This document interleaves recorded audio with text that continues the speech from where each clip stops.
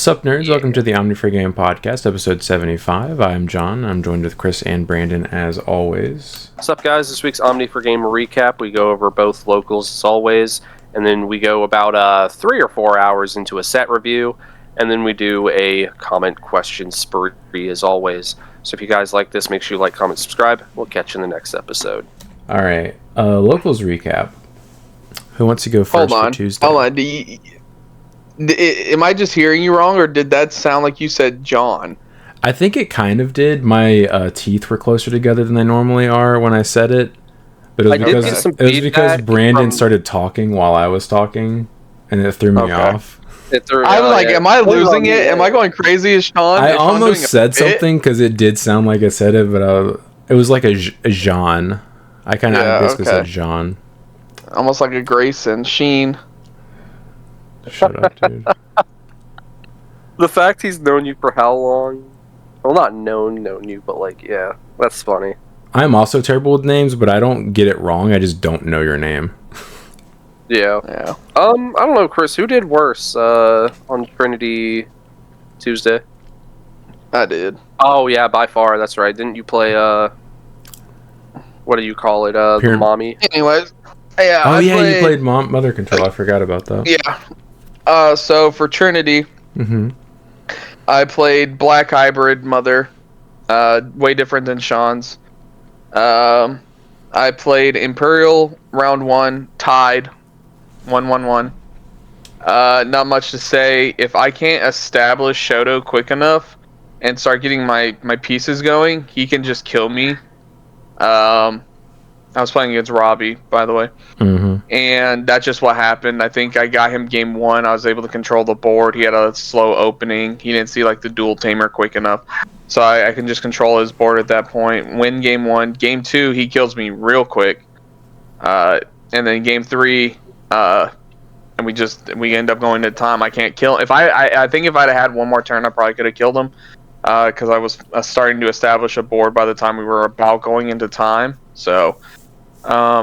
and in all my matches all night, I never really established more than like 2 Shotos. Despite all the searching I can do in that deck, like I wasn't seeing him at all that night. It was just really unfortunate. You're playing 2 different cards. Let you look at the top 5. Yeah, for real. I'm playing the Mamimon and the Cyberdramon, and they both allow me to put the cards back on the top and the bottom. So. I think I honestly only got to play the Shoto off of Mamimon like maybe once or twice all night. It was just like I was just having a really bad night, or not bad night, but like an unfortunate night. Bad RNG. Yeah. So I tied that game. Round 2, I played against Brandon playing Omni. I absolutely despise this matchup because his deck, I'm not gonna say hard counters me, but definitely works well against me. I lost that one 1-2. I need a lot more things to go right for me than he does to win this matchup.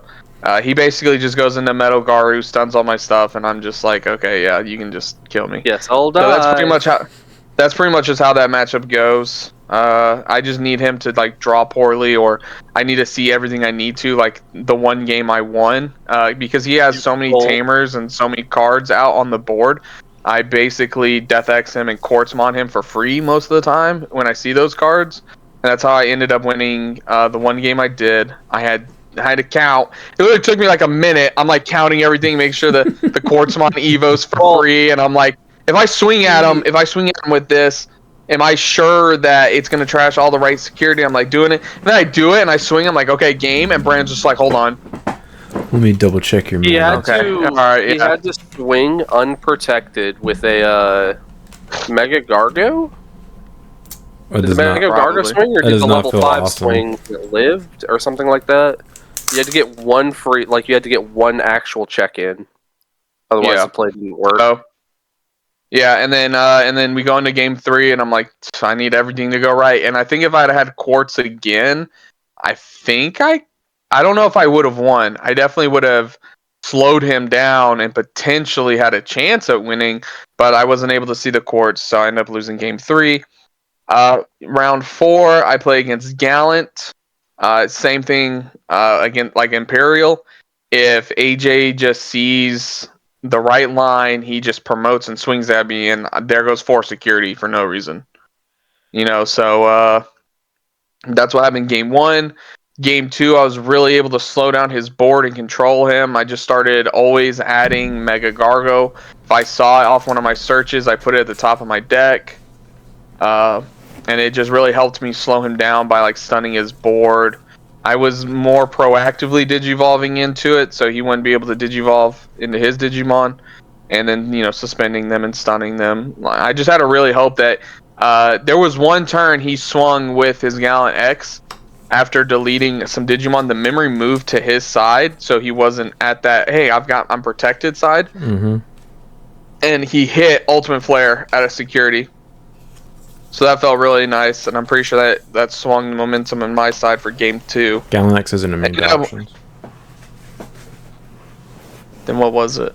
BT-17 Gallant, maybe? I can't remember. I think he does play that. He does. All I know is he hit something, and the memory was on my side, and it ended up... Maybe I aced him? I can't remember.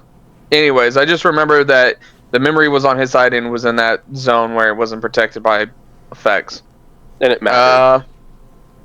mattered. Yeah, because again, this is like almost a week ago. Yeah. And then game 3, my Death X actually worked against me. It ended up blowing up all his Digimon on my final turn, and because all his Digimon were the exact same play cost. Yep. And my Quartzmon would not have been free and would not have been able to swing and clear all his security, so we ended up tying. I definitely think if I'd had another turn, I was definitely winning. So, yeah, unfortunate. And then round 4, I had the bye, so awesome. Way to pay. Pay to play, right? Yep. So, it's great. So I ended up going 1-2-1. Nice. 1 win, 2 ties, 1 loss. I am obviously next. So I played against AJ round 1. Is it obvious? Playing Gallant. Yeah, Sean, I'm pretty sure you ended up way higher than me, right? It's obvious to me, but is it obvious to the viewers? Maybe. Okay. Yes. I don't know. They've seen the gameplay on the channel. They're raging on the mommy control videos. So much salt is poured into those comments, dude. It's great. It's really I live for that. So anyway, round 1 I played against AJ playing Gallant. So game 1 I misplayed and it cost me the entire game. Basically I needed to go into Scramble to go into Lobo to go into Ancient, so I had to Scramble on the board. But I skipped that step, and it meant the next turn I didn't have a clap back because I was promoting nothing. I had nothing. So playing against Gallant X, if you can't out their bro immediately, you just die. And that's what happened. Like, I literally was in the motions of evoing and drawing, and I stopped, I looked at, and I was like, I didn't scramble, did I? He goes, no. I was like, okay, I'll hold the L. And then game 2, I literally bricked. I had like a very unplayable hand, and I literally spent 4 or 5 turns just playing Tamers and just watched him kill me. Round 2, Chris kind of already talked about it. He's a big old baby, and he was crying salty tears the entirety of the time afterwards. Sean can confirm. I hate when Brandon plays his deck. That's not hilarious. What he was saying, if I recall correctly. He was saying it seems like every time. It's always a really bad time for me when I play this deck and I play against Brandon's deck. Yeah, it's great. I love the salt. Then round 3, I played against Robbie as well, playing Imperial. I lost that one 1-2. Game 1, I was bricked out of my mind. I had like all War Greymons in hand. That seems to be a common occurrence with me. I have a love-hate relationship with that War Greymon. Game 2, I stalled him out with the Omni lock, because he had a dragon mode on the board. The one where if you like Evo by effects and stuff like that, and double progenitor setup. Is it progenitor? The one with the delay? Yeah. So we were kind of staring at each other until one of us could proactively do our own thing during our own turn to have turn player prio. So we could kind of avoid... Like, my Omni, once he comes out, ignores his protection effect because... Joke's on you. I'm bot decking, I'm not deleting it. Then I just have to deal with this partition, which is pretty easy. Yeah. Game 3, I didn't see any copies of Lobo or any copies of 15 Melga. If I saw either one, I probably win that game, because I was basically just, like, at that point playing Rookie Rush with, Ancient Garus and Wargraves in hand. So unfortunate that happens sometimes. Round 4, I played against Creed. He was playing Pyramidi. I 2-0'd that because it's a black deck that has 0 protection against bot decking or bouncing. So obviously, Ancient Garu and Omni absolutely poop on that deck unless they see their option card. So, sad. Because he spends all these resources to get all this dude out, and then I'm just like, I'm sorry, get it off the board.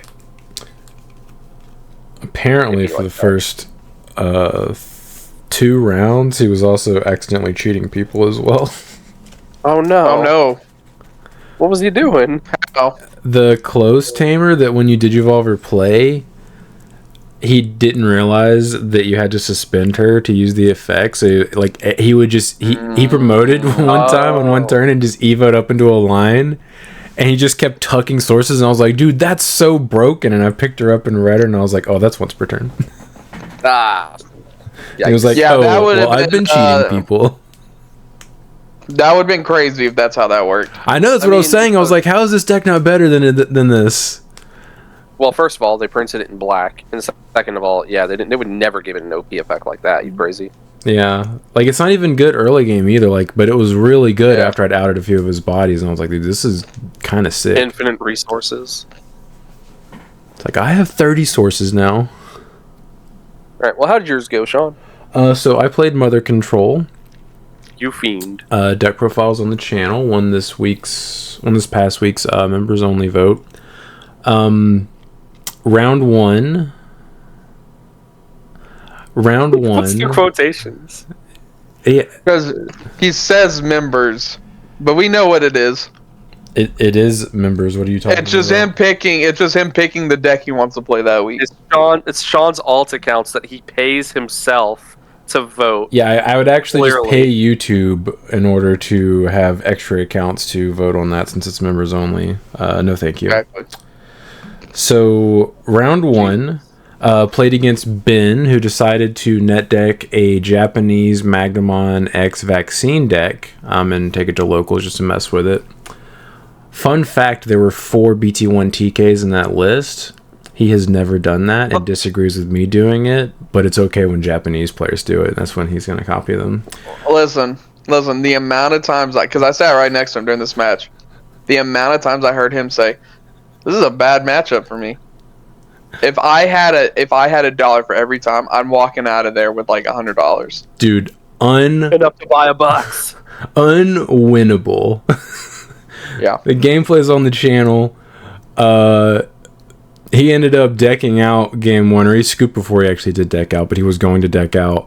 And game 2, he had a small chance where he established 3 bodies, and I think he was thinking maybe I can run him down before he can stabilize. But I just cleared his entire board before his next turn, and he scooped immediately. Because he knew he was just going to deck out again. Unwinnable matchup for him. So I won that 2-0. Round 2, I played against Robbie, playing Imperial with some interesting choices in it.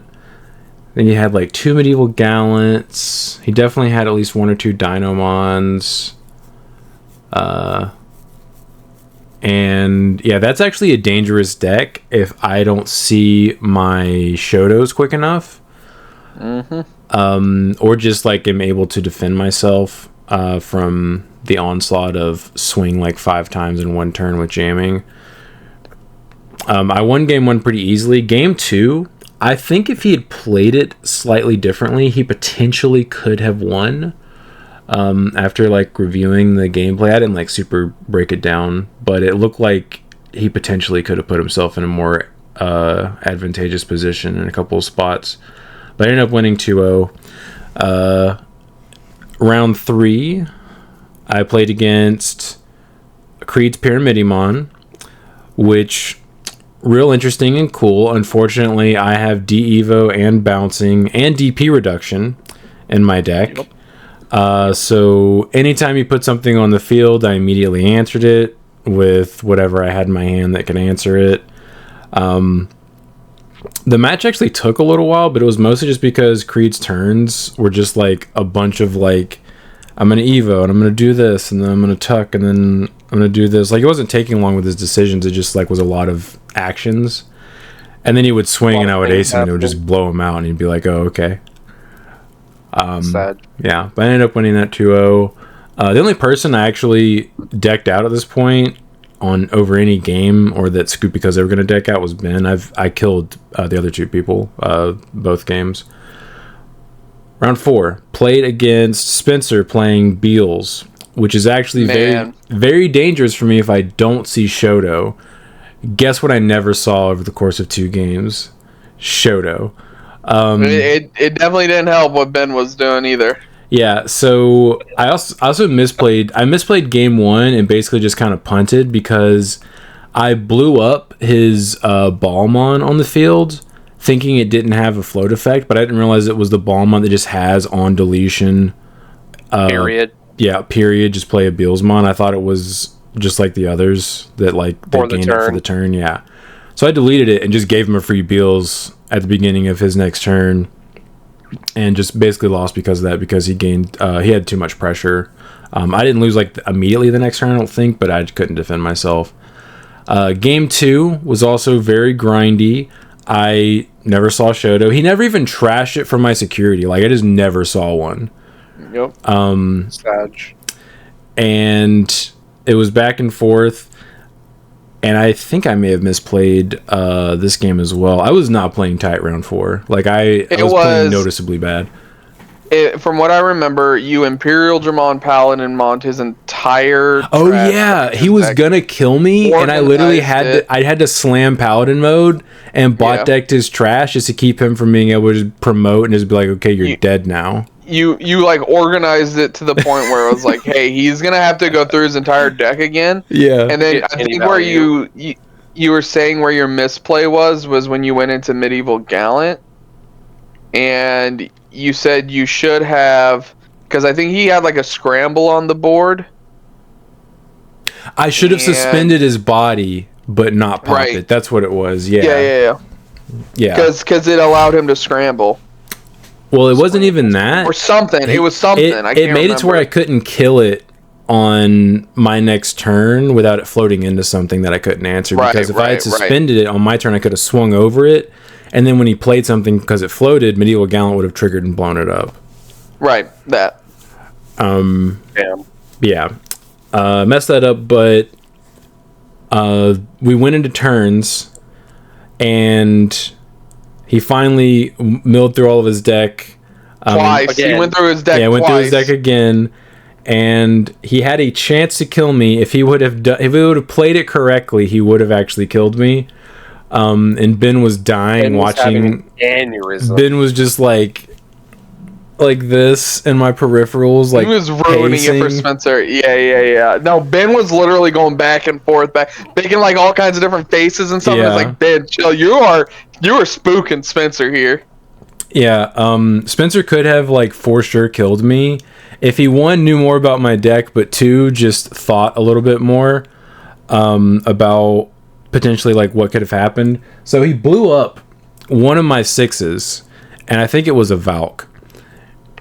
And he said the reasoning, because Ben asked him afterwards, was he was afraid of Crimson Mode. And Ben was like, Crimson Mode doesn't matter. He can't clear both your bodies and you just swing for game if you just delete the other body on the field. The body he didn't delete was a Seraphimon, and I blasted into Shadow and cleared both of his bodies because of that. Yeah. Yeah, I think he said after the game was over, he didn't even know Shadow Seraphi was a card. Yeah. Yeah, so he misplayed into a card he was unaware of. So yeah, he got blown out by Shadow in that spot, because he could have killed me if he just blown up the Seraphi there. I wouldn't have been able to do anything, because I never saw Shoto. So I ended up taking that because he decked out. He either decked out or I was going to lethal on my turn. I can't remember. But we drew, and then due to tiebreakers, I came in first. So we take those. Yeah. Yeah, I was not playing well. I remember, like, I think it's because I thought the tournament was over, because for some reason I thought you and AJ were the other two undefeateds, and because you guys drew, I was like, oh, the tournament's over. I don't have to play anymore. I can go home. Switch off? Yeah, switch off brain. We're done here. But yeah. So how did your Friday go then? What did I do Friday? Oh, yeah. I had a dinner with some people and did not play Digimon. You get invited to a lot of dinners beyond your will. I do. You have no choice. I do get invited to dinners. When your wife tells you, hey, you better come to this dinner, or no more bath time together. If you know, you know. Bath time doesn't work for us. I'll go first for Friday as well. Yeah, it just means you get more hot water. So, I got 5th. Yeah, I think you were just shy of top 4. Yeah. Hey, maybe. Shut up, no. Caleb. Actually, I'm looking at this. I think I got 6. He left before he got his prizing? Left before he got his prize for. He didn't think he was going to get top 4. Yeah, he thought there was no way he could get 4th place. Yeah, no, I'm pretty sure I got 6th with this, I think. Hey, shout out to Caleb for just being on that locals grind and coming every single week and just never getting anything for it.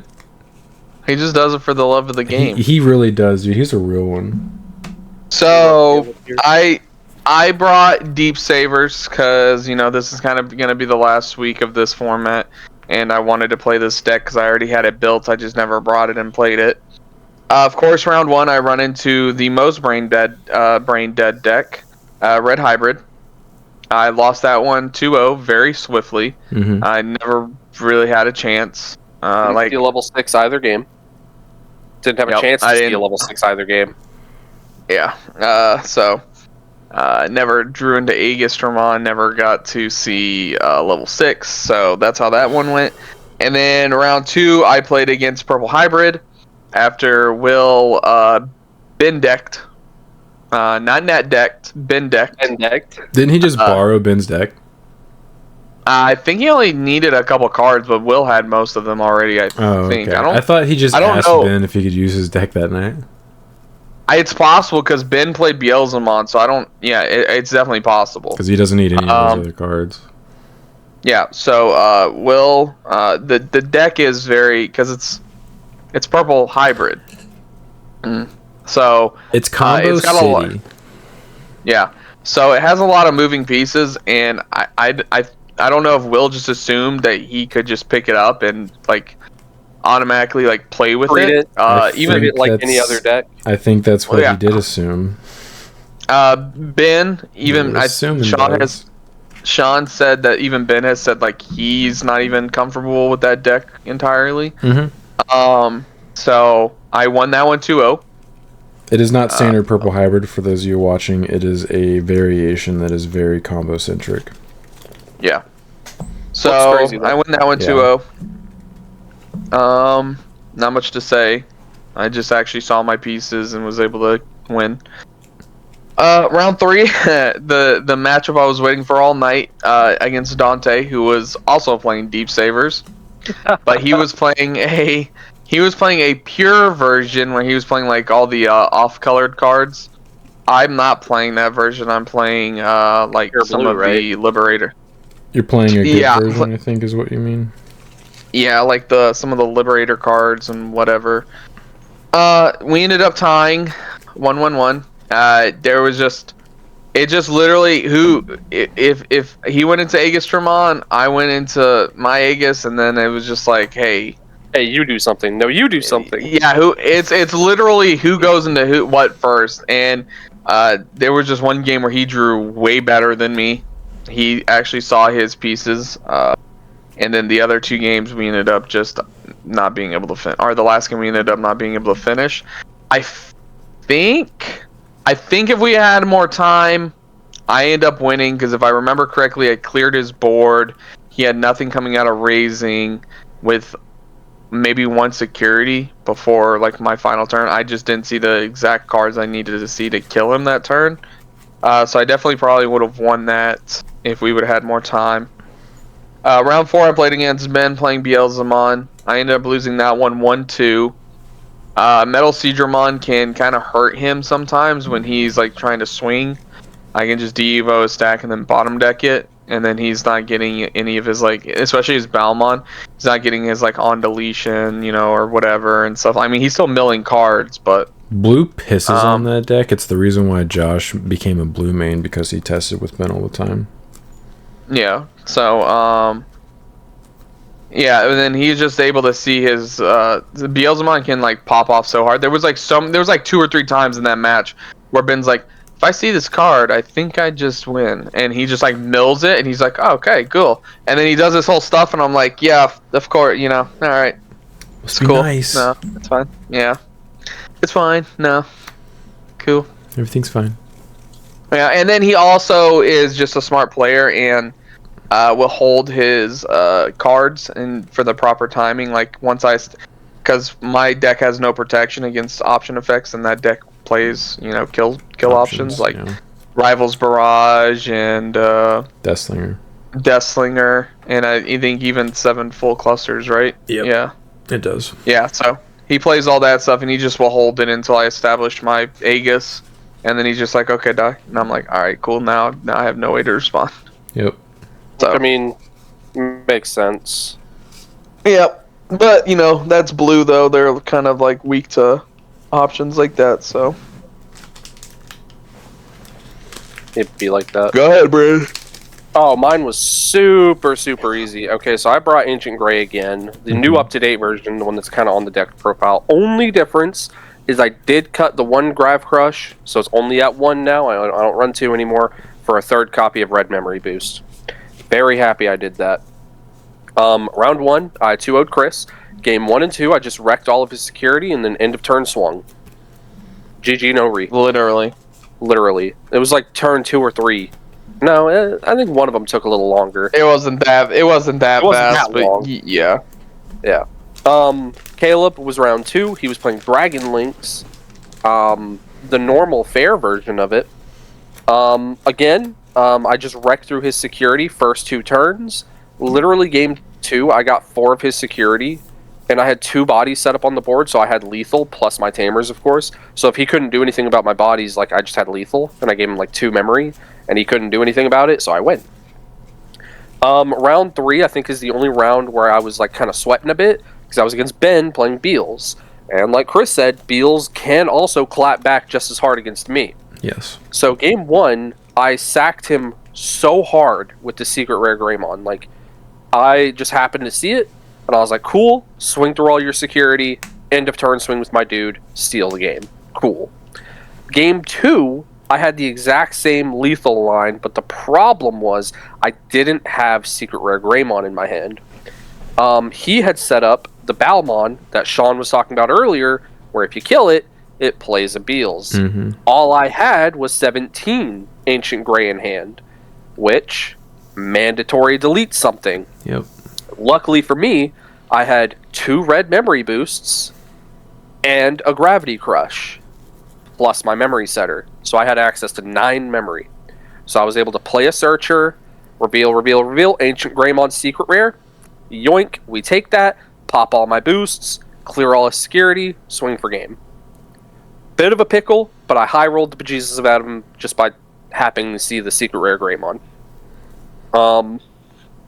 Oh, also, like, the fact I never hit a single kill option out of his security either game was pretty sick. Feels great when you just high roll the bejesus out of somebody. Especially since, like, Ben told me, like, yeah, I had lethal next turn, and I was like, yeah, we get that. The last round, I didn't get the guy's name.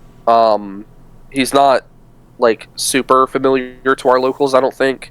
His username, I wanted to double check just so I can at least shout him out a little bit, was Battle D God. So is that the guy that was playing with the Justmon starter deck the week that I was there? No. Different guy. I think that was like Muscle something. Okay. I think he's been to our locals. The guy I'm referring to. Mm-hmm. The guy I played at least once or twice. I honestly couldn't tell you. I should have asked his name. That's on me for not. He was playing Magna Armor. So game 1, I got through all 5 of his security before he could ever establish Magna on the board. Mm-hmm. And I was actively attempting to swing for game before something stupid happened. So obviously, Greymon, swing through all your security. He has a Vmon on the board. I check starter Magna. So it de-evos my dude. I'm like, man, I wish that would happen to me sometimes. Right? Never. And I'm like, that doesn't matter. You can de-evo my stack all you want. I'm just gonna evo on top of my tamer and swing for game. And then he goes Zudomon, and I went,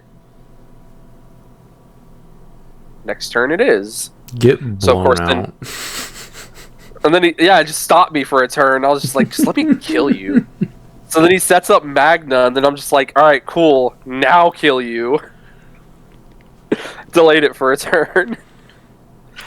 So that was kind of funny. Game 2, exactly what we all said is going to happen when you play that deck happened. He literally had a hand of all of his option cards. Yep. He had his final Zubagons. He had his, Blinding Rays. Uh-huh. He had all of it. But, one Magna. Not even a good one. It was, the unsuspend one. I don't see how people play decks like that. Half of your cards require other cards in order to be, they require useful. You to be, playing the game already in order to be valuable. If you start the game with it, it's like, oh, okay. Yeah. So, yeah, I killed him super, super fast. So that was it. I got first place, and if you have been following, I went literally undefeated. I 2-0'd literally everybody. So, great way to end this format. Congratulations, Brandon. I'm glad I wasn't there so you could take first. Hey, shout out to Sean. He wasn't there, but he played his part. I did. So, we're finally doing our 2.5 set review. I guess we'll start off with these bad girls. So we have Serial War Greymon from BT14. Beautiful card. I'm sure lots of people have already seen people posting pictures of their pulls since the US was the only place that got delayed. I think besides, I would assume the UK got delayed as well since they always get delayed, but... I think this might be the first time they didn't get delayed. Well, joke's on us. Then we have the Melga from BT15, whatever, gross. Chris's least favorite card. Yeah, that card sucks. I need 12. Alright. Actual cards that you will see in this set, most likely. Pikmons from BT19. When attacking once per turn by placing one Digimon card with the cross-hearted blue flare trait from hand under any of your tamers, draw one. This is just the new generic drama for the deck, right? I would assume, yeah. I mean, seems like it's okay. It's just extra cycle under your tamers, and you get to replace it, which is part of the reason why I don't like cross decks, is because they're broken. Yep. Yeah, because they just have their own resource engine. They're literally like pendulums in Yu-Gi-Oh! To me. I think the mechanic itself and the support... Well, the mechanic was the broken part of Yu-Gi-Oh! But in here, the support they gave them where they always get their resources back and keep cards in their hand. That's how pendulums were too. Yeah, but they don't. They went on top of the extra deck. If they didn't give them all the support that let them keep cards in their hand, they wouldn't naturally keep cards in their hand, and that'd be the weakness of the deck or the archetype or the type of strategy it is. But the support they've given them allows them to keep stuff in their hand. Yeah, and I'm not a huge fan. Yeah. Yeah, it's an okay card. I mean, I like it. It's good for the deck, I think. Yeah, pretty sure it's the generic one you play. I would assume, yeah. It's a better card than the other Pikmons that I think also drew a card, except for this one, unless you tuck a card from your tamer first. I love their stupid little faces. It's great. Yeah, they're Angie. Well, most of them are Angie. Then we have Viximon. End of your turn, once per turn, return one option card with plug-in its name from your trash to the hand. I don't even think the deck plays this, do they? This seems really bad. I feel like you would just play the EX2 Viximon. Yeah. End of your turn? Yeah, it's not even like when Digivolving or when attacking or something. God. Delayed gratification. They're just afraid. They're just afraid they're gonna make the deck too good, I guess. Yeah. I guess. That's what their fear is. Hotmon. Opponent's turn. While your opponent has Digimon, this Digimon gains blocker. You mean reboot? Okay. You're right, it does say reboot. I just assumed it said blocker because it's black. Why the hell? Hold on, so if they raise something, you don't even get reboot. No. Okay, this card's trash. This card. I mean, alright, so next card. So technically, you do have reboot, but you will not reboot. So stupid. Alright, go to the next card. That's so ass. Gilmon. Like, they could have at least been like start of your opponent's main phase if your opponent has Digimon unsuspend. That would have made more sense, Brandon. Yeah. But also, if you're playing against hybrid decks, you don't get to unsuspend like anything. You're just like period. Period. Or cross. Yeah. Yeah. So stupid. Anyway. Man, so bad. Black just getting shafted. Start your main phase. If you have Takado or Calamon, gain 1 memory. Inheritable all turns while you have 0 or less memory, add 2,000. This Digimon's EP deletion effects maximum. This card is also ass. Yeah, I was about to say, this doesn't see play. No. This is not a searcher, and this is just not good enough. You have way too many better options. Sag. Bad card, bad. Yes. Shoutmon. On play, this Digimon may digivolve into Omni Shoutmon under your tamers without paying the cost. On deletion, reveal the top 3 cards of your deck. Play 1 tamer card with the cross-art trait among them without paying the cost. Return the rest to the bottom of the deck. Then save Inheritable your turn to Digimon with cross-art trait gains rush. This is the kind of stuff I'm talking about, and it's the reason why I don't like cross. Yeah, for real. Because isn't there that one Omni Shoutmon that has like security attack +1 and stuff like that? Like he just can warp into that and just start swinging it like massive damage on your opponent. Yeah, you can just play this guy for 4. I'm assuming you would keep memory. Or you would keep turn, I mean. And then you just immediately just have rush and like Slang. That's why there's no counterplay to it. They're just if your opponent has the stuff, they have the stuff and they can just drop it and just start poking you because all their stuff has rush. That's the reason why I don't like it. I mean, at least now in this format we have aces. But, like, the fact you have to set up the aces in the first part is, you know? I will agree with you, but also they got removal now. Yep. It's not just aggro, turn card sideways anymore, unfortunately. Yeah, this card's really good. I don't like it. Growlmon. When digivolving, if you have 1 or fewer tamers, you may play 1 Takata from your hand without paying the cost. Inheritable all turns while you have 0 or less memory. Add 2,000 to this Digimon's EP deletion effects maximum. I mean, I guess this is okay if you're playing like the Takados, right? Yeah, if you play Takados, I'm sure that people are playing this because this probably just replaces BT12 Growl if you were playing that.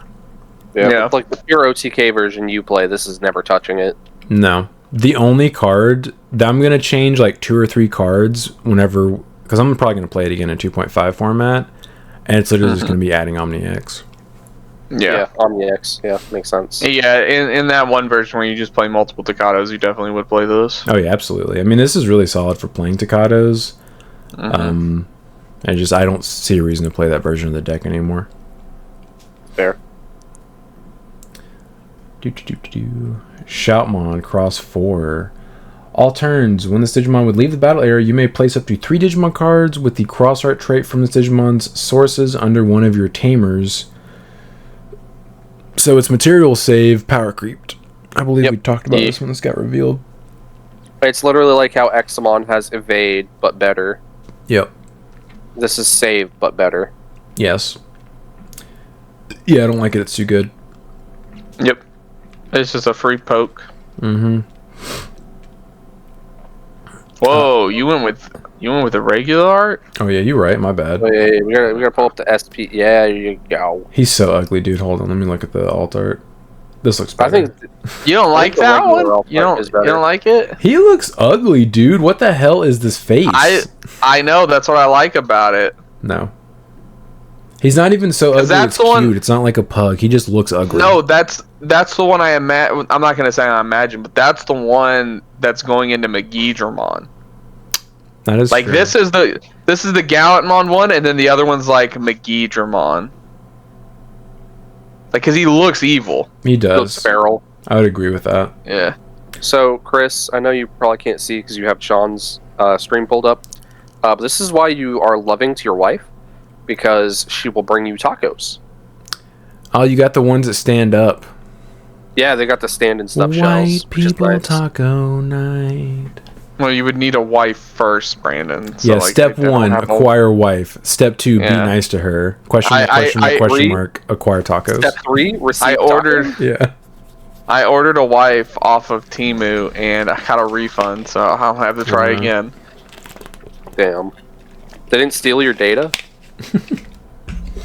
No, I think they did. Progress, I guess. I'm sure they did. Anyways, Wargroundmon Ace. 5 to hard play. On play, when Digivolving, delete up to 3,000 DP total worth of your opponent's Digimon. For each of your opponent's Digimon, add 2,000 of this DP, deletion effects maximum. Then for each Digimon this effect deleted, gain 1 memory. And then inheritable all turns, add 3k to this Digimon's DP at deletion effects maximum. I mean, if there weren't already, like, better Wargroundmons, this wouldn't be too bad. Right? Because, like, you're not playing this over the Wargroundmon X. And I don't think you even play this over, which set is it, Sean? The BT12. Yeah, I don't think you play that over, or play this over that either. You don't. I don't see a reason to play this, although I look at Gallantmon differently, I think. Even in those ones, though, like... Yeah, I just don't see a reason why you'd put this in. I think... It seems more like a comeback card than an actual, like... Yeah, like, if you play like your this, opponent's it already might got be... multiple bodies out on the board, like... Yeah, I think if you play this in Gallant, it's a one-of, and it's only a one-of because you pulled the SP or the alt-art. Yeah. Just wanted to put it in. Like me with the Weregaru Ace. I only played it the one time because I pulled the alt-art. Yeah. He's cool, but... I just don't think he's even good as, like, a generic level 5 ace. Like, I don't think Red has really gotten that ace. Like, Garudamon's probably the best. Yeah. Of, like, what, the 3 we have? That's not great, because that only interacts with blockers, though. Yeah, correct. And you can play a Tamer, which is kind of cool. Garudamon's better as, like, a proactive ace, which means it's not a good ace. Yeah. Like, his inheritable is also just kind of super situational. You can't really play it outside of the deck. Yeah, so it's like... And, like, there's a lot of single stack decks now. Like, there's not really a lot of, like, I'm just gonna have 5 dudes on the field. Right. Like, if Bloom becomes a strategy again, you could see people playing this, but other than that... Yeah. This would have been busted in, like, BT14, though, or something like that. Yeah, yeah. The OG one. Yeah. Alright, Omni Shoutmons. This is one of the guys you can warp into, I believe. This card is also treated as Shoutmon for Digicross. On play / when Digivolving, one of your opponent's Digimon gets minus 3,000 DP for the turn, then delete one of their Digimon with 3,000 DP or less. On deletion, you may place one Digimon card with the Crossheart or Blue Flare trait from your hand or trash under any of your Tamers. Inheritable, you return this Digimon with Crossheart trait gains Rush. Seems alright. I think there's better Omni Shoutmons out there. Like, you'd probably still play some number of this. Yeah, you might just play this just because it counts as Shoutmon and also gives you Rush. Right, that's what I'm saying. You still probably play some number of this because, like, the more copies of cards with inheritable this Digimon gains Rush, the better. Yeah. Because that was, like, one of the problems with, like, the OG version of the deck was you only had the one Shoutmon. So it's like you had to see that card if you wanted to start, like, swinging at your opponent. But now we've already seen 2 cards in just this set that give Rush, so... So stupid, dude. New Shoutmon X5. All turns when this Digimon would leave the battle area, you may place up to 3 Digimon cards with Crossheart trait from this Digimon's sources under one of your Tamers.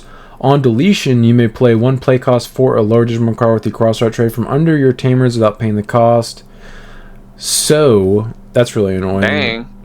So it literally will let you float into one of its sources because the all turns is an interruptive effect if it's being deleted. When you go back up to the Shalmon, is the Shalmon just a your turn effect, or is it all turns? When it comes out, you can warp into it. I think it just was on play. Yeah, it's just an on play. So you could theoretically tuck this under your tamer, activate the on deletion, warp into like one of your Omni Shalmons. Yeah. Punish your opponent for deleting your stuff. Yeah, because this also just says when it would leave the battle area. Mm-hmm. So it's like any kind of removal, which is kind of hilarious. Yeah, I could definitely see you playing a couple of these in the deck. Yeah, for sure. Yeah, I hate the cross art deck. I do too. I like the art. The art looks really cool. I like how he's like above the earth. Yeah, I just hate his design. I hate the asymmetrical. He's like an overdone transformer. I know. It's like way too much going on. It's just. I was just about to say that. It's just ugly. But I love it. He's like a Temu Megazord. Yeah. Shoutmon X6 Alliance Reboot and Material Save 4. On play for each color in this Digimon's sources, all of your opponent's Digimon get minus 1000 DP for the turn. Then you may play one Shooting Starmon from under your tamers without paying the cost. When attacking, delete one of your opponent's Digimon with as much or less DP as this Digimon. It's pretty cool. I'd only see myself playing like maybe 2 copies of this. It's an okay boss monster. It's nothing crazy. If you actually play all of the Digicross materials, you can play this guy for 1 memory. Yeah. Yep. And if you remember, we're getting a bunch of different materials for him specifically where they count as either or. Yeah. Like we already saw the Omni Shop one. Yep. Oh, you looked at the wrong art again. Oh, dang, I did. Oh, dang it. Oh, dang it. Oh, dang it. Okay. Gallantmon. When Digivolving, delete one of your opponent's Digimon with 8000 DP or less. If this effect didn't delete until the end of your opponent's turn, the Digimon gains Piercing, gets 3000 DP. Your turn once per turn. When any of your opponent's Digimon are deleted, gain 2 memory. I mean, even in the... Obviously, I'm not talking about your strategy, Sean, because yours doesn't even need this. Yeah. I don't even think the other one would play this. The more pure Gallantmon one. I think you'd rather play the BT-17. Mm-hmm. Like, the art looks really cool. I like how he's, like, actively battling... What is that, Chimeramon? Looks like Chimera, yeah. And this is just a rare. Yeah. This art goes pretty hard for a rare. Yeah. I mean, hear me out. This will go hard in the pre-release if you pull one of these, though. Yeah. Oh, yeah, agreed. Am I the only one who sees this card art and thinks, dang, he's about to super kick the crap out of Calamon? Calamon? He looks like he's about to Shawn Michaels kick that Calamon. Oh, yeah, I didn't even notice Calamon was in the art. I was like, where the hell is Calamon? He's getting ready to kick it. Cool pre-release card, like Sean says. I don't see this actually seeing play. Like, I'll see people, like, coping and putting in, like, 1 or 2 copies, but they'll just go back to the 17 one. Yeah. Cope. It's so weird how they're just reverting on their power creep on certain archetypes. Here we go. Here we go, right here, baby. This is a cute art, I will say. Blue Flare's back, baby. I love how he's a little dinosaur and he has no arms. Yeah. They said, how do you make the T-Rex even cuter? Take away the tiny arms. Give him no arms. On play or on deletion, by placing 1 Blue Flare trait Digimon card from your hand under any of your tamers, draw 1. Yes, sir. I love it. It's kind of what we needed. Like, yeah, we saw a little bit of a Blue Flare resurgence right before the ban list when they hit the Ukos and the Louis, because that was always kind of Blue Flare's problem, is they didn't really have a lower engine. Yeah. You know what I'm saying? They had like nothing at the bottom to really do stuff. I think the Scoutsmon will definitely help, because I think it gives us a 3rd level 3 to actually play. So, I mean, I couldn't imagine playing all of them. We'll probably play this one, and I can't remember the set for the other one, and then probably some number of Ukomon still, just to do some searching. But Blue Flare could definitely start seeing some more success with these upcoming cards, which I love. Blue Flare is another reason why I don't like Cross. Greymon just has Rush. Okay. Yep. On deletion, if you have 1 or fewer tamers, you may play 1 Kiriha from your hand without paying the cost, then save. Inheritables Reboot. Of course, it has Reboot. Yeah, of course. This card's art is absolutely ugly as hell. Like, who decided that angle Greymon's face? I like it. I like it, yeah. A profile shot of his head, I think I'd be a little more okay with it. But the fact you're staring him down, it's just something about the angle. Yeah, it looks intimidating, like he's coming out of an explosion. He's coming for me. I disagree. He's looking goofy. I'm glad that's not an on play. It's weird that it's an on deletion. I wonder if they're going to get a self deletion ability. I'm not sure. Because the Gaussmon is also on deletion as well. Right. Male Bird is also on deletion. There's probably going to be an inheritable that says, like, when attacking, delete one of your dudes, unsuspend, or something stupid like that. Right. Something blue. I also know that they've started going back to that whole, like, it has to be, like, a certain Greymon. So, like, they're really trying to get people to stop playing that starter deck one Greymon. Stop playing starter deck one Greymon, please. No security check. No. Yeah. Just have jamming and swing 5 times. Same thing, right? Yeah. Mailbird, blocker. On deletion, you may place one Digimon card with the blue flare trait from your trash under any of your tamers, then save inheritable blocker. Okay. Yeah, okay. Sure. I mean, at least that has blocker and on deletion. Yeah. But still. Yeah, it's not like Metal Greymon's very big anyways. Yeah. Metal Greymon. Material save 2. On play, this Digimon gains rush for the turn. When attacking, de-evo one of your opponent's Digimon. Then this Digimon may digivolve into a blue flare trait Digimon card under your tamers without paying the cost. Inheritable. End of attack. Once per turn, you may play one level 4 or lower Digimon card with the blue flare trait from under your tamers without paying the cost. Bandai, I'm not going to do it. I'm not playing Grey. I refuse to do it. Yeah, you got to play blue Greymon in order to cross the sky. No, not that. I'm talking about Grey Knightsmon or whatever it is. That card is.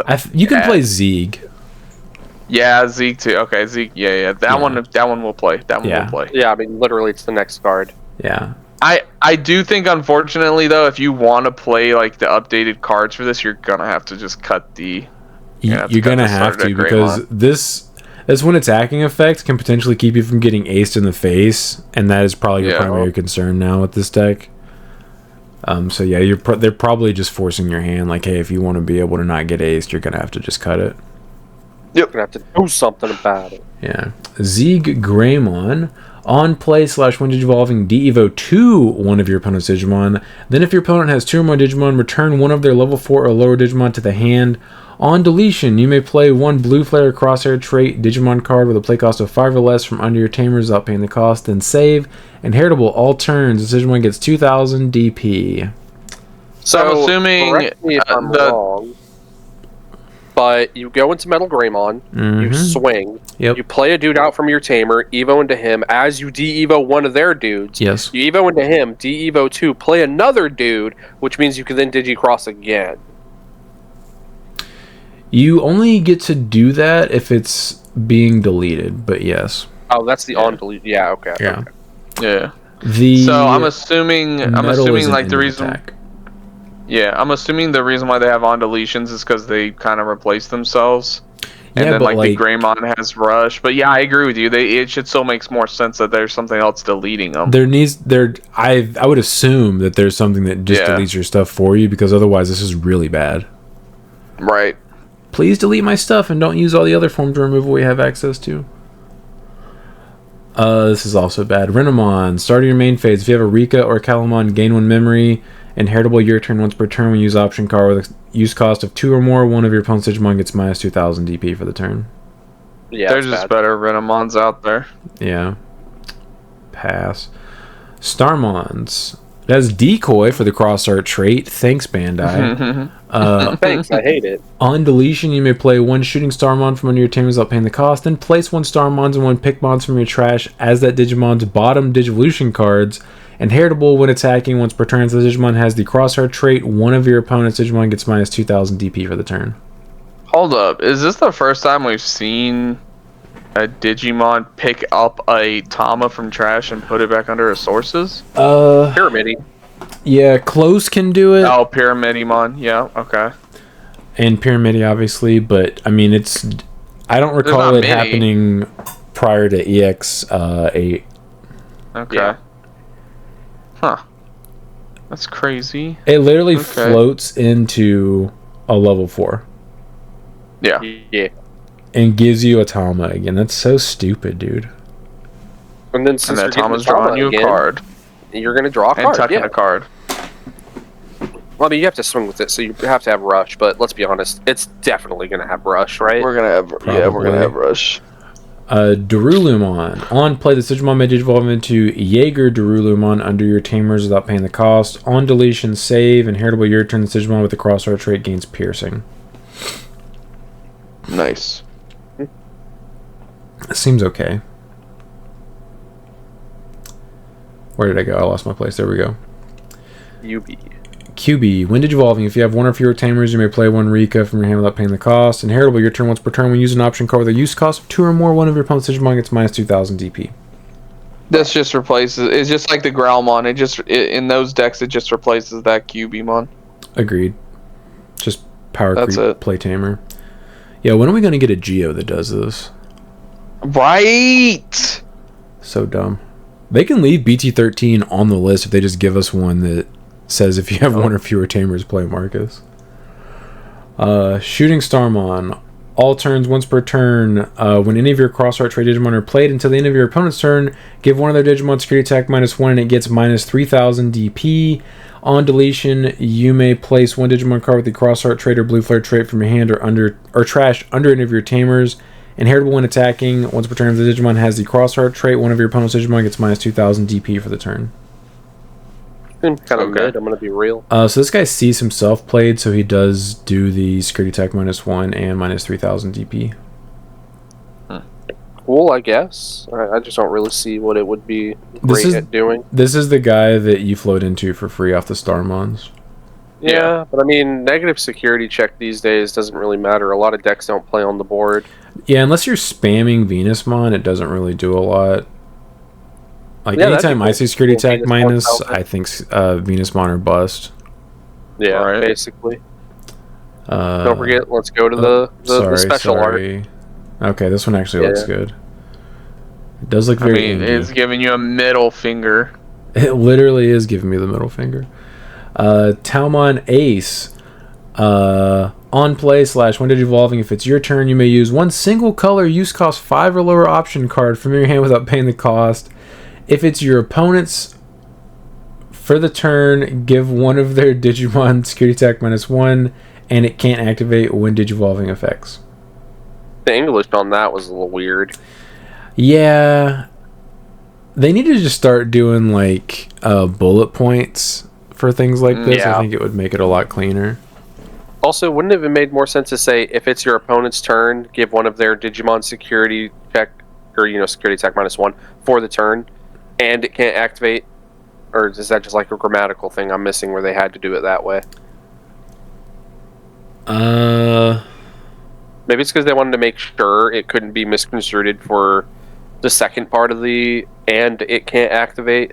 I think so. Made sure it was in that first part of the sentence so you can't... Oh, it does both. Yeah. I mean, it does both, but... The translation team guy. Yeah. Yeah, I mean, this is the Tau Loop card, so, like... Yeah, but I think you might be right, Sean. I think by the... we're going to have... Our format's going to be so much different than what theirs was when this card came out. Yeah. I still think I'll see a lot of people, like, playing it and trying to, make it...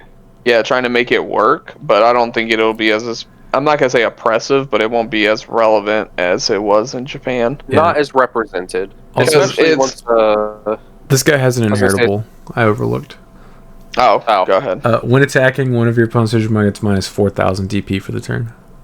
That's not bad. I mean, that's pretty decent. Like, 4,000's pretty good. It's pretty solid. That's nothing to sneeze at. Yeah. Yeah. I just don't think this deck... I was going to say, it's not going to be nearly as represented either once Ruin Mode goes to 1. You shut your mouth. Yeah, shut your mouth. I was going to say, it's just a little too inconsistent. Like, yeah, you got to... Yeah. Especially when you have to switch to the red bottom. Jaeger Darulumon. On play / when Digivolving, suspend one of your opponent's Digimon. Then until the end of their turn, one of their Digimon can't activate when Digivolving effects or unsuspend. On deletion, you may place one Digimon card with the Cross Heart or Blue Flare trait from hand or trash under any of your tamers. Inheritable, your turn Digimon with the Cross Heart trait gains piercing. Yeah, thanks. I hate it. They have a way to turn off your aces now. Eat a dick. Yep. That is what that means. Yep. Yeah. That's what they need, Bandai. Way to keep you from interacting with them. Good job. Good job. Yeah. Slutty Sakuyamon. When Digivolving, draw 2. Then you may use one single color option card, the use cost of 5 or less from your hand without paying the cost. Your turn once per turn. When you use option cards with the use cost of 2 or more, play one Pipe Fox token. Yellow 6000 DP blocker. Oh, I bet they want to play that. It's called Pipe Fox. Why do they keep wanting to play tokens with these cards? I don't know. I don't understand. Did Yellow? I mean, whatever. It's cool. It's about a greed. Yeah. Did Yellow just like overnight steal Diaboromon shtick? Because like we got puppets, they play tokens. Godramon, he played tokens. Yep. Sakuyamon's now playing tokens. I mean, I think it sees play in the Talmon Ace deck just because, you know, it's obviously got the draw 2. Yeah. And you can play the option card, so, you know. I mean, yeah, it's pretty good. I don't know if it's what Sakuyamon needed. It might help with its consistency by drawing so many damn cards. You Digivolve into this, you draw 3 cards. Like, that's actually pretty good. Yeah. Yeah. Mirage then bounces it back to the hand. No. How many cards do you have in your hand now? That's a lot. That's a lot of cards. No, guys, remember, Mirage is getting banned. We don't have to worry about that.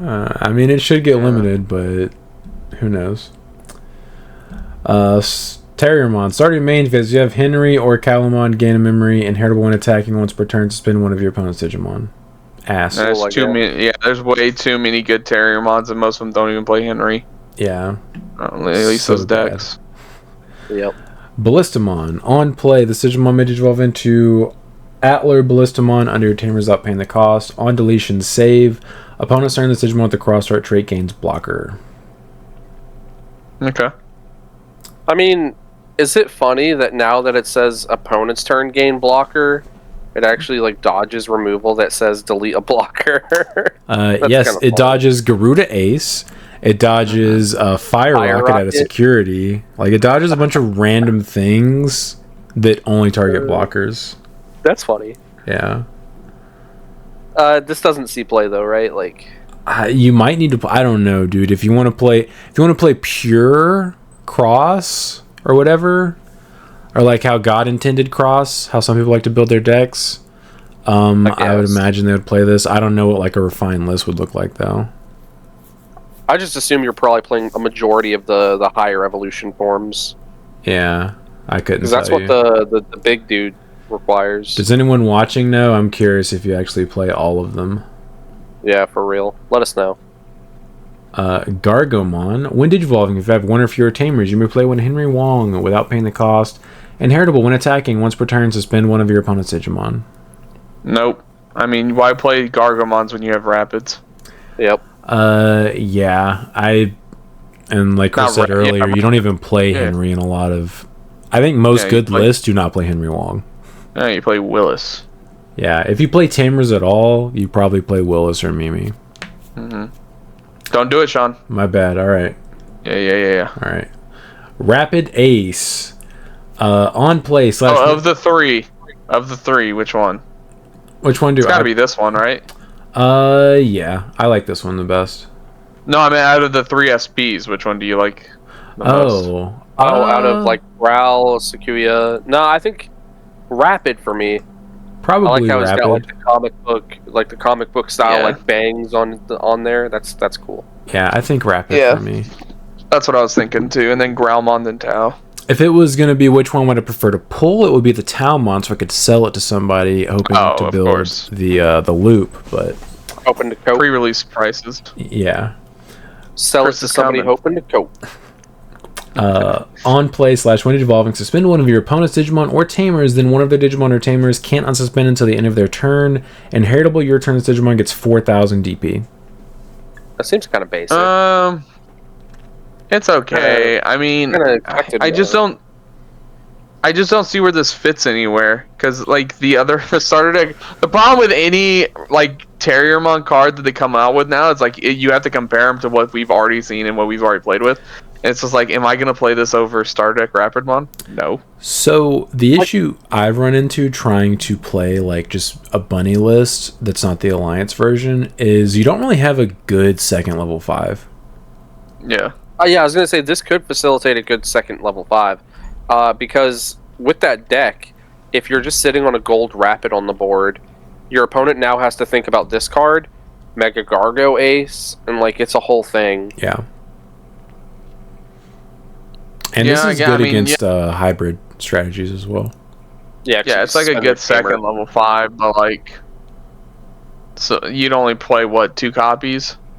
3 at max? It depends on how many megas I was playing. I think it's okay for the deck. I just don't think it's still going to make a huge leap for the deck.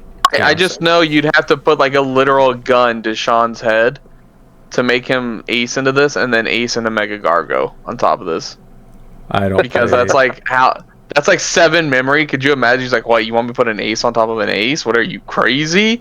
I mean, he did just do that, like when he went Shadow Serafi on top of Serafi. So yeah. that's lose or win right there. That's like game time decisions. He had no choice. That's desperation. Again, gun was to his head. Like, hey, you lose if you don't do this. Yeah, Alzamon pulled out the gat, and he was like, "All right, I'll do it. All right, I guess I'll win." Yeah, I mean, I would probably rather... I don't like... Mega Gargo is cool, because he can... I just use that as, like, an example. Yeah, I would probably play Cherub. Right. I wouldn't be super happy about it, but I mean, I would potentially ace a Cherub on top of this guy. Right. Yeah, it's not bad. It just, you know... Yeah, you don't want to put a Pinata on the field, but sometimes you have to. Then we have Atler Ballistamon. Interesting. On play / when evolving until the end of your opponent's turn, one of your Digimon can't be returned to the hands or decks by your opponent's effects and gets 3,000 DP. On deletion, you may place one Digimon card with the Crossheart or Blue Flare trait from your hand or trash under any of your Tamers. Inheritable opponent's turn. This Digimon with the Crossheart trait gains blocker. Great. They just needed protection too while they were at it. Yep. Dude, I will say... They just keep doing that to green-black level 5s. They're just like, hey, it can't be bounced. On the plus side, I don't know how this deck plays. First of all, let me just preface by saying that. I don't know how often this card's going to be getting on-played. I think most often it's going to be Digivolved for free. I think that's probably how it's going to get played. So you might actually have to play the lower-end stuff. Yeah. So if I remember correctly... It's kind of like you pick one of the lines and then you just kind of sprinkle in some of the other stuff. Okay. I'd have to look at some list and see what people are playing, but yeah, I'm not entirely sure what like the numbers are on some of these. Like I think this card, I think even that the Alter Ballistama, I think it saw some play in like what is it called? Green Ranger decks. Probably because it has that bounce protection like the Starter Deck Rapidmon does. Right. And then blocker is always not too bad, so I think. I could be wrong, but I'm pretty sure. Trait. Oh, okay. Yeah, you're right. Mega Gargomon. Security attack +1. When evolving / when attacking, you may return one of your opponent's suspended Digimon to the bottom of the deck. This guy evos for 5 memory. Jeez, Mega Gargomon is mega trash. Yeah, this is terrible, dude. I can't believe this was printed in the year of our Lord 2025. This is so trash. HVD reason? This guy should not evo for 5 memory. It's so ridiculous, dude. So bad.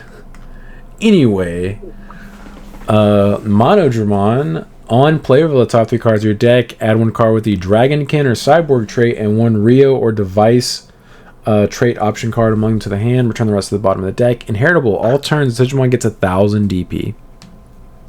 So I wouldn't have even been mad if this card literally was like, add a Dragonkin or Cyborg, 1 Rio, and a device trait. I'm like, you know what? You deserve it. You need something. Yeah. Just let him have all 3 cards. Don't even make him pick between the Tamer and the device. Yeah, just add everything. Just add 1 Dragonkin, 1 Cyborg, 1 Rio, 1 device trait. You need it. They need it. You earned it. You only reveal 3 cards, but you can get 4. Yeah. Yeah. So Sean, this is actually fun fact, some support for your Ragna OTK deck because it searches Dragonkins. I mean, it's a black card though. You're right. It's support for Dorbic. I'll say that. Yeah. Because you can do like red black Dorbic and play this guy. Because he's you just play black or gray and then you Dorbic. No. It's still a good. I mean, I like this card for the deck. Like, I'm never gonna play this deck. Sean will eventually, hopefully, if we push hard enough. It's not gonna happen. When attacking, the Digimon may digivolve into Raptor Sparamon under your Tamers without paying the cost. On deletion, save. Inheritable. Your turn. This Digimon with the Cross Heart trait gains Collision. Ooh, we love Collision. And then if you remember, the other level 4 said Piercing. Yep. So you get Piercing and Collision. Match made in heaven. Thanks, nice. Man. I hate it. Yeah. Strike-Dramon. When digivolving, if you have 1 or fewer Tamers, you may play 1 Rio from your hand without paying the cost. Inheritable all turns, Digimon gets 1,000 DP. Cool. Needs it. Yeah, it does. I also wouldn't even be mad if it said play 1 Rio and play a device to, like, just again, let them play it. They need it. Let them do it. Let them do it. Let them know. They need it. I need it. Justimon's always going to be bad. I mean, just let him have it. All right, someone write that down. Eventually, it'll get enough support. This game doesn't die first. It will be good one day. Raptor Sparamon. On play / when digivolving, reveal the top 3 cards of your deck. Add 1 card with the Crossheart or Blue Flare trait among the hand. Trash the rest. On deletion, you may place 1 Digimon card with the Crossheart or Blue Flare trait from your hand to trash under any of your Tamers. Inheritable, your turn. This Digimon with the Crossheart trait gains Collision. God, I'm so tired of reading these Crossheart cards already. Me too, dude. Cybertramon. It has Rush and Collision. When attacking, trash 1 of your option cards in the battle area. End of your turn, if your opponent has an unsuspended Digimon, this Digimon attacks a player. Inheritable, Collision. Okay, I mean, giving the deck Collision's cool. I wonder if is there a device card that gives them Piercing that they can take advantage of? I think so. Isn't there a green one? Probably. I don't remember what the devices are. I think one of the Justies gives you Piercing. Yeah, I think one of the Justies does. Might be a Cell Arm or something like that. Yeah, one of the arms. One of those. Sean, I really think that if you put your head to the grindstone, put your noggin and you got that mind working, that with these new cards you could find an OTK Justimon list that's like semi-consistent. Kind of like how you did with Gallant X, where you took out the Takatos and just made it focused. You could do like take out the Rios and make it focused. No, because the problem is Justimon is balanced and requires Tamers on the board. Yeah, he's like Shine Greymon, except for he sucks. He's Shine Greymon, but he doesn't touch your opponent's board all that much. Yeah. Yeah, he's too reliant on the Tamers to really make like a streamlined. I'm telling you though, but I think because the problem with Justimon was always like you never had enough cards to run his entire line consistently, and I think we have enough now. That is true. I remember when I tried to build it in the past, like I was just like, I just have to play random stuff because you literally just don't have enough of his line. Let me get Guardramon in here. Literally. Even some lists I don't even see playing the pieces because you can just trash your other option cards on the board. Yeah, you can literally just trash like your trainings and stuff, and with your Justimon, you can trash their trainings and memory boosts. Right, exactly. See, it's coming together. You thought you weren't going to deck out, so you put a scramble on the board? Nah. God. You can play Protoforms. You could play X Antibody. One of the two. What the hell? Why would it? Is I don't know. I'm just throwing out cards. You're throwing out a lot of stuff. For Justy X? I don't know. Yo, is Justimon actually low-key is Justimon Ace actually low-key good for like stall strategies or something like that? Because like, oh no, my opponent has a scramble, so I can't deck them out. Anyway. I mean, Chris could play this in his Black Hybrid version. I couldn't play it because I could never Evo into this guy. I guess it's hard playing for 6. He's pretty cheap. Yeah. Is he just solid black? I think he's like black and white, and I think there's some coloring in the nameplate. There's some blue. Well, I mean, blue on here, some red or orange. Yeah, we gotta see this in person. Yeah, maybe you'll pull it at the pre-release. On play / when evolving to the end of your opponent's turn, the Digimon gains blocker and isn't affected by your opponent's effects. When evolving / when attacking once per turn by trashing one option card in the battle area, the Digimon unsuspends. See, I'm telling you, Sean, this, and then you can just start going into Cell Arm, and then you go into Blitz, or the X, and then you just kill your opponent. Your opponent's dead. So it's got Evos on top of Excel Arm or Critical Arm for 1. Yeah, they all do. They all you literally just keep digivolving on top of them because I think they all say that. Yeah, you just turbo. The problem is they cost 1. Yeah. That's all right. I'll think about it. We're gonna have like 10 memory. Yeah, we're gonna have 10 memory in this situation. I'll think about it. Entmon. On play, if you have 1 or fewer tamers, you may play 1 purple tamer with a play cost of 4 or less from your trash without paying the cost. Inheritable is Retail. Yep. Why is it generic tamer? Why is it not Iron Mako? I don't know, man. But yeah, this is Purple hybrid stay getting support, I guess. This is I know Ben got very excited when he saw this card. Absolutely, dude. That's why he's been playing Beals, is because he's like, I'm gonna play it with the new stuff whenever we get this set. Yeah. I'm surprised he never played that list that went around like a couple months ago that was purple hybrid Beals. I talked to him about it. He didn't seem interested. I think he thinks it's like playing a worse version of both. Yeah. That's fair. You're probably just over-egging your pudding a bit. Yeah. The amount of time, like, I actually get excited when I play against them when they're playing Beals and they mill Iron Mako. I'm like, thank God, that's one Iron Mako I'm not going to see. And now with this, I have to go, they can play it back out. Yeah, now they don't even have to play Myotismon. Yep. Yeah. They have an Entmon they can play for free off their EX2 Beals when it gets milled. Just play their Entmon back that plays their Iron Mako. Yep. And just giving it retail. That's cool. Thanks, Bandai. But don't worry. We made it a 4 cost. And we made it a 4 cost, so when you do hard play it for 4 in fair decks. This was the stupidest decision they ever made. This is the one you didn't have. Are you going to try to cope with Millennium at the beginning of the format because we got this? I don't know. I'll probably try and play it again, but like it's too little, too late. Why was this not in the first one? That is the only card from the deck that they did not put in there, and it actually is like decent. They had to make some cuts, dude. There were so many hybrids in 2.0. They had to cut a 4. For real. Okay, but to be fair, they could have left one of the hybrids in the set, like Lanamon. No, because it was 18. They had to put all of 18. Yeah. What was that? What else was in 19? I don't know. While you have this pulled up and you read it, I'm gonna read what was in half of 19. I'm gonna see what we could have cut. All right, Shademon. On play over the top 3 cards of your deck. Add 1 card with Twilight or Composite among them to the hand. Trash the rest. On deletion, you may play 1 Nene from your trash without paying the cost. Then save. Rule trait has Composite type, and then this Digicrosses -2 with Nene. Yep.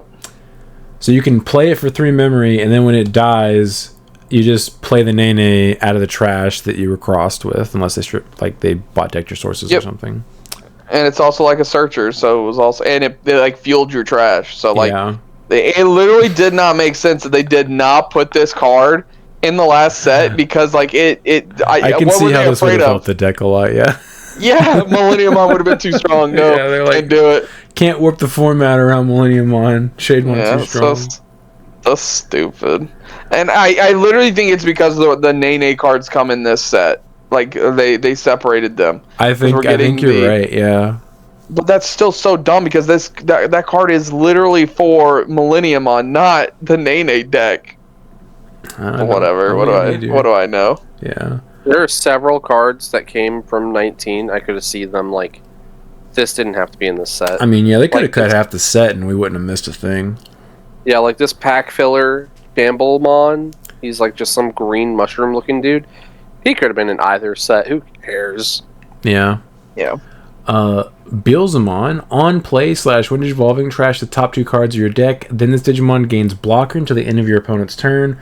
All turns, once per turn, when effects trash from your deck, delete one of your opponent's level 5 or lower Digimon.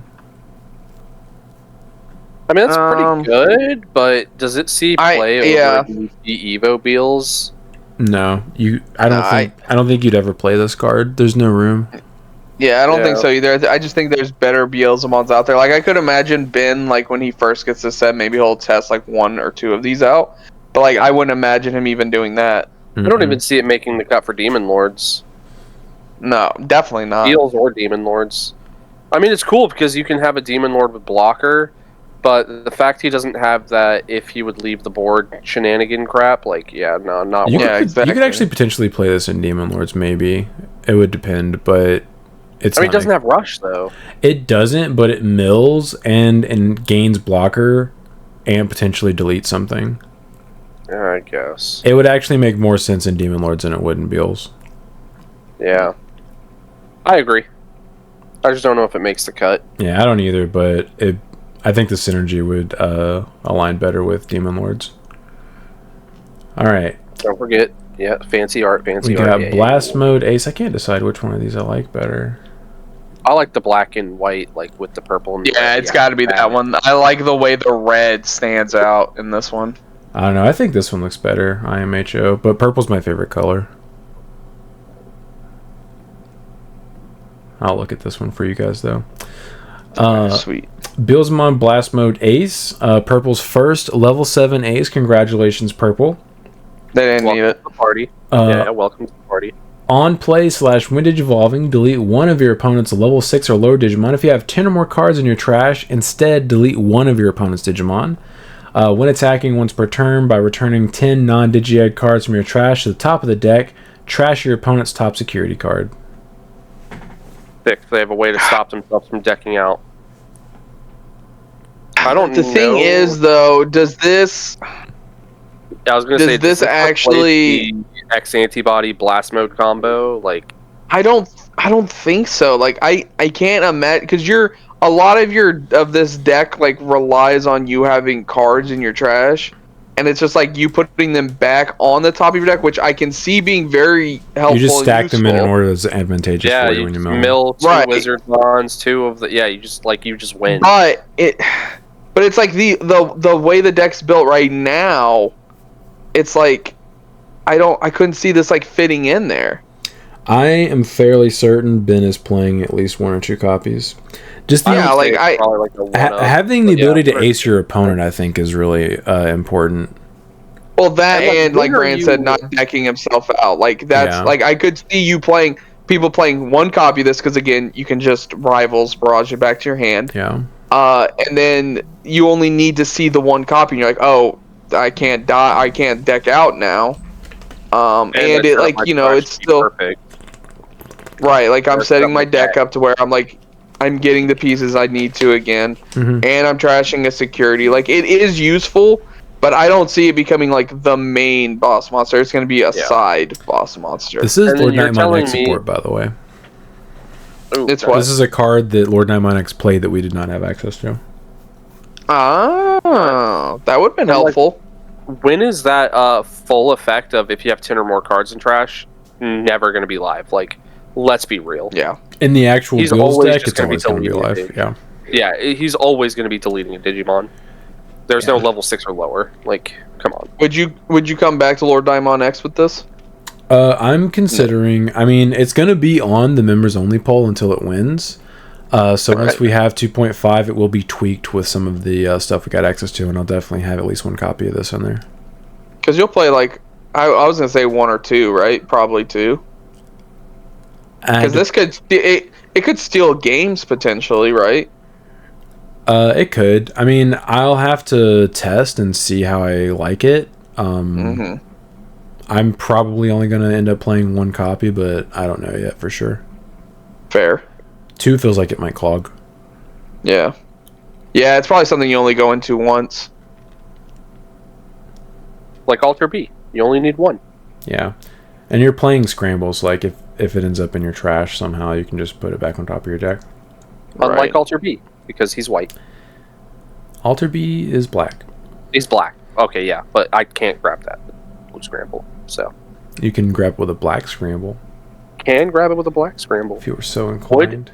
Would be useful in Alter S. These are some of the stupidest cards. Aluminum. Oh yeah, I hate these. This is a level 5. It evos on top of Shademon for 2 memory. On play, reveal the top 3 cards of your deck. Add 1 card with the Crossheart, Blue Flare, or Twilight trait among to the hand. Return the rest to the bottom of the deck. Then you may play 1 Tamer card with a play cost of 4 or less from your hand without paying the cost. On deletion, save. Okay, whatever. This card sucks. It's never gonna see place. Alright. Calumon. Beautiful art. Still terrible card. Don't know why you would put this in your deck. Security. You may play 1 Digimon card with 2,000 DP or less from your hand without paying the cost. Main. By suspending this Digimon, one of Digimon may digivolve into Digimon card in the hand with the Evo cost reduced by 2. All turns this Digimon can't attack or block. On deletion, place this card as the top security card. Okay. Yeah. These decks are too tight to be playing this kind of card. This is unsearchable, and it's just a break. The thing is, like, people will point out and be like, well, hybrid decks back in the day played like Bokomon and Nemon, but it's like Bokomon search the top 5 cards of your deck for 2 things. and like Jessmon with the Jessmon has to play Sisters, otherwise the deck literally just doesn't function. Exactly. Like, this is like an optional card where it's like, hey, you get some effects too if you play this card. It's like, why would anyone ever play this card? And I know there will be some people who are like, oh, just play 1 or 2. Like, you know, if you see it, it's like, oh, it's awesome. But, you know, if you don't see it, it's whatever. No, like, this is taking up slots in a deck that I'd rather have other cards there. I know Dante's a Calumon fan. I've seen it in his Gallant list before. Oh, have you? It has been on the field. Oh, Dante. No. Then he forgot to use the effect. Of course he did. ADR01 Jerry. On play, for each Digivolution card of one of your Mother D Reapers, one of your opponent's Digimon gets minus 1,000 DP for the turn. Main, place this Digimon as the bottom Digivolution card of any of your Mother D Reaper without ADR01 Jerry in their sources. Inheritable. Opponent's turn, when one of your opponent's Digimon attacks, you may play 1 ADRO Jerry from the Digimon sources without paying the cost. If you did, you may change the attack target to the Digimon this effect played. Hey, I mean, that's pretty cool. Like, I can't imagine D Reaper coming back and being like relevant. But if this would have been a card back then, oh boy, this is functionally an ace in D Reaper. Yeah, they can't be interacted with. Yeah, right. They thought Shoto Mother was bad. Have you considered Shoto Mother into Jerry? Yeah. I will say it is still extremely frustrating. I know if you play against D Reaper and they have like multiple gatekeepers out, you're just kind of like, man, oh man, how do I win this game? Yep. Yeah, if your color doesn't have removal effect, just like if it's like level based removal, you're just like, you're blue. Extend hand. Lose. Yeah. Extend hand. Yeah, if you're blue, just change it to that. Blue or purple. I guess purple. Purple doesn't. Yeah. Yeah. Taiki Kudo. Start of your turn, if you have 2 or less memory, set it to 3. All turns when any of your Crossheart Trade Digimon cards with the Digicross requirements will be played. By suspending this Tamer, cards from under your Tamers can also be placed for their Digicross. Cool. We get Black or Greymon back? Please, dude. Takato Matsuki. Start your turn, if you have 2 or less memory, set it to 3. Your turn, when any of your Digimon digivolve into a Digimon card with Groundmon or Gallantmon in its name. By suspending this Tamer, that Digimon gains Raid for the turn, then that Digimon attacks a player. No piercing. It's not bad. I think in the Takato focused one, I do see some people playing like 1 or 2 copies of this. Like, having access to Raid and just, you know, being able to get over troublesome Digimon is nice, but like Gallant X is most of the time going to be so big and so you know, like untouchable. It's like immune. Yeah, it's like, what's the point? But like, I do see people trying to play one or two of these. So yeah, I mean, this is just a better memory setter now that we're not playing enough targets for the warp Takato from BT12. And just having raid. Maybe you'll run into Mother now because they gave that deck support, and now you can just run over their Mother and laugh at them. The thing is also like, there's already like the number one Takato is never gonna like. If I was to play this deck, I would never cut that down from 4. Like, this isn't gonna replace it. And then you still want to have some copies of like the warp one, you know, the good warp one where you don't have to pay the Evo cost for it. Mm-hmm. So it's like, how many tamers are we playing? You know, I don't think you can really play the warp ones anymore. You don't think so? You're not gonna consistently have the targets in your trash for them because of the X antibody line. That's true. Yeah. Oh yeah. With the X antibodies, I guess they wouldn't count, right? Yeah. Nope. Maybe they'll give them a new warp that lets them warp with the X antibody line, but until then, Kiriha. Hey, Christopher.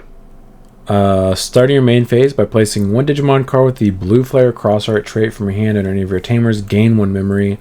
All turns when any of your blue flare trait Digimon cards with Digicross requirements will be played by suspending this tamer. Cards from under your tamers can also be placed for the Digicross. Cool. I'm still I want to say this. Okay, I'm still frustrated that a lot of these names we use, they're English versions. Yep. And finally, we got a tamer with my name on it, right? And I was like, yes, my name. I'm going to be in the Digimon TCG. Yep. And then they said, nope, we're using the Japanese name. Why? They said Shichang Wong. Yeah, why'd we do this? Why? You know why? I do find it hilarious how selective they are with that. It is random. Yeah, it's so weird. The translation guy watches the podcast and he hates me. Lord Nightmon also would have been Crusader, but for some reason, which I think Lord Nightmon sounds better, but that apparently wasn't its name previously. No. I mean, yeah, if you grew up with like the Frontier anime and the old products, it's like, that's Crusadermon. What are you talking about? Yeah, not anymore. Rika. On play, reveal the top 3 cards of your deck. Add 1 Digimon card with Renamon, Cubimon, Talmon, or Sukuimon in its name, and 1 option card with plug-in in its name among to the hand. Put the rest on the bottom of the deck. Your turn, when you use an option card with a use cost of 2 or more by suspending this tamer, gain 1 memory. Okay. It's not bad. It's a searcher. This is actually good. This is a good proactive tamer. Agreed. Like, it actually helps you search the deck and get your option cards. Yeah, it helps fuel your engine so you can activate 30 cards a turn, do absolutely no damage, do nothing at all, and then lose. Yeah, so you can masturbate for 5 minutes and then tell your opponent your board doesn't have any protection and they just wipe it. Yep. Yeah, okay. What is that? Does anything happen if I delete your dude? No. Okay, get it off the field. Rebuild. Henry Wong. Start your main phase if you have a Digimon with Terrymon, Gargramon, or Rapamon in its name. Gain 1 memory. All turns when any of your Digimon digivolve into a green Digimon by suspending this tamer, suspend 1 of your opponent's Digimon. This is ass. Yeah, I was going to say, who asked for this? This might be... this is awful. I hate the start of your main phase effects that require you to have your stuff in play. Yeah. Because I think it would make more sense for all of them just to be, if your opponent's Digimon in play, gain 1 memory. That way you have a chance to respond to what they're doing if they're playing the game. Because if they just cleared your board and choked you to 1, this does literally nothing for you if you're not promoting. Yeah. They want you to only play this in a very specific deck. Yes. Okay. And it's bad. It's real so bad. A specific way in a specific deck. Yeah. Rio. Start your main phase by placing one option card with the device trait from your hand in the battle area. Draw 1. Main by suspending this tamer and trashing 4 of your option cards with the device trait in your battle area. You may play 1 Cybergemon from your hand to trash without paying the cost. A lot of trashing just to play. I couldn't imagine. Yeah, I couldn't imagine you playing this. I think they're just better Rios. Like the thing is, like, I could see this as like maybe a as like a late game option, but its start of main phase is like, you're only putting one card out, so it's like, okay. I mean, at least you're drawing a card, so like maybe early game it's okay to set this up, because I was thinking you could play it and then activate the main effect to do it, but like, why are you wasting your time on it? Yeah, why are you wasting your time on it? If one, it should have been on play / start a main, but yes. 2, it doesn't do anything when you put it in play, and yes, they do have cards that can play this for free now. Having said that doesn't necessarily make it okay. You're not getting any value. It takes you an entire turn, assuming you didn't play this when you had 4 option cards on the field. It takes you an entire turn to get value out of this. Yeah, it's like I said, there's already better reuse out there. I couldn't imagine this thing play. Yeah, I will say what's cool about this interaction is because you trash them and play the Cybergemon with one effect, they would all trigger then, and you would be able to give your Cybergemon all the effects from the device. Yeah, I kind of assumed that's what they were going for, but it just takes so much setup. That's still for that. ass. Like, yeah. It's like, ugh. Yeah, try again, Bandai. Ian Mako. These kids are still kill those creepy. Kids. Start your main phase. If your opponent has Digimon, gain 1 memory. Correct. Main, if you have 20 or more cards in your trash, by suspending this tamer, one of your Antmon may digivolve into Billsmon in the hand or trash for an Evo cost of 4, ignoring Digivolution requirements. Yeah, they definitely needed that, right? I thought so. Beals. So this literally, like, they don't have to play the starter deck Antmon anymore. They can just replace it with the one that plays the tamer. Mm-hmm. Yep. Because this gets around the fact that you have to attack first. So, like, you can just play an Antmon that turn, use this to Evo into the Rush Billsmon now, and then swing. And then swing. Yeah. Then X antibody. Yeah, then you can tuck X antibody, swing, and then just kill them in the swing. Yep. Yeah. Having to fit this in will be interesting, but I think if you do fit this in... You probably play, what, 2 copies? Maybe? You'd have to ask Ben that question. I've never tried to build bills before. I would assume only 2. He knows his ratio. Because it's not... I don't think it's one that you want to see in your hand. It's definitely going to be one of those ones I imagine you just, like, you mill and then you play back off of it for free. You know what I'm saying? Like, because you obviously want to see the other Ian Mako in your opening hand. Like, you want to see that first. This one, I could imagine you playing 1 or 2 copies. You're going to mill most of your deck. It's going to be in the trash.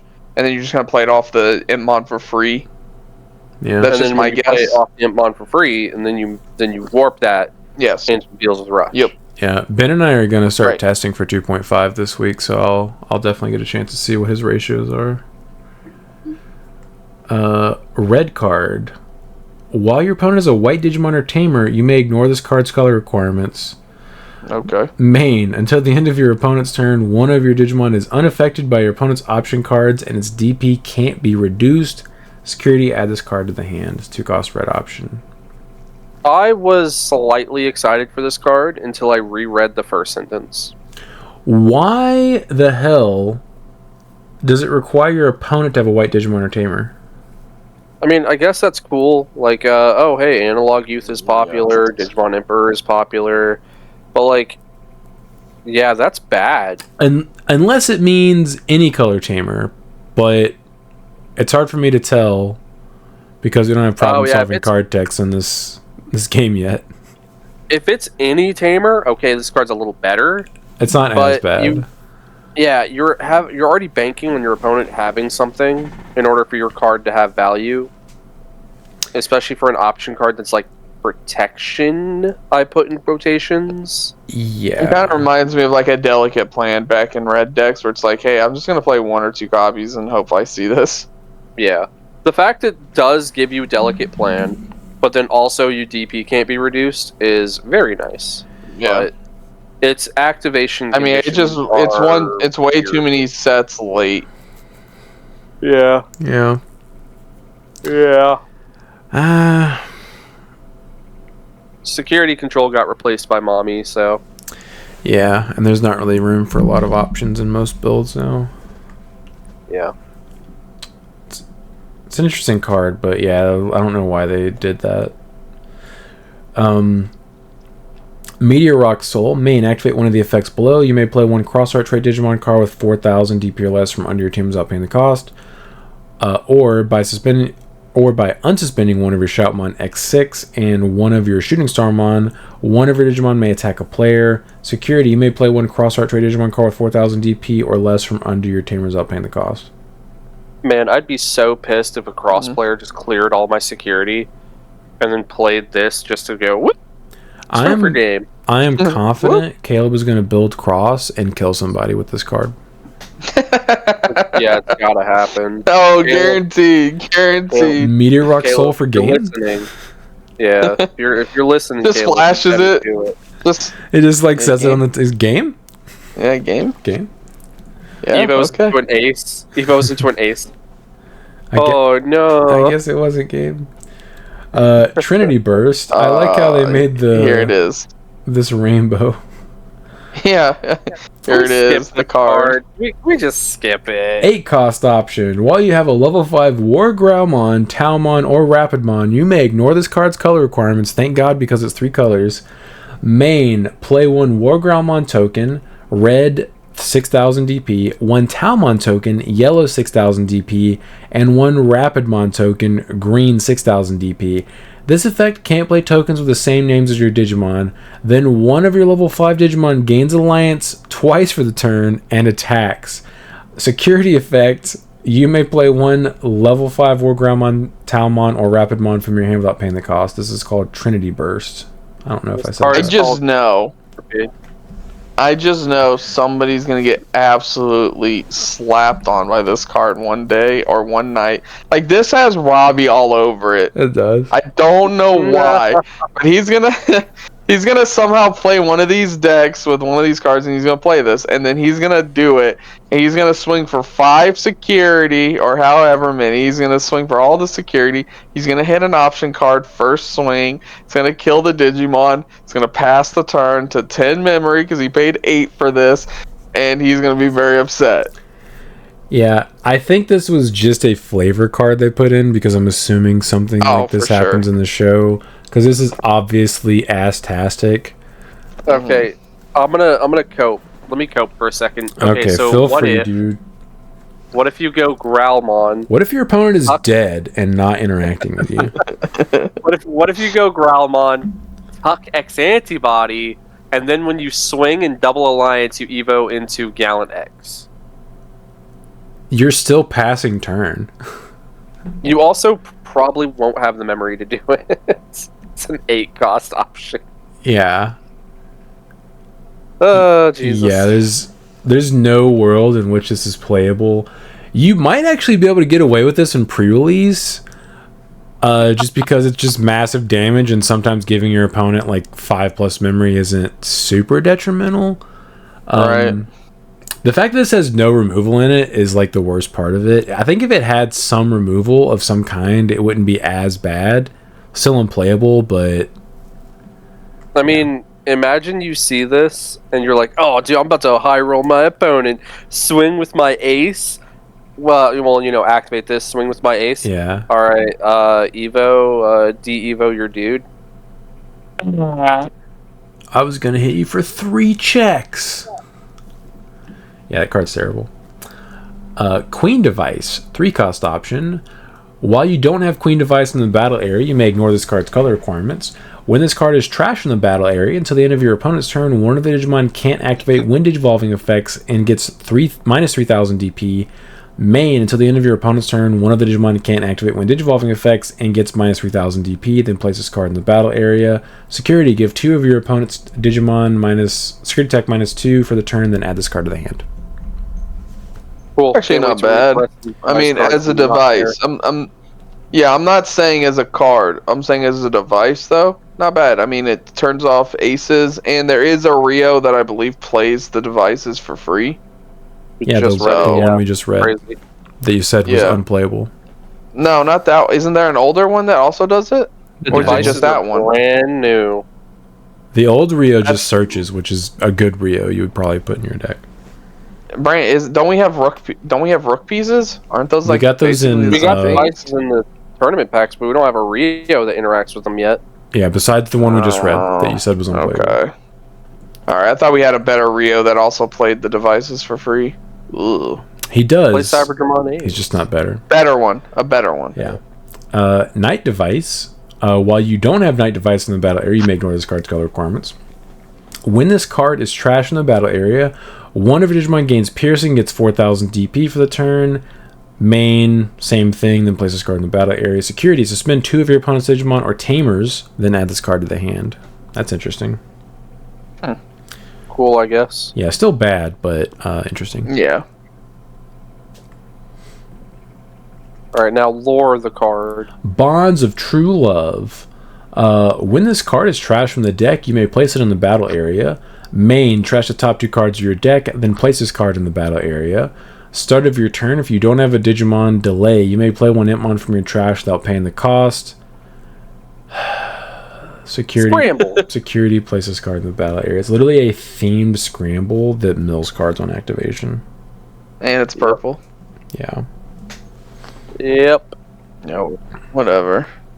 Lore. Just what they needed. I'm curious if Ben plays this. Probably not. I couldn't imagine him playing it. No. He might. I mean, it mills 2 cards. That's good value. You could potentially turn that. You can turn that into a plus memory play. You mill the imp that mills. I was about to say, you'd have to mill the imp, the 1-of Impmon, in order to turn that into a plus memory. Yeah, it's Ben. He's gonna do it. He'll activate this card for 3 and then end up at 5. No, you could only, if you high rolled as much as possible, this could either be a -1 memory play, or it could be, let's see, a +1. It could be a 1 memory play that plays out an Impmon that plays out an Iron Mako. I literally think in 2 of our 3 games Friday night he milled that Impmon. Yeah, I mean, when you mill like 30 cards each game, like, it's probably gonna happen.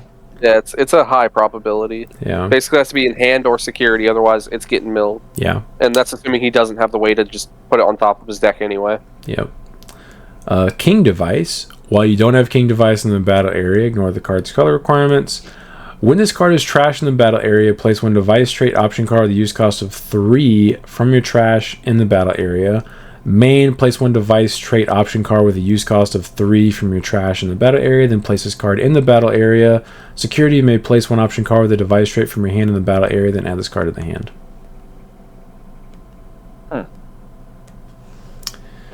Okay. Okay. Whatever. Yeah. All right. D-Reaper Zone. Oh, it's a field spell. Let's go. I forgot about this. Field spell. Yeah, it's the one where you put it in your security, right? Yeah. So, security effect. Opponent's turn. When one of your opponent's Digimon attacks, if all of your Digimon and Tamers have the D-Reaper trait, for each Digivolution card of one of your mother D-Reapers, the attacking Digimon gets minus 1,000 DP for the turn. Main, if you have no face-up security cards, by trashing your top security card, place this face-up card as your top security card. Security effect, if it's checked out of security, from your hand and without paying the cost, you may play 1 D-Reaper trait card with as high or lower a play cost as the number of one of your mother D-Reapers sources. Yo, I mean, if you have a couple sources underneath Mother plus the new Jerry card, you're like killing your opponent's Digimon. You're not. You don't think so? No. So it would have to be like, well, like, what are you talking about? You would have to have won the game already to like, in order for you to have that many sources under your mother. I haven't seen Reaper yet. Yeah, literally, you just haven't seen Reaper, and you're just waiting with like 11 sources in your mother. Well, no, I'm saying like because you know your opponent they both minus you by DP. Jerry is 2,000 DP, so even if you redirect the attack into Jerry, you would have to make. I'm assuming your opponent's attacking with a mega minimum. It's still it's going to require 5 sources for you to crash if they're just 12,000 DP. If you have this and the Jerry setup. Well, I mean, they would stack though, right? So even just like 4 sources underneath the mother is like 8,000 DP. Yeah, I just said that. I said she would have to. I know. If you swing with a 12,000 DP mega. Oh, yeah. Well, yeah. And keep in mind, these are both face-up interactions that your opponent can play around. So, like, Yeah, I mean, it's still a deterrent. It's still a deterrent. It'll slow down your opponent a little bit. Hey, listen, that means their hybrid strategy is not going to be as cool anymore. Also, you can't play Shoto if you play this card. Nope. Oh, you can't. Yep, they said if you want to play pure D-Reaper, you take those Shotos out of your deck. Yeah. I think that exactly is why this card's not going to see play. They're like, oh, I can't play Shoto, I'm going to stop reading. Oh, dang it. Oh, dang it. Luminamon Nene version. I hate this card.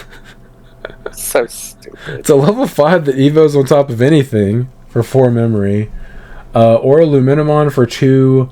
Or Nene Amano with Shademon in its sources, I guess. For 3 memory. On play / when evolving, choose one other Digimon by playing one level 4 or low Digimon card from the chosen Digimon sources without paying the cost. Delete the chosen Digimon. On deletion, you may play one card with a play cost of 5 or less from under your tamers without paying the cost. You can Digicross this with Nene Amano or Shademon. Nene Amano and either Shademon or Luminamon. What a waste of a secret. Dude, I will be so pissed if this is the secret. Don't say it. Don't say it. You've officially jinxed yourself.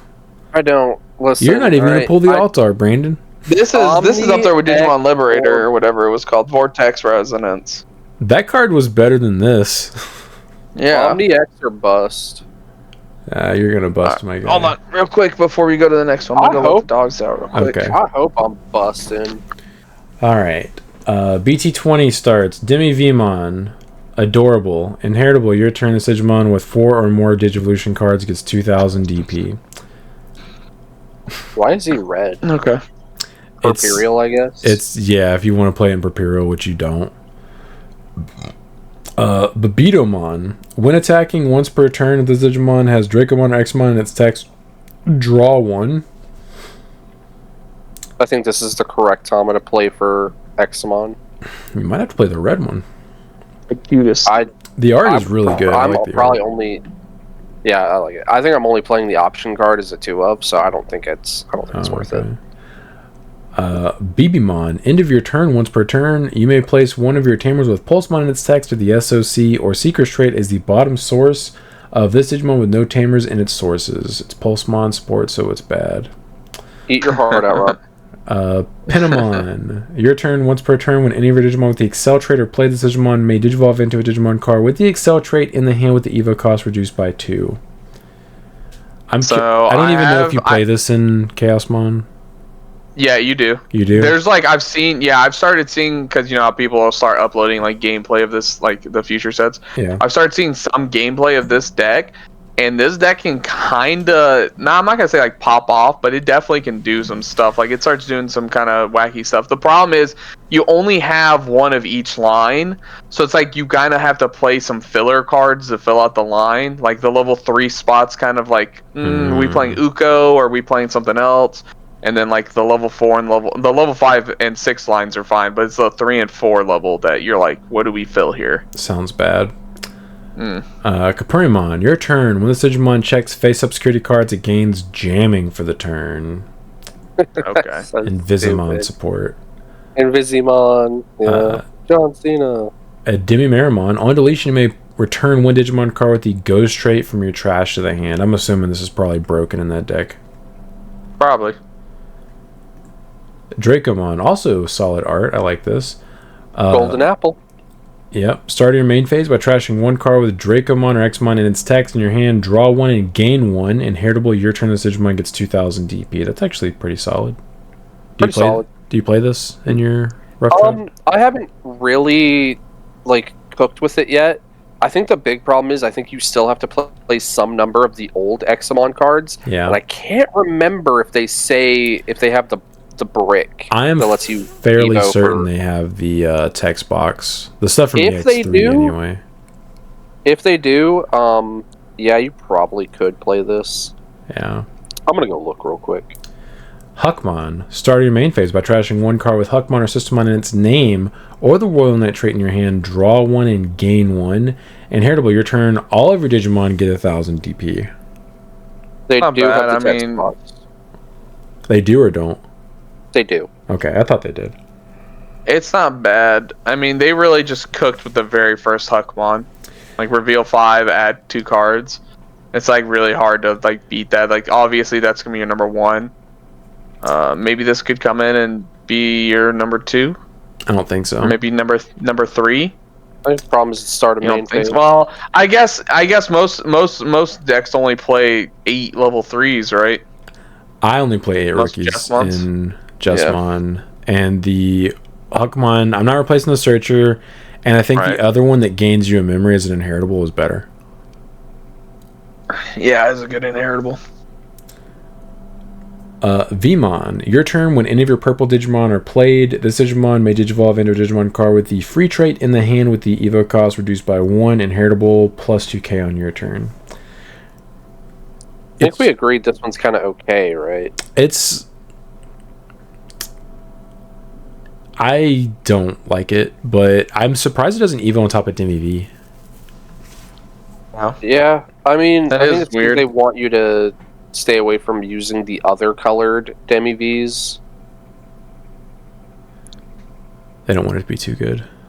Yeah, I mean, this does combo really well with the Davis Ken. Play purple Wormmon. It does. Evo. And I think people should play that Tamer in the Propyojimon list, but Ben disagrees. Yeah, I mean, why wouldn't you? It's the best Tamer they've printed. Yeah. It's like they don't care about color. They don't see color. Ryudomon. Your turn with Digimon would Digivolve into Genryumon or a Digimon card with the Chronicle trait. Reduce the Evo cost by 1.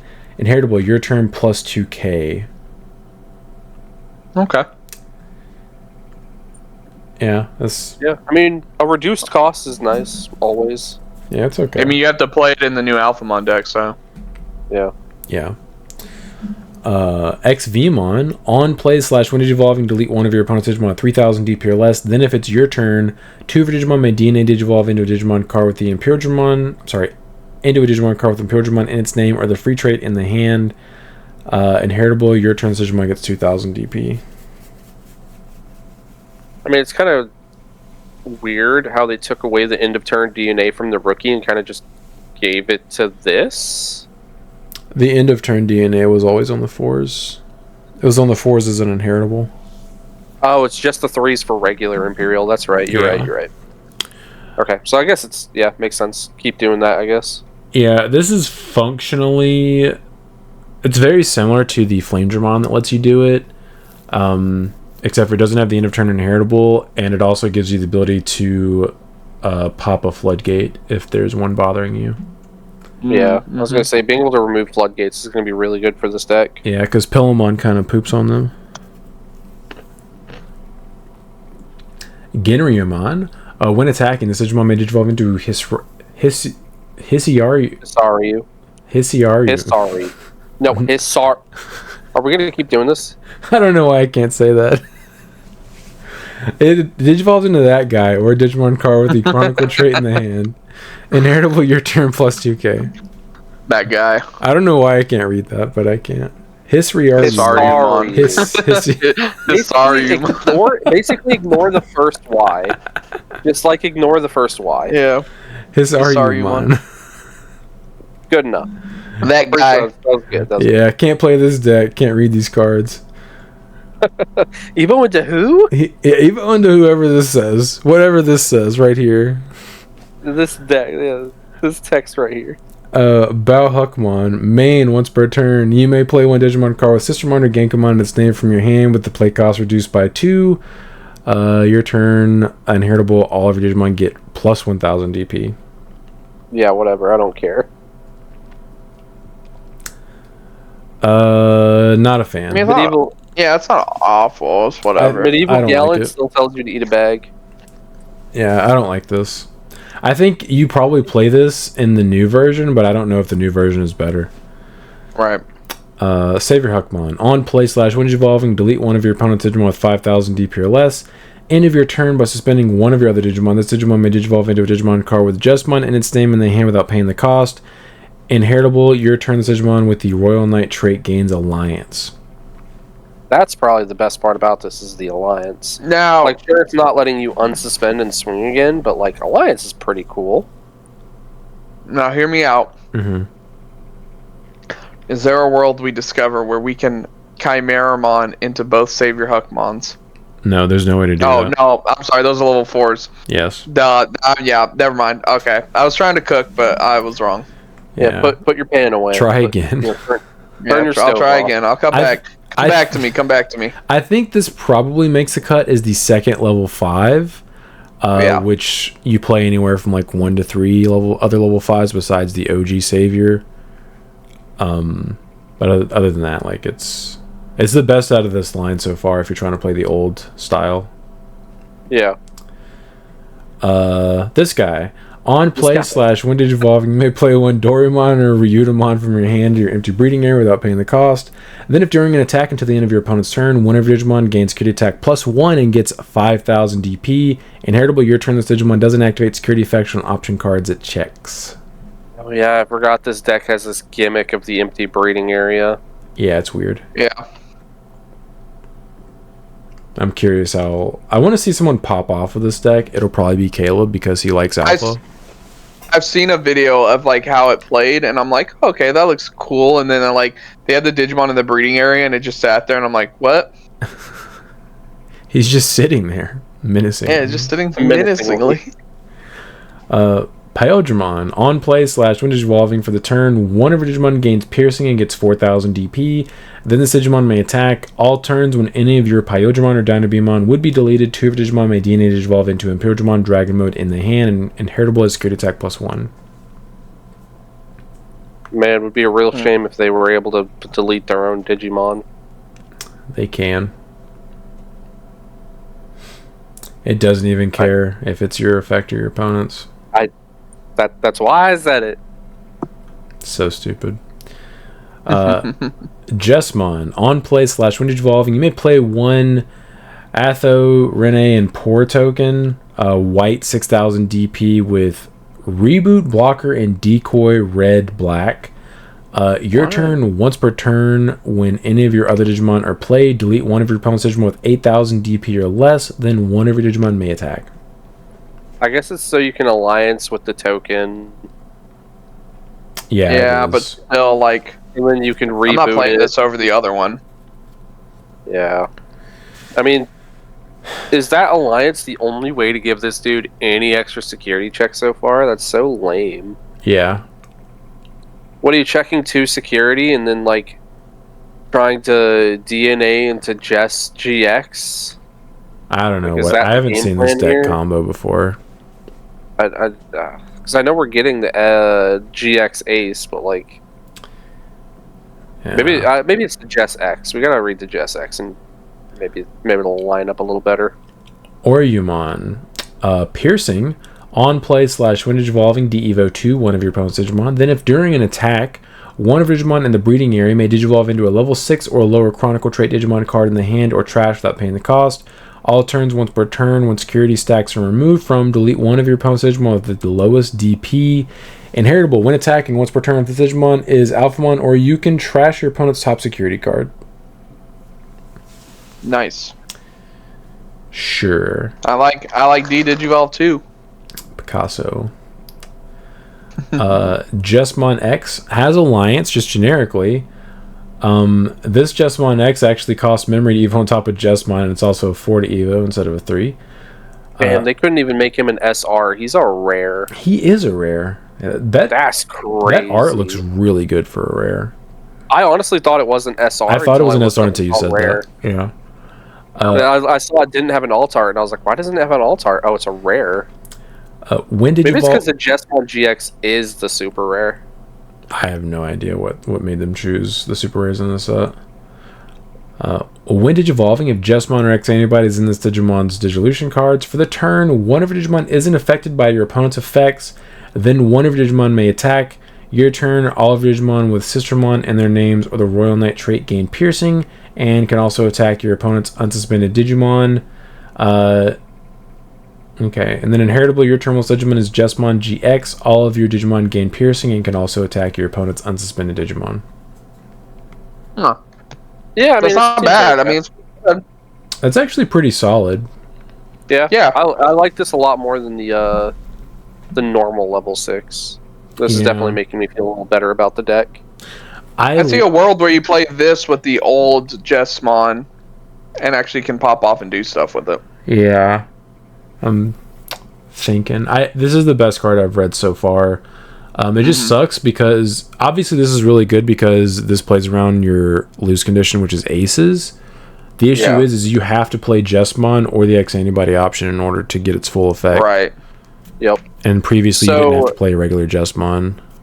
What I'm seeing could be a way to play this is you play the OG Savior, obviously, so you can unsuspend. Yeah. You go into him with like a proto form or some crap. You swing, unsuspend Alliance. That's what, 2 checks? Maybe not. I was trying to think of if there's a world where you could just OTK, but maybe if the no, hold on. Maybe if you have Jessamon GX and then you digivolve into that and then do it again. No. Okay, hear me out. This is what we do. So you can't OTK, but you can clear your opponent's security in one turn if you're playing the BT9 X antibody. You go into GX and then you tuck Magna X under it. Oh God. Okay, and then no, I'm just kidding. But no, yeah. I mean, people do that. No, I know. I definitely think that this is, like Sean said, the best Jessamon card we've read so far. Yeah. By far. And its art's the best. Yeah, I think you have to play BT9X antibody to play this. Like, the version I'm thinking of, you put your opponent on 0 security. But the issue is this guy doesn't play a Sistermon. Right. Yeah. And one of the big things was you basically just pooped out like 4 dudes. And you said, your security is gone, answer this board or you lose. Right. So I'll have to tinker with that. That's interesting, though. Oh, sorry. My bad. Wrong one. Yeah. There you go. Imperial Digimon Fighter Mode. Raid and Piercing. When digivolving, your opponent can't play Digimon or Tamers by effects until the end of their turn. Then if Imperial Digimon Dragon Mode is in this Digimon's Digivolution cards, trash your opponent's top security card. All turns once per turn, when your opponent's security stack is removed from, delete one of the Digimon with as much or less TP as this Digimon. I mean, cool, I guess. I like the other one, personally. So, obviously, you still lose to removal options, but those are kind of rare now. But, actually, they might have given this deck an inheritable that gets around that. I can't remember. But if you DNA into the OG Dragon Mode and then swing and then Evo into this guy, he will delete your opponent's only Digimon they have left on the field, and then trash 1 security, obviously, and then check probably 2, assuming you're not playing like Red Tie. Yeah. Yeah. I mean, it's cool that you can. It's cool that you can stop them from being able to ace you. Play Digimon or Tamers. That's like actually kind of clutch. Turns off scrambles. It turns off like Miraculous Mega Knight. Turns off a lot of stuff. Turns off Tamers out of security too. Yep. It's pretty solid. All right, Jessamon GX Ace. A DNA Digivolve, level 6 with Jessamon in name and level 6 with Genkumon in name for 0. Or Evos for 6 on red or black. Hand counter blast Evo. So this does not blast DNA. This is strictly a blast Evo. On play / when evolving / when attacking once per turn by placing 1 Royal Knight trait card from your hand or trash as its Digimon's bottom source. Delete one of your opponent's Digimon with as much or less DP as this Digimon. When attacking once per turn, when this Digimon unsuspends, then for every 2 Royal Knight trait cards in this Digimon's Digivolution cards, trash your opponent's top security card.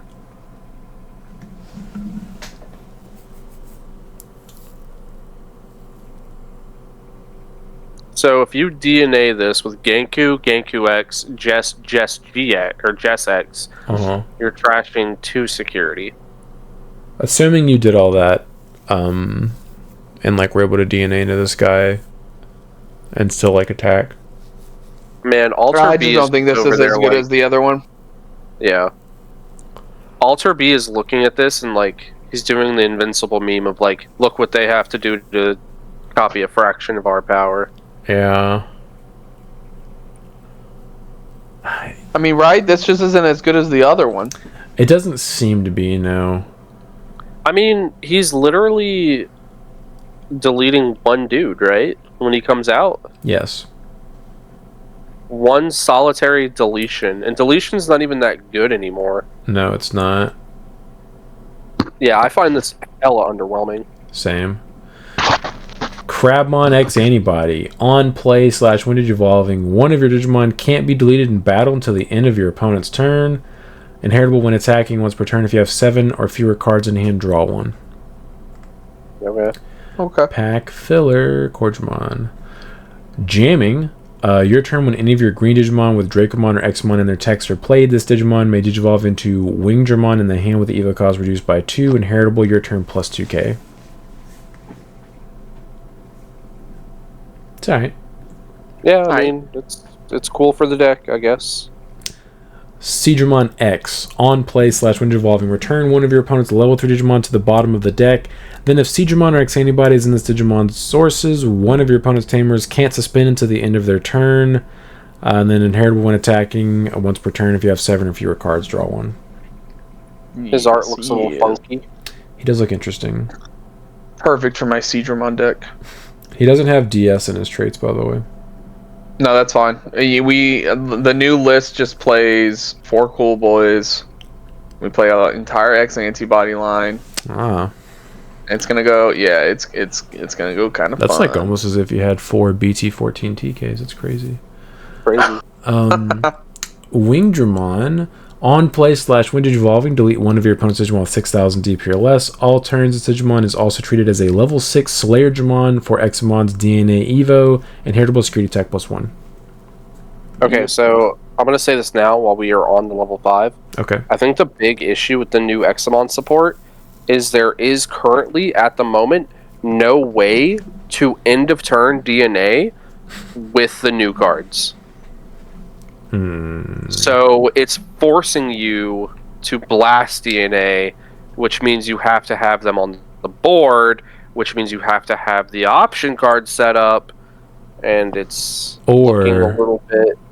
Or it means you have to be playing the old stuff, set up the Slayer, and then force your opponent to start a main phase and then blast. Then blast. Yep. Yeah. I'm seeing that as a big hole in the deck right now. Yeah. Mega Seadramon X. On play / Windage Evolving, return one of your opponent's level 4 or lower Digimon to the bottom of the deck. Then if Mega Seadramon or X antibodies in those Digimon sources, one of your opponent's Digimon can't suspend until the end of their turn. Inheritable, your turn's Digimon's attack target can't change. Oh, that inheritable's nice. Yes. Yeah, it's whatever. The Slayer doesn't have an alt art, I'm assuming. It's a rare. No, I believe he's just a rare. He does not. Piercing. On play / Windage Evolving, trash any 3 sources of one of your opponent's Digimon, then delete one of the Digimon with no sources. All turns, once per turn, when your opponent's security stack is removed from one of your Digimon with Dracomon or Examon in its text may unsuspend. Inheritable. All turns, once per turn, when any of your Digimon with Dracomon or Examon in their text would leave the battle area other than in battle, by suspending this Digimon, they don't leave. This is actually kind of crazy. This protects other stuff besides this stack. Yep. So it's a great way, like, I might actually still end up running some number of this, just because the old Examon does let you tuck it. Yeah. And then you can play out OG Slayer Dramon, and this protects your OG Slayer Dramon. Yeah. Or itself. Or itself.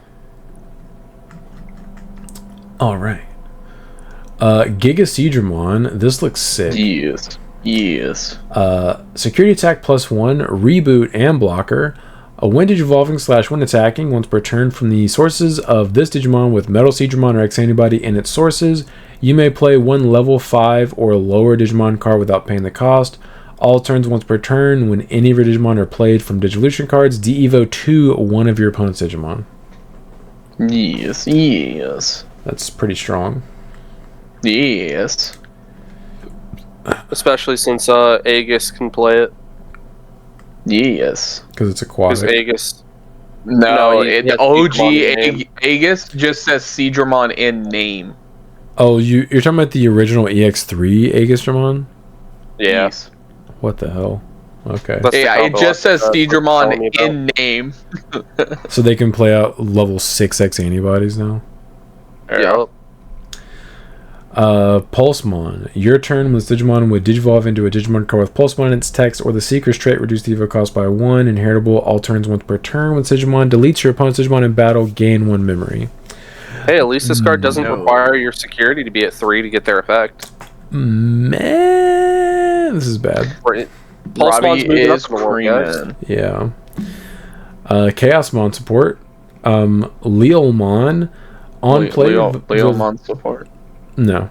On play, reveal the top 3 cards of your deck. Add 1 Digimon card with Chaosmon in its name or the Excel trait and 1 option card with the Excel trait among to the hand.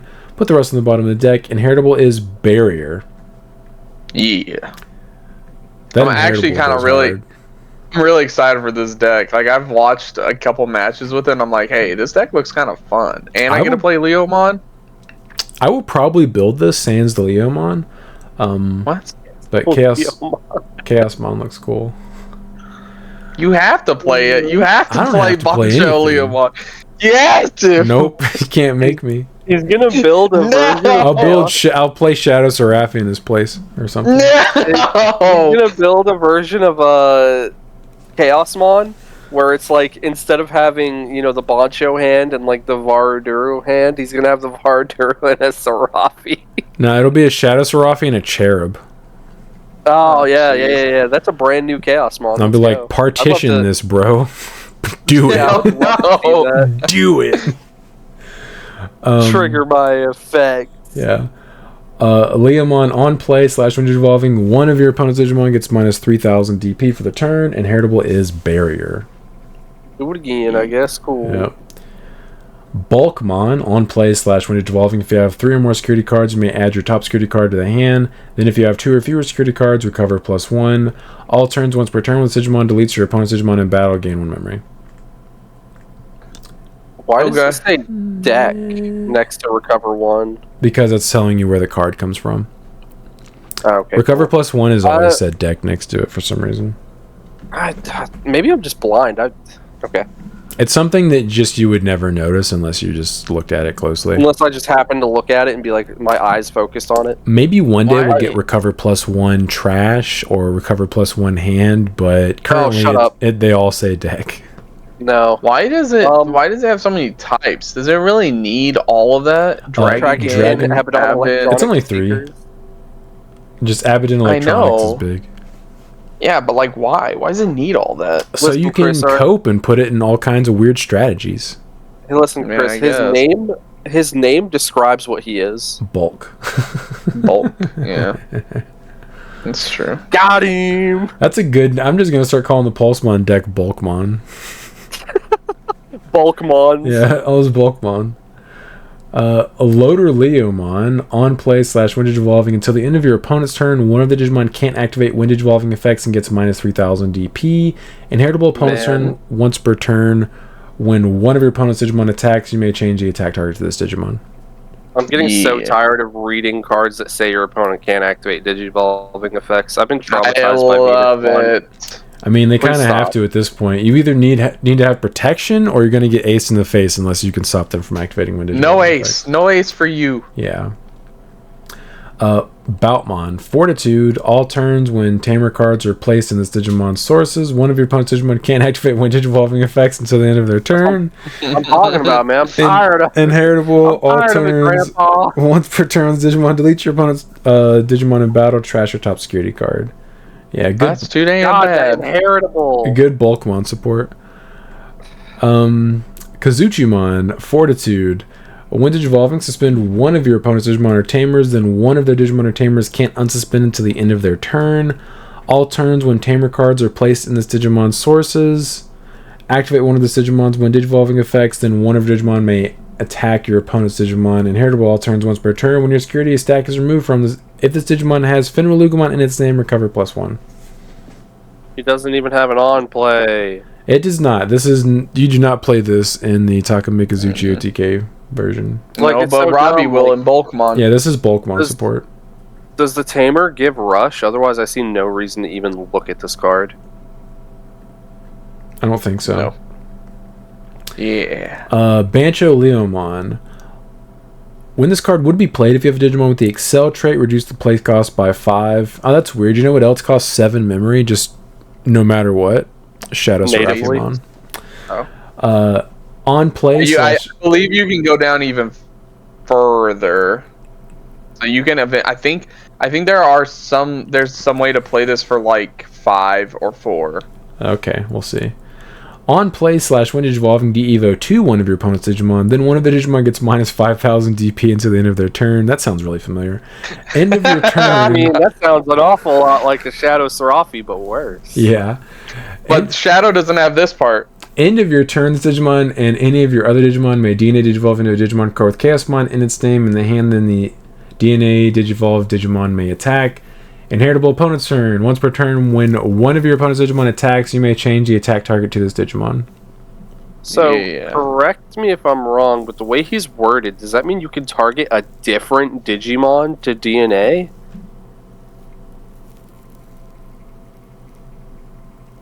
No. It's got to be him and somebody else. Okay. All right. No, I'm just dumb. It's okay. Yeah. Well, I'm getting sleepy. It's got a lot of words on it. Nice, I'm getting a little sleepy. Chaosmon Valderarm, this is beautiful. Yes. Very good art. Security attack +1, and it has partition, yellow level 6 and green or black level 6. Which the best part about this card, real quick, is this art, right? Yeah, you can't see the Bancho head. That is true. That's the best part about this card. I would imagine the non-alt has the Bancho head on it. Nope. No, it's still way back there. It's covered by all the text. Yep. Good choice. Best Chaosmon they've printed. Is there a partition card out? No, because there's no level 7 DNAs, right? Is it just this one right now? And then what else? What are you talking about? All of the Chaosmons that we've had all have partition. No, but it partitions at the level 6s? Yes. Oh, okay. The Chaosmon we got in BT16, Ultimate Chaosmon in EX6, and then this Chaosmon. What about the one we got all the way back in not in BT4. BT4s don't have partition. Shut up, Brandon. But the ones they've printed in the past year, they all have partition with the level 6s. So actually, we're going to see the option card here in a little bit, and I remember us reading it and being like, what? Why? Being like, what the hell would you do this for? That card is actually really good with this card. It's so good, dude. Exactly correct. I can't wait to play a Cherubian and a Shadow Seraphi for free at the end of my opponent's turn. Shut up, Sean. You're not going to play those with this. I will. Watch me. Damn it. And Angels. You could play this. This is a yellow vaccine. Oh my god. Get me out of here. Angels, guys. I swear I'll do it. Yeah, when Digivolving, for each of this Digimon's level 6 Digivolution cards, suspend one of your opponent's Digimon or Tamers and gain 1 memory. Then none of the Digimon or Tamers can activate on-play effects or unsuspend until the end of their turn. Yeah. So, yeah, you can Evo into this guy for -2 memory, which is pretty dope. I think this is also where I was getting the you're really only playing the level 6 for like 5 memory. Oh, because you gain the memory? Oh, okay, so an ace that costs 7 would be the same thing. Got it. Oh, this guy. Noted. Falcomon. The worst. Your turn when Digimon would Digivolve into a Digimon card with the Excel trait, reduce the Evo cost by 1. Inheritable Piercing. Who cares? No. Who do be caring? Piercing is meh, dude. I'd rather my opponent not have Digimon in play. Diatrimon. On play / when Digivolving, suspend one of your opponent's Digimon, inheritable Piercing. Cool. This is the bad part of the line. Yeah, this line is the worst part of the line. Yeah, they need to... I'm probably going to try to build this deck and just leave this part out. No. Those cards suck, dude. Cordramon has raid as a level 4. Sure, why not? Your turn, when any of your blue Digimon with Dracomon or Xmon in their text are played, this Digimon may digivolve into a Groundramon in the hand with the EVO cost reduced by 2, inheritable your turn plus 2k. I remember when level 4s were just blockers. Now they have raid at 5,000 DP. Yep. Weird. That's actually going to be bigger because all the other guys give DP, remember? Yeah, I'm sure he'll be like 7 or 9k raiding into your opponent's 13,000 DP Digimon. Yeah. I'll do it. Great. I'll do it, damn. I'll do it. Oh. Chromon, on play / when evolving, suspend one of your opponent's Digimon, and one of your Digimon gets plus 3,000 DP for the turn. Then one of your Digimon may attack, inheritable when attacking once per turn. One of your opponent's Digimon gets minus 4,000 DP for the turn. This entire line is super mid. I will say they showed immense restraint by not giving it the inheritable of when you delete the opponent's Digimon and by battle tries to top security. It would have been better. They showed restraint. Especially since I think the very next card we're reading does exactly that. Hey, look at this. What? Groundramon, on play / when evolving, suspend one of your opponent's Digimon or Tamers, then one of their Digimon or Tamers can't unsuspend until the end of their turn. All turns, the Digimon is also treated as level 6 Breakdramon, 4 Xmon DNA Evo. Inheritable, all turns, once per turn with Digimon, delete your opponent's Digimon in battle, trash their top security card. What? Green level 5's doing this? That's crazy. Yeah, that's wild, dude. I don't know if these new level 5 see play. I'm going to be real. Yeah, they're okay. Varudurumon. When this card would be played, if you have a Digimon with the Excel trait, reduce the play cost by 5. On play / when digivolving, suspend all of your opponent's Digimon, and one of your Digimon gets plus 3,000 DP for the turn. Then one of your Digimon may attack. End of your turn, this Digimon and any of your other Digimon may DNA digivolve into a Digimon card with Chaos Mind its name in the hand. Then the DNA digivolved Digimon may attack. Inheritable, when attacking once per turn, one of your opponent's Digimon gets minus 4,000 DP for the turn. You know what would be really funny? I could imagine you could kill a 12,000 DP Digimon with this the combo, right? Obviously, because we swing with this one minus 4,000 if you have the other level 5 under it. Give it minus 4,000 DNA. We're gonna swing again and then give minus 8. So like it's okay. Like the 4Ks will start to stack. But this line is definitely the way weaker side of the Chaos one. Yeah, this line is really bad. Yeah. It'd be really funny if it had like the effect, then this Digimon may attack, but because it DNA'd, it lost that effect. That'd be hilarious. It's so smart that they actually made sure to include then the DNA Digimon attacks. Yeah. I mean, you could get 2 attacks in here, because you functionally have Blitz here. Yep. And then after the attack finishes, then the end of turn would happen, then you could attack again. That actually reminds me of the original Chaosmon, not the Valdararm, but the just OG Chaosmon. Oh, BT4. Yeah, because I'm assuming you swing with this Digimon with piercing. Yep. Yeah, because what I'm assuming is the way the effect works is you're gonna go into this attack, play like the Bancho, blah blah blah, go into da da da, and then you're gonna do the whole combo, play your bonus Digimon, and then win the game. I don't know about all that. So I think the Valdararm for this strategy is actually the worst one to play. I feel like you'd rather play the Ultimate Chaosmon. Yeah, the list I've seen and some of the games I've seen play some number of all of them. Like some play like 1 or 2 Valdararms, and then a couple of the regular Chaosmon, and then also Ultimate Chaosmon. Because they all... Ultimate Chaosmon and the BT16 Chaosmon have removal in them, whereas the Valdararm doesn't. Right, and then like this one's... They both say with Chaosmon in name. Yeah. So you can go into Ultimate Chaosmon. So like all decks play like some number of them. Yeah. I'll probably try to mess around with it. Breakdramon, blocker. On play / when you're evolving, suspend 2 of your opponent's Digimon or Tamers, then one of your Digimon may attack. All turns once per turn. When any of your Digimon with Dracomon or Xmon in their text, delete your opponent's Digimon in battle. Delete one of their suspended Digimon or Tamers. Inheritable, all turns once per turn. When any of your Digimon with Dracomon or Xmon in their text, delete your opponent's Digimon in battle. Delete one of their suspended Digimon or Tamers. I mean, it's tamer really removal, so it's not awful. That's very strange. I will say, I think it's a little better than the original Break Dramon. That just pierces? The original... Or no, trashes top security card, right? Yeah. That's what he did. I feel like I'd rather trash. Well, right. I mean, yeah, you're not wrong. Examon Ace, beautiful SP art here. It's definitely my favorite in the entire set. Yeah. Not mine, but it is really nice. Raid Piercing, Blocker, Evade.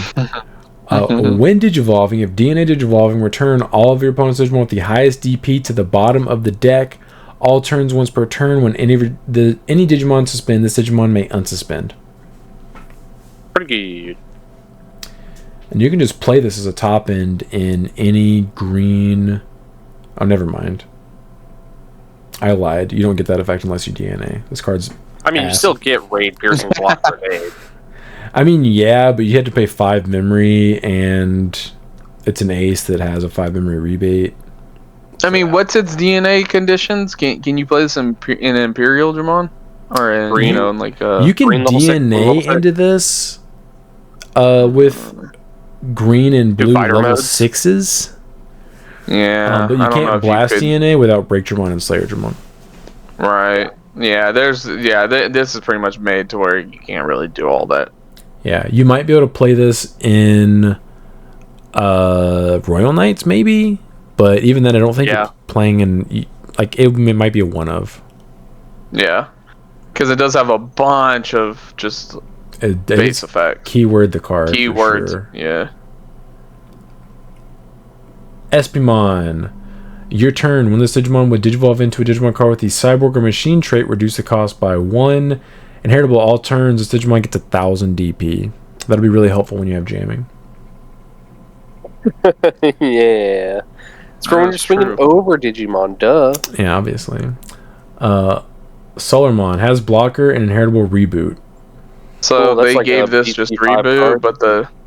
but the Tama, your opponent has to have a Digimon? Yeah, dude.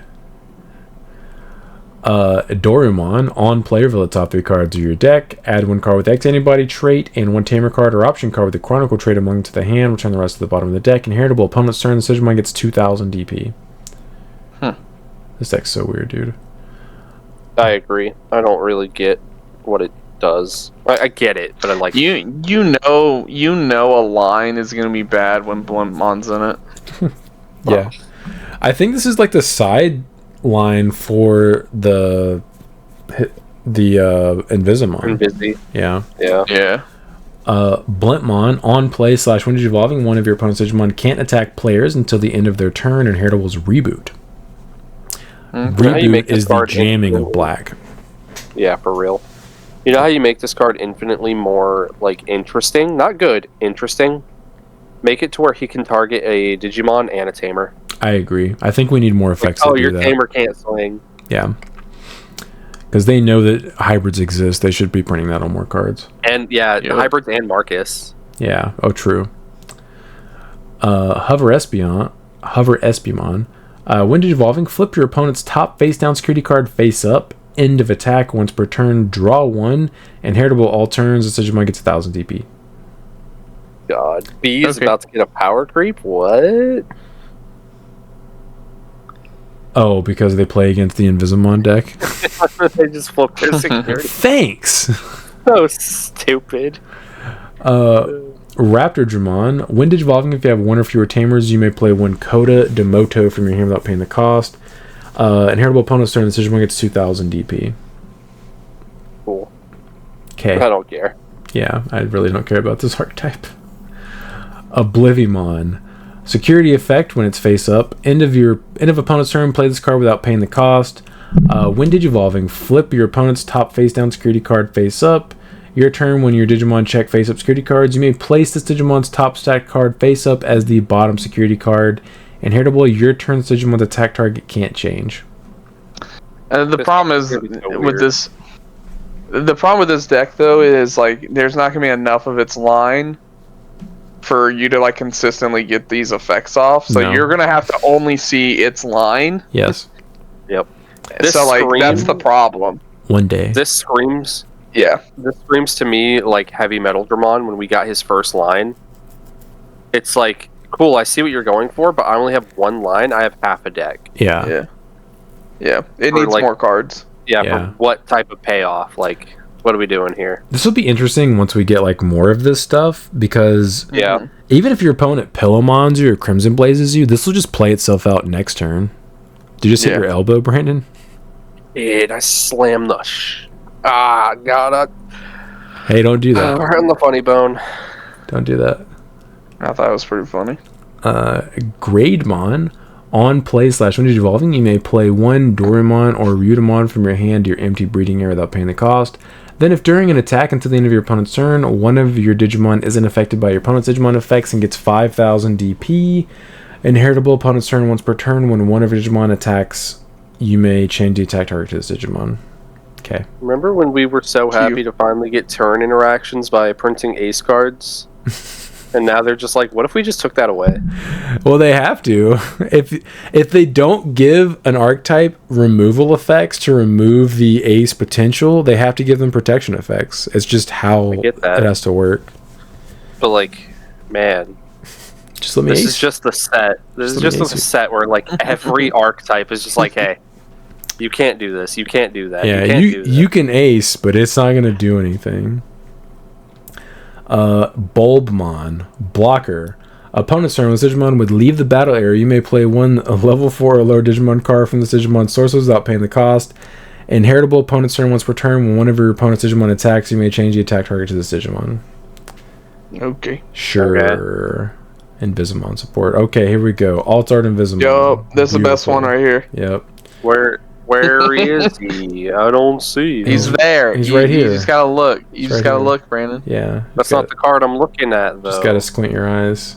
Yeah, just look real close. He's right there. Alright. Invisimon security effect. End of your opponent's turn. Play this card without paying the cost. On play / when you're evolving, de-evo 2 one of your opponent's Digimon and flip your opponent's top face down security card face up. Then delete one of the Digimon with one or fewer sources.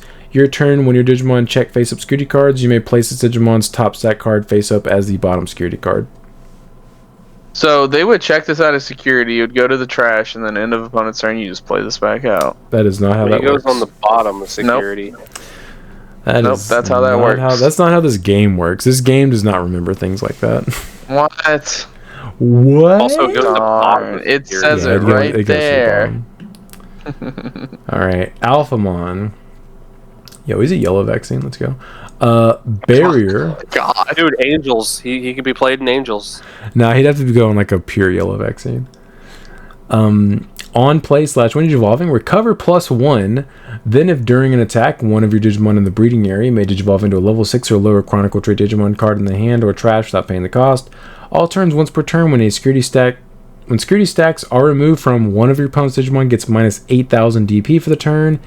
Inheritable all turns once per turn. When this Digimon would leave the battle area other than by your effects. If this Digimon is Alphamon or Yukin, by trashing your top security card, it doesn't leave. I mean, is this unironically a deck that can play Geni? You know, we had talked about this whenever we were looking at the reveals for this deck. I don't think you do, but maybe you don't have. Think you do either, but you could. You could. It's like, let's say the stack that's out there, you can Geni out the second stack and be like, I'm still gonna ace you, bro. But the thing is, like, timing work like that. I'm waiting. I'm waiting for the card. I'm waiting for the card to be like, okay, promote your stack and then DNA. But I don't think Oryukenmon does that. He does. He DNAs. It's DNA. Yeah, Alphamon Oryuken aces a DNA. No, I know, but I'm saying it doesn't promote the stack from the raising area, though. Oh, no, it doesn't. We would need it. For. Yeah, that's why you would have to play Geni. Yeah, that's what I'm saying. Like, it's cool having the second stack down there, but if they just answer that one, you just gonna have to do it again. Wait another turn. Yeah, you Geni. Man, remember when I bought like a playset of pre-release Genes, and then they were just like, "Hey, here's a reprint alt art of it," and I was like, "Oh." Dude, I have 4 of those. I ordered 4 of them like a couple months ago. It was when I was trying to hit $5 for free shipping with a seller, and I just looked in their stuff, and I was like, I would just get 4 of these. One day, dude. One day. One day. I mean, the memorial pack is cool looking. I like how it's based on the... anyway, this is besides the point. Gankumon trying to fart or hold in a fart. When this card would be played, if you have a Digimon with Huckmon, Jessmon, or Sistermon in its name, reduce play cost by 4. Reboot and blocker. On play / when Digivolving, one of your Digimon may Digivolve into a level 6 or low Digimon card with Huckmon in its name with a Royal Net trait in the hand or trash without paying the cost. Cool. Yeah, okay. Man. Battling, boxing, looking old dude. He does. Raidenmon. On play / when Digivolving, delete one of your opponent's Digimon with a play cost of 7 or less. All turns when the Digimon leave the battle area, you may play one play cost 11 or lower Digimon card with the machine or cyborg trait from the Digimon's sources without paying the cost. And this guy digicrosses with those 3 dudes. Okay. The Gate Guardian deck gets support. Okay. Gankumon X. When Digivolving, de-evo 2, one of your opponent's Digimon. Then if Gankumon or X anybody's in this Digimon's sources until the end of your opponent's turn, none of your Digimon are affected by your opponent's Digimon effects. Yep. Yeah, opponent's turn, all of your Digimon with Sistermon or Huckmon in their name or the Royal Net trait gain reboot and blocker. Inheritable, opponent's turn while Digimon is Jessmon GX, all of your Digimon gain reboot and blocker. Unironically, I see this being better for a deck like Royal Knights, but the problem is he evos for 2. So, like, you have to have memory when you go into your Omni play. Because I was thinking, like, you could use this to turn off Ace blowing out your Royal Knight board. Yeah. But you have to evo for 2. So, like, you have to play the Omni for 3 usually. That's usually the turn you're going for lethal. And then have 2 additional memory to do this. It's just... You know what's funny? Is I think, like, just based on reading these, if I'm gonna play old Jessmon style, I think I would just cut the Jessmons and play Genku and this Genku X. Or I'm sorry. Okay. I think I would just play double Genku X. I would play this one and the other one. Yeah, the other one's really good. Mm-hmm. Yeah. Because this guy protects your entire board from Digimon effects, and I think the Jessmon X just protects itself. Yeah. Right. That's why they're supposed to be next to each other. Nah, dude. They just want you to play way too much in that deck. They do, dude. They want you to play Sisters, Genkus. They're like, figure it out, idiot. There's a deck in here somewhere. What in the Commander style deck is this crap where you have to play one of every copy? Uh-huh. Alright, here we go. Look at this beautiful angel. Yes. So how is he no data, but also X Antibody, Royal Knight, and Chronicle? I love how he says no data. That's so stupid. What does that mean? So this gentleman can DNA Digivolve with black, and then a yellow or red level 6, and he can blast DNA with Alphamon or Human. What? Why'd you say it like that? Say like what? You DNA Digivolve with black? Yeah, like Shadow Yellow or red. I knew what he was doing. On play / when Digivolving, one of your opponent's Digimon gets minus 15,000 DP until the end of their turn. Bye-bye Magna X. Premium. Then if DNA Digivolving, trash your opponent's top security card and recover +1. All turns, once per turn, when security stacks are removed from, gain 3 memory. So stupid. Guess what's going in my mommy control deck? The best part about this is you cannot blast DNA with this thing. Because you're not playing Jess or you're not playing Gank. This is Alpha and Oriumon. Alpha, I mean, you're not playing Alpha and you're not playing Oriumon. You are correct. This is literally just a 9 cost Wyvern's Breath. It's premium, and then randomly will gain you memory. Yeah.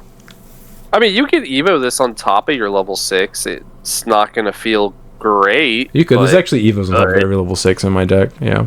Yeah, that's what I'm saying. Like, you could. Yeah. I mean, the premium DP reduction is massive, because this literally just cleanly out to Magna X. Yeah. You could scramble into this for, what, 4 memory? You 5 memory. 5, yeah, it's only cutting it by 1. You would cut the, what's it called for it? Because you can, it's a vaccine. You'd cut the Shine Greymon burst mode, right? Probably, yeah. I mean, this is just better. You can just, this is just better. 2 copies of this. Probably. Yeah, just play 2 copies of this and Angels. Yeah, out it or you die. Like. Yeah. Are you gonna out this guy? No. Okay. Okay. Thanks for the memory.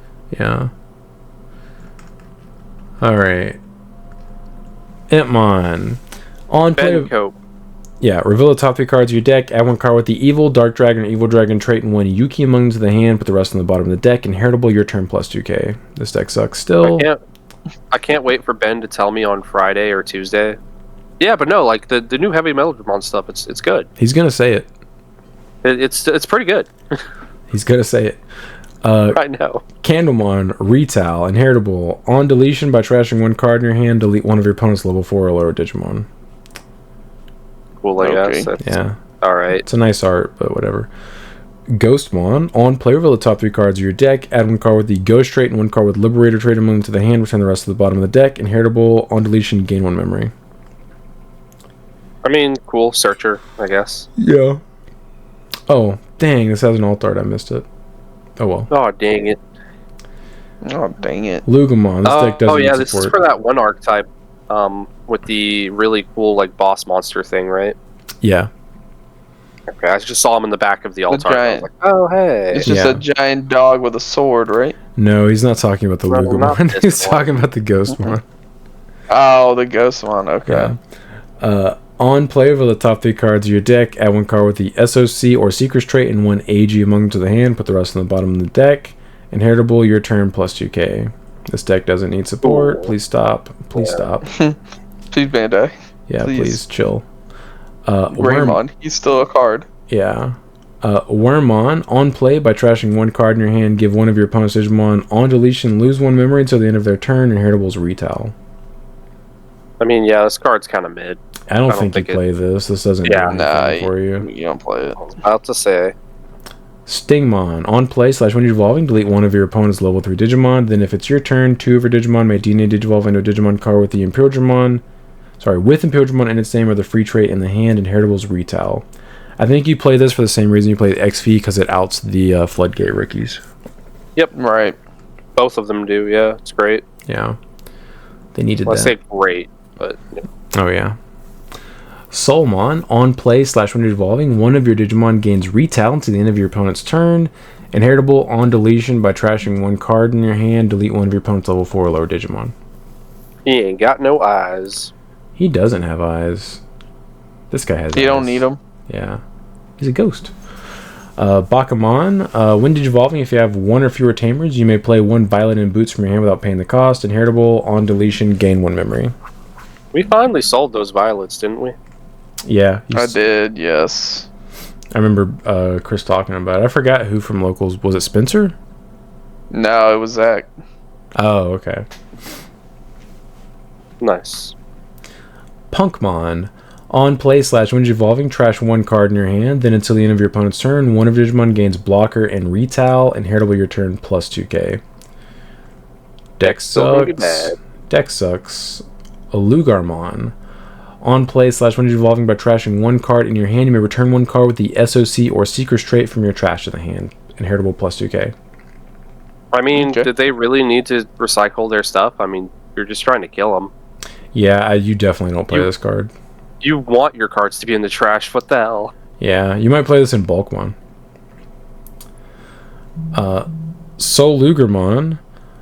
On play, when evolving, by trashing 1 card in your hand for the turn, 1 of Digimon gains Raid and gets 3000 DP.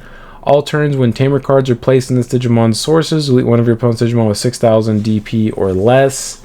Inheritable, your turn's Digimon with SOC or Secret trait doesn't activate security effects on option cards it checks. I don't think you play this. I don't think you play it. I mean, the best part about it is the inheritable, but it's also like... Okay. Yeah, like, I think you just don't have... You just have a better option. Yeah. Phantomon. Execute. And then on deletion, you may play 1 level 4 or lower Digimon card with the Ghost trait from your trash without paying the cost. Inheritable, on deletion, you may play 1 level 4 or lower Digimon card with the Ghost trait from your trash without paying the cost. It's okay, dude. I just don't think this. Is this deck gonna have enough enough they gave it 2 lines. Yeah, it's got 2 lines. That's true. Okay, yeah, 2 lines is the minimum. I do like how Execute is basically like Purple's version of Raid, because it also deletes yourself, it lets you swing, and it lets you swing unsuspended Digimon. Yeah, but you could also attack your opponent's security, so you can just constantly ping into their security. Yeah. Yep. Execute sounds cool. Way cooler than 2. Yeah, it's a concerning keyword to me. Well, it's purple, so that's true.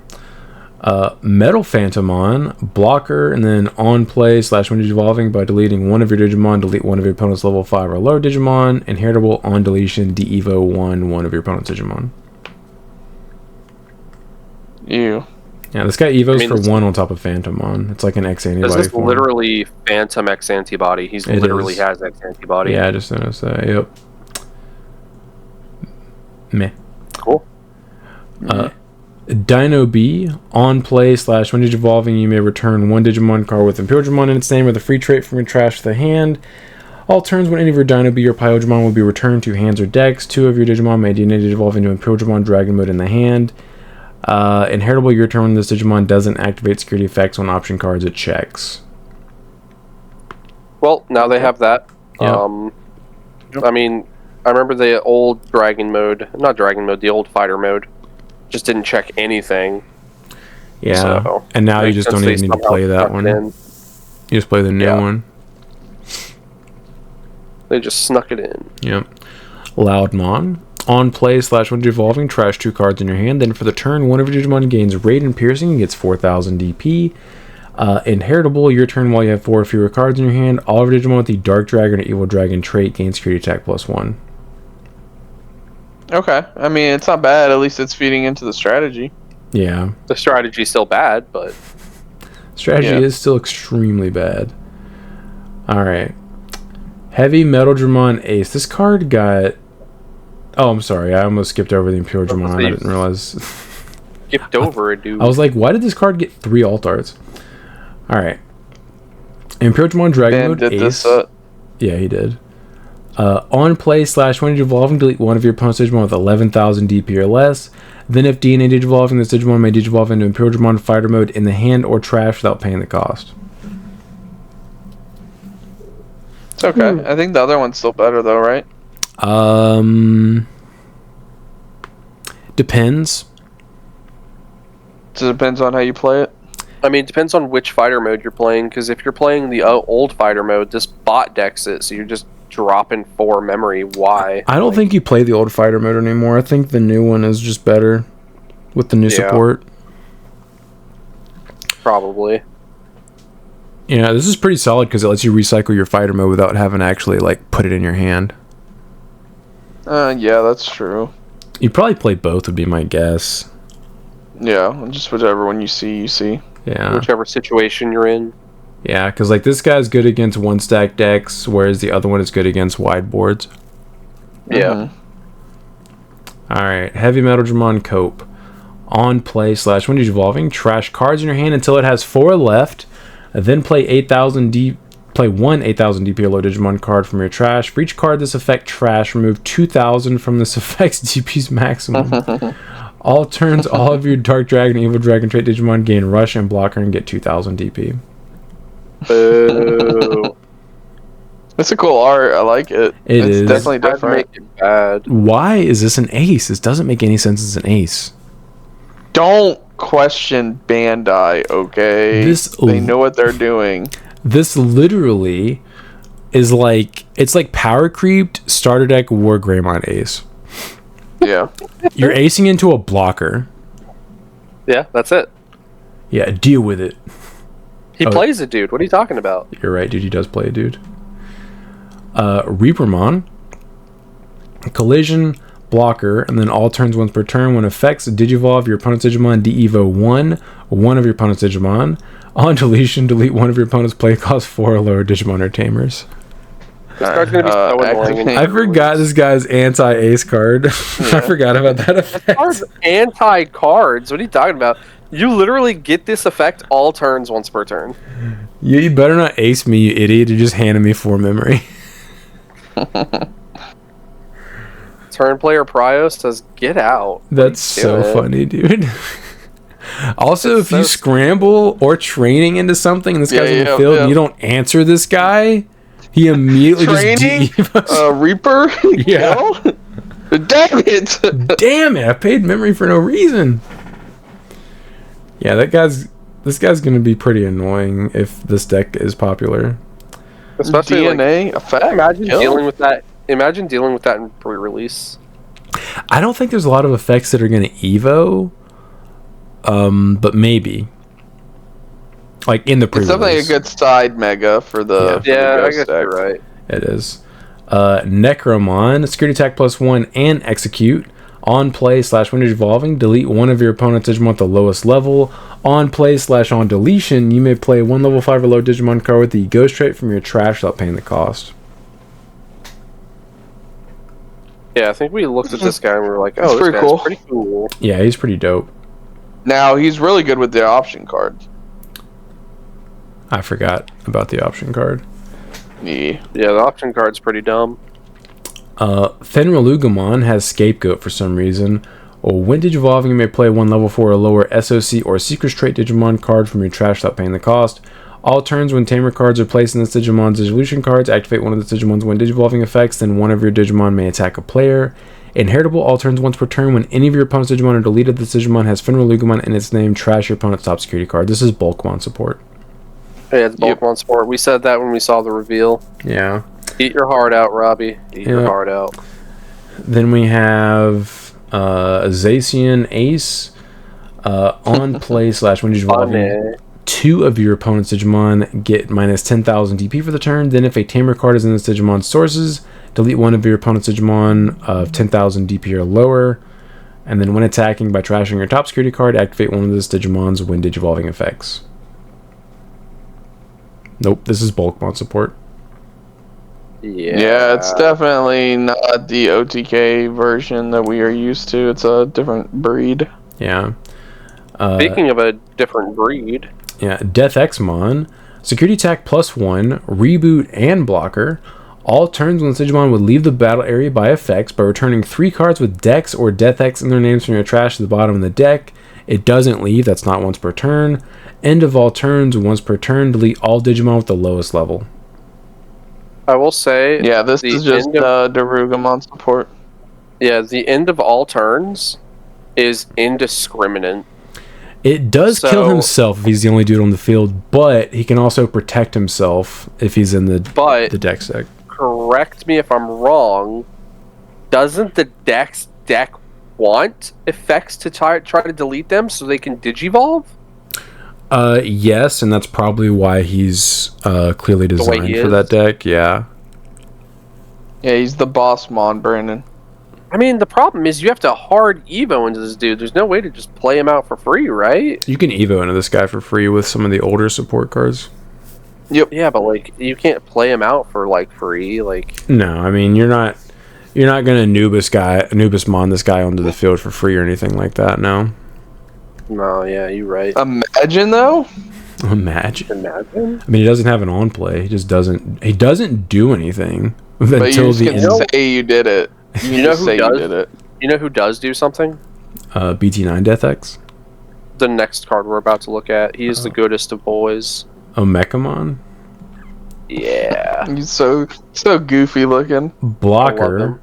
On play, if you have one or fewer security cards, the Digimon may digivolve into Omnimon X Antibody in the hand, ignoring Digivolution requirements, and without paying the cost. On deletion, you may place this card as the bottom Digivolution card of your King Drazel 76 in the breeding area. Rule name also treated as X Antibody, and then inheritable breeding one opponent turn. When your security stack is removed from by suspending this Digimon, play one Omekamon from this Digimon's Dissolution cards without paying the cost. Royal Knight's saying, hey, I can play during your turn now, right? Yeah, this is functionally the same thing as the Jerry for D-Reaper, except for infinitely better. Infinitely better, especially when we actually get to the Tamer. Yeah, and the Omnimon X. Oh, yes, so Royal Knights are on the come up. Yeah, what's funny is like you can activate you can Evo into either Omni X. Mm-hmm. Yep, doesn't matter any 3 of them, right? Yeah, but the first one doesn't have a when digivolving effect. Oh, yeah, fair. Yeah, lame. Yeah, I agree.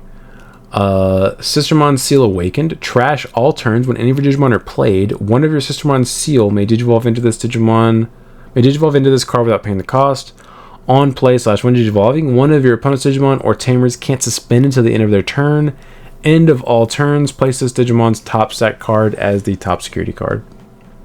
It's alright. Yeah, it's whatever. I'm not playing it. I mean, it's the Awakened card. You already are asking me to play CL and the other one, and now you want me to play Awakened cards too? Like, no thanks. Yeah. If you play this at all, it's a one of, and I don't think there's room for it. Yep. Alright. Shoto. Starting your main phase. By returning this Tamer to the bottom of the deck, you may play one Shoto from your hand without paying the cost. Then if you don't have a Digimon, you may play one level 3 Digimon card with Avian or Bird or any of its traits from your trash without paying the cost. End of your turn, by suspending this Tamer, suspend one of your opponent's Digimon, and until the end of their turn, one of your Digimon with the Vortex Warrior's trait gets 2000 DP. What is the bloody point of that start of main phase effect? This card sucks. I'm not even gonna... What is the point of that start of main phase effect? It's bad. Bad.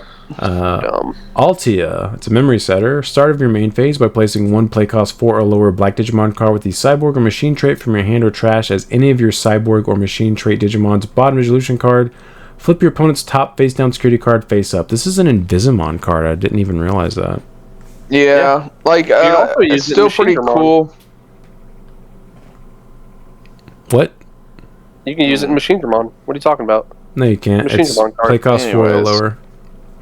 Yeah, but you can look at your opponent's top security card. So what's cool about this is you can do this, so then you can trigger their effect to put them back into your security again, since they have a source. Right. Yep. It's still cool, but I'm gonna hold off on this deck until like we see a second line. Hopefully, obviously. I mean, a second line would be nice. Invest now. Yeah. Invest now. Like, we could play the old Hover Espimons and, like, the old Espimons, but, like... That's true. Some of them do that, don't they? Or they, like, look at it, I think, or something? Something like that, yeah. They do look... The Hover Espimon looks at it. You need to take a little peek-see. Yeah. Coda and Yuji. This art is sick. Too bad this... Too bad it's for this deck. Yeah, too bad it's for this deck. 5 cost memory setter. Those are always good. Your turn, one of your Chronicle trait Digimon attacked. By suspending this Tamer, one of your Digimon on the field may Digivolve into a level 6 or lower Chronicle trait Digimon card in the hand with the Evo cost reduced by 1. Ew. Don't care. Cool. Violet and Boots. Start your main phase. If your opponent has Digimon in play, gain 1 memory. Your turn, when any of your Ghost trait Digimon are deleted, by spending this Tamer, one of your Digimon may Digivolve into a Digimon card with the Ghost trait in your hand with the Evo cost reduced by 2. Execute. Cool. Activate Violet. Yep. Baseball. Yep. Draw. Execute. Seems pretty solid. I'm assuming this has a alt art. Yep. It does. Code Cracker Fang and Hacker Judge. 4 cost and not a memory setter. Start of your main phase. If your opponent has Digimon, gain 1 memory. All turns, when any of your Digimon are played or Digivolve, you may Mind Link with one of your Digimon with Pulsemon in its text or the SOC or Seeker's trait. Inheritable. All turns, this Digimon with Pulsemon and its text or the SOC or Seeker's trait gains Alliance, Piercing, and Barrier. End of all turns, you may play this from the sources. Okay. Yeah, this deck did not need this. This makes the Taka Mikazuchi deck even better, which is really annoying and unfortunate. This just replaces the 3 cost Tamer. Yep. Oh, the AG? You can just hard play Skull Bluchi, tuck this. No, go from there, right? Soul Luger, yeah. Oh, okay, yeah. Hard play Soul Luger, discard Skull to Evo into Fenrir in your trash. Yeah. Yep. What he said. I have combo. It was so hard. Psych. You're dead. Yeah. Yuki, memory setter. End of your turn, if you have 4 or fewer cards in your hand, by suspending this Tamer, one of your Dark Dragon or Evil Dragon trait Digimon may attack a player. What the hell, dude? Whatever. Fun fact, did you know you can attack a player? Cool, man. You can attack a player no matter how many cards you have in your hand with any other deck? Yeah. Did you know you can just turn your card sideways before you pass turn? Did you know? No, you can't. Did you know? Since when? Cool boy, 4-cost tamer that... hold on. Cool man. Sorry, yes. Cool gentleman. That is clearly a child.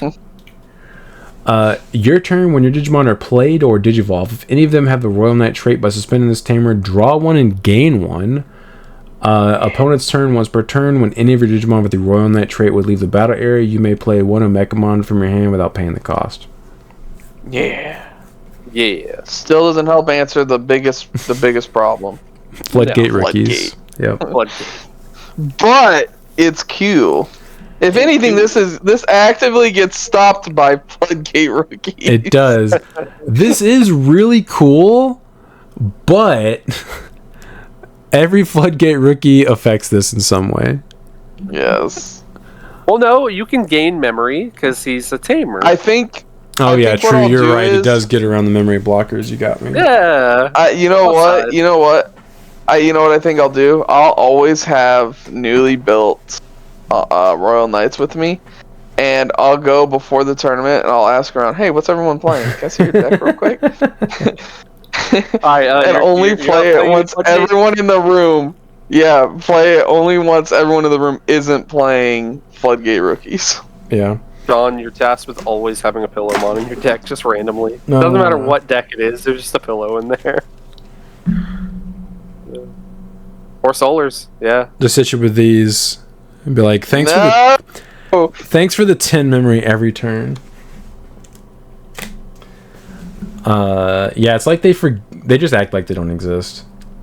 Yeah, that's what I have to do. Yeah. Battle NPC. This is a memory setter. On play by placing one... This is Ben without water. By placing one level 3 Digimon card from your hand under this tamer, draw one. Start of your main phase. If you don't have a Digimon, by playing one play cost 3 or lower Digimon card from under this tamer without paying the cost, delete this tamer. This card is terrible. I don't know why they printed it. Yeah, that's weird. Now we can get to the option cards. Yeah. Yay. Unleash the Dragon Gene. Main, you may play one Digimon card with Dracomon or Xmon in its text from your hand with the play cost reduced by 3, then place this card in the battle area. All turns when any of your Digimon with Dracomon or Xmon in their text would leave the battle area other than in battle. Delay, 2 of your Digimon may DNA Digivolve into Xmon in the hand. Security, you may play one Digimon card with Dracomon in its name from your hand or trash without paying the cost, and place this card in the battle area. Yeah, so I feel like with all the new support we have and stuff like that, you could get away with just playing this as like a 2-of. I don't think it's going to be like Miraculous Mega Knight where you want to see it as much and as often as possible. I think this is just neat. It's so ridiculous they didn't give you an ability to ignore the color requirements for this. Yeah, that's very questionable to me because there's not that many red Dracomons, right? There's like what? There's 1 baby and 1 Drake, yeah. Yeah. But the entirety of the new there's a really old Dracomon from like the OG starter deck that's red. The OG starter deck that's a vanilla? Yeah, so like I said, there's 2. Vanilla? Yes. Yes, so there's 2. Yeah, those cards don't exist anymore.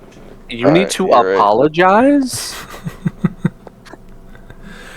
Emperor Dragon of Calamity. This is also a 2-color option that does not ignore color requirements. Main, you may play one free trade Digimon card from your trash with the play cost reduced by 5. Then place this card in the battle area. All turns when your opponent's security stack is removed from delay, you may play one Imperial Digimon Dragon mode from any of your Imperial Digimon Fighter modes Digivolution cards without paying the cost.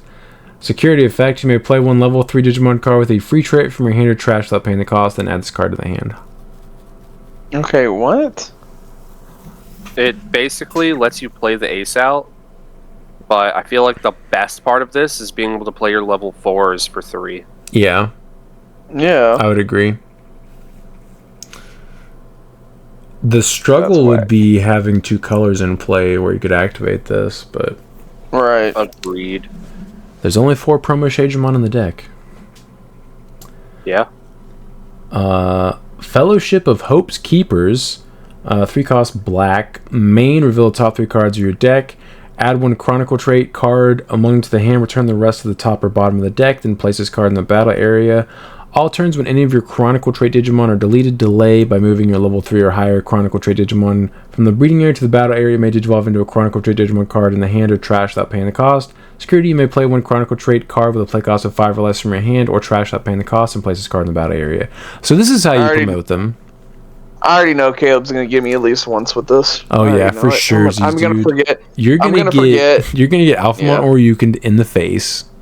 Yeah, I'm going to forget. He's going to activate this. I'm going to be like, ah! Yep. I mean, let's be real. The worst part about this card, hands down, period, if no what's, ands, buts, or who's, is it has to be deleted. Yes. And we've already talked about deletion isn't even that good. Yeah, it can't just be when they would leave the battle area. Yeah. Black Sabbath. Only Miraculous Mega Knight can be that good. Yes. Hey. Black Sabbath, 2-cost purple option. Trash main. If you have 4 or fewer cards in your hand, by paying 6 memory, return this card to the bottom of the deck and delete one of your opponent's unsuspended Digimon. Main, trash 1 card in your hand, then delete one of your opponent's level 4 or lower Digimon. Security, delete one of your opponent's level 6 or lower Digimon. Yeah, whatever. I hate it here. This is so bad. At least they're finally starting to give this card, this archetype. They're giving this archetype options that you can play from the trash and like rewards you for trashing it. But if this is what they're starting with, to my knowledge, all other options that can activate in the trash are for free when you evo into something. Hear me out, right? What if they would have just said, hey, you can bot deck this card to reduce the evolution cost when you trash a card or something like that. It would have been better. Because there's no way to reduce your cost. It would have been better if it just did that. The fact that you have to pay 6 memory. Yeah. What Ben's the hell? biggest gripe with the deck is that there's no way to like reduce your evo from the trash. Like there's no point. You're just evoing from the trash for full price at the cost of keeping your hand very, very small. So you can't use scrambles on it. You can't use trainings on it. Like, nope.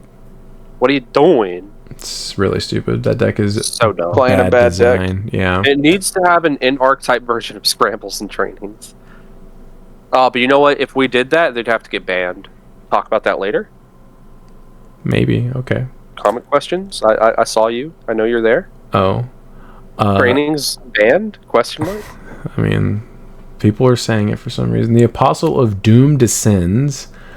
Main, one of your Digimon may evo into a level 6 or lower Digimon card with Dex or Death X in its name in the trash with evo cost reduced by 4. Then place this card in the battle area. All turns when any of your Dex Dorugoromon will leave the battle area, delay. By returning 1 Dorumon from those Digimon sources to the hand, you may play 1 Death X Mon from your trash without paying the cost. Security, you may play 1 Dorumon from your hand or trash without paying the cost, and add this card to the hand. Oh, okay. Well, at least now we know how you play the Death X for free. I mean, I'd still rather play the I would just play the other one. Yeah. Yeah, I mean, the big problem is it has to be from the trash, so how are we getting the Death X to the trash? You have discard effects in that deck. Yeah, okay. Yeah, Brandon, you do know that Death X is purple and black and can evo, right? Like you don't just play like that deck can digivolve into it. As somebody who doesn't play purple or black, Death X is a hard play, always. Gotcha. At all times, especially if you're Sean, and you definitely don't see that. You could just evo into Death X and just win the game. Go into the wait, I guess we got this one, and then the next one's the cool option. What was that a reference to? Remember, you could have cleared my board. Instead, you got both of your ancients bot decked. Oh yeah, I forgot about that. Yeah, I never forget. Oh well. Apparition Legion, 8-cost option, main, by returning up to 9 levels total worth of Digimon cards from your opponent's trash to the bottom of the deck. You may play 1 Ghost Trait Digimon card of each return card's level from your trash without paying the cost. Then the Digimon this effect played gains Rush and Blocker until the end of your opponent's turn. Security, you may play 1 level 5 or lower Digimon card with the Ghost Trait from your trash without paying the cost. Yeah, you're about to get executed. Yeah, execute. Return a 6 and a 3, and then play out Necromon and a 3, and then execute. And then touch stuff. Yeah. Touching commences. Singularity of Chaos. 2-cost white option. While you have Digimon with Chaosmon in its name or the Excel trait, you may ignore this card's color requirements. Security, gain 1 memory and add this card to the hand. Main, you may play one Digimon card with the Excel trait from your hand with the play cost reduced by 4. Then place, there it is. Okay. Then place this card as any of your Digimon's bottom sources. End of opponent's turn, inheritable. If this Digimon has Chaosmon in its name, trash your opponent's top security card. And this Digimon gets minus 30,000 DP for the turn. Mega dead. Just in case you had some buffs. I think we saw this before the Chaos one. We're like, what is this card? What's going on? Well, yeah, okay, so this is the other one I was thinking of, Sean, that reduces the play cost even further. So, like, you could potentially go into that combo for, like, three memory. So, do you have to it's play, not crazy. Like, do you have to play, like, Analog Youth or something? Why would you play Analog Youth? Those guys have... they have the Excel trait. Okay. Yeah, you wouldn't need a white source. Listen, I'm so tired at this point. I read it Chaosmon with Excel trait. It's fine. I would rather... Rather what? Go ahead. I was going to say, most decks I see play like 3 copies of this. Well, yeah, this is like all of them are playing this because you just activate this, you do your whole massive play, do a bunch of damage, and then your Digimon blows up. You partition them back out, and then both the Bancho and the Varuta both have on plays. You just activate those again, and then you just do it again and again and again. You know what's cool is if you do this with Cherub and Shadow Seraphi, oh Jesus, it just gives you the same thing. Over and over and over. I'm gonna teach you this lesson, old man. Yeah. I swear to God, the first time I check this out of security and it passes my turn, I'm ripping it. I mean, BT9X anybody does the same thing. Yep. The Last Guardian, 4 cost white. Reveal the top 3 cards of your deck. Add 1 Cool Boy and 1 card with a Royal Knight or X anybody trade amongst the hand from the rest of the bottom of the deck. Then place this card in the battle area. All turns when any of your Digimon with Omnimon in their names would leave the battle area. Delay. One of the Digimon doesn't leave. Security, you may play one of Mechamon or Cool Boy from your hand or trash without paying the cost and place this card in the battle area. Yeah. You could play this in Omnimon, Brandon. I could. Yep. I would bot deck 3 cards just to make sure my Omnimon doesn't leave. Yeah. But like now my Omnimon has protection. Don't do it, Sean. Sorry. Yeah. Zephygamon. This one's really cool. Ace. I like it. He evos on top of a play cost 10 or higher, level 6 with Vortex Warrior's trait for 1 memory. So that includes Medieval Gallantmon, which is interesting. Hand counter Blast Evo, obviously. So Piercing, Vortex, and Blocker. All turns once per turn when any Digimon suspends, this Digimon may unsuspend. On play / when Digivolving, you may suspend 1 Digimon, then for every 2 suspended Digimon, you may return one of your opponent's suspended Digimon to the bottom of the deck. Yeah, medieval into this. Ooh, woof. Your opponent swings at you and they're like, I'm safe, and you're like, no, you're not. No, you're not. No, you're not. No. Alright, here we go, big boy. Yeah. Omnimon X, Raid, Piercing, and Blocker. On play / when Digivolving, if Omnimon or X anybody's in this Digimon's sources, choose one of both players' Digimon and delete all other Digimon. Then return one of your opponent's Digimon to the bottom of the deck. End of your turn, once per turn, one of your Digimon may gain Rush for the turn and attack without suspending. Pretty cool. So you just Gallantmon OTK your opponent and then Evo into this and they're dead. It's beautiful. It is pretty cool. Avenge Kidmon promo. Okay.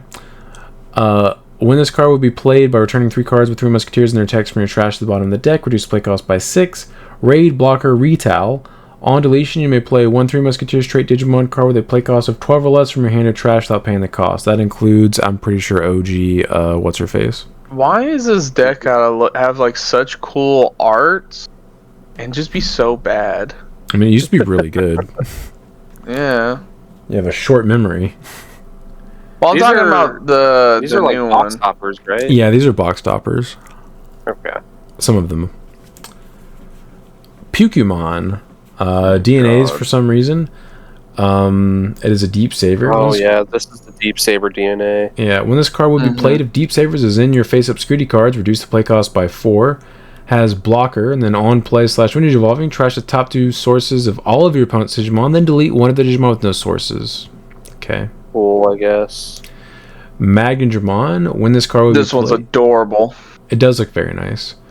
If Nature Spirits is in your face-up security cards, it's play cost by 4, has blocker, and then on play / on deletion, one of your opponent's Digimon gets minus 5,000 DP for the turn, then delete one of the Digimon with 5,000 DP or less.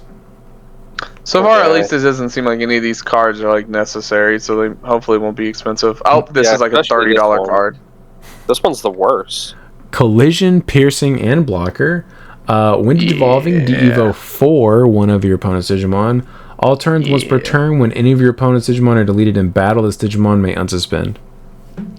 I mean, it's definitely the best one of the ones we've read so far. It is. It just evos for 5/5 memory. Yup. You could play this in Dino, couldn't you? Yeah, I think so. Yeah, Tyrannomon for 4. Why not? Boltmon. When you would play this, if Nightmare Soldiers and face-up security cards just play cost by 4, also has blocker. When evolving / on deletion, de-evo one of your opponent's Digimon, then delete one of their level 4 or lower Digimon. Cool. Sure, no. Nightmare Soldier. Hina. I forgot this was a promo. Yeah, same.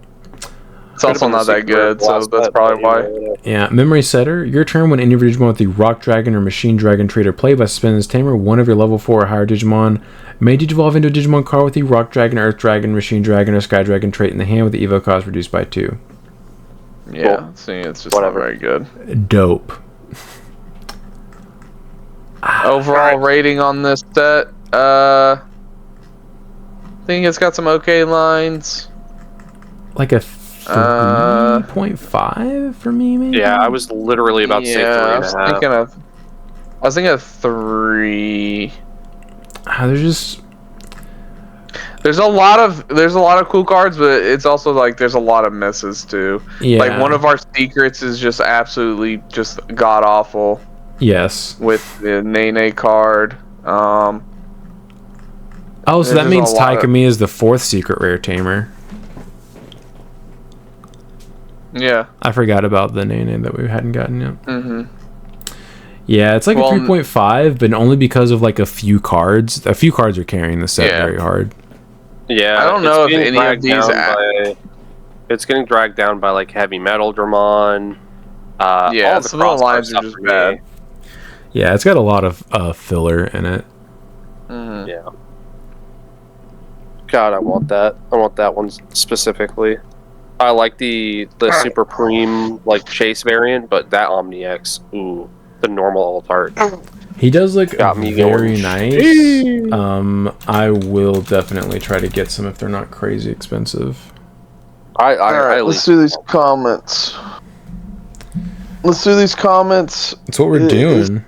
It's getting Betty by time. Yeah, we got work in the morning. Comment questions. J Stewart 00. I don't think Jet Sylvie can come back due to Kendo Garu for the Ancient Garu deck. Kendo swings, triggers effect, Evo into Jet for free. Jet recovers and has Jamie do the Tamer's effect, and I'm free to Evo into Venus or Ancient or what other yellow level 6 could get abused. Yeah, until you get aced. Get aced, bruh. Yeah, it like that version's not even seeing any play. Yeah, Jet's not gonna help it either. Yeah. It's just at one point that would have been really, really good, but we're no longer in that. Yeah, we're past that point. It would be kind of mediocre. It'd be slightly annoying for most meta decks for you to do that. Other than that, they're not really going to care. I mean, think about it this way. If you have a deck that recovers a lot for pretty cheap, it would stop decks like Gallant X from just OTKing them. Crazy. Who would have thought? If anything, I think if that happened, more people would try and play that version. So what's wrong with that? I'm just saying, like, if you want to counter OTK decks, like, add decks that can regain like sustainability. Like that's what you need. You need control decks to combat decks that can just be like, you're dead. Like, you guys remember back in my day, with Metal Garu at its height, one of its biggest counters was security control. Yeah. Like, I literally could not just deck play out against that. I would just die. You know, I had to like tech in Matt Sora with Delicate Plan or some bull crap like that. You know what's really funny? Oh, sorry. What's that? Are you? Go ahead. No, I was done. Oh, okay. That was it.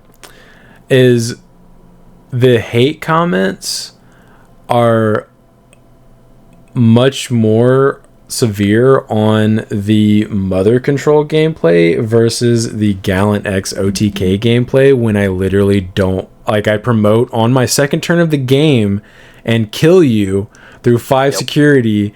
That gameplay doesn't get anywhere near as much hatred as the Mother Control deck, which actually interacts with you.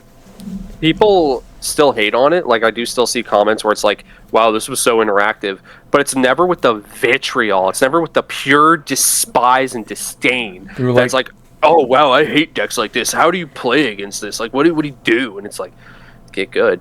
That's what you do. You literally just get good.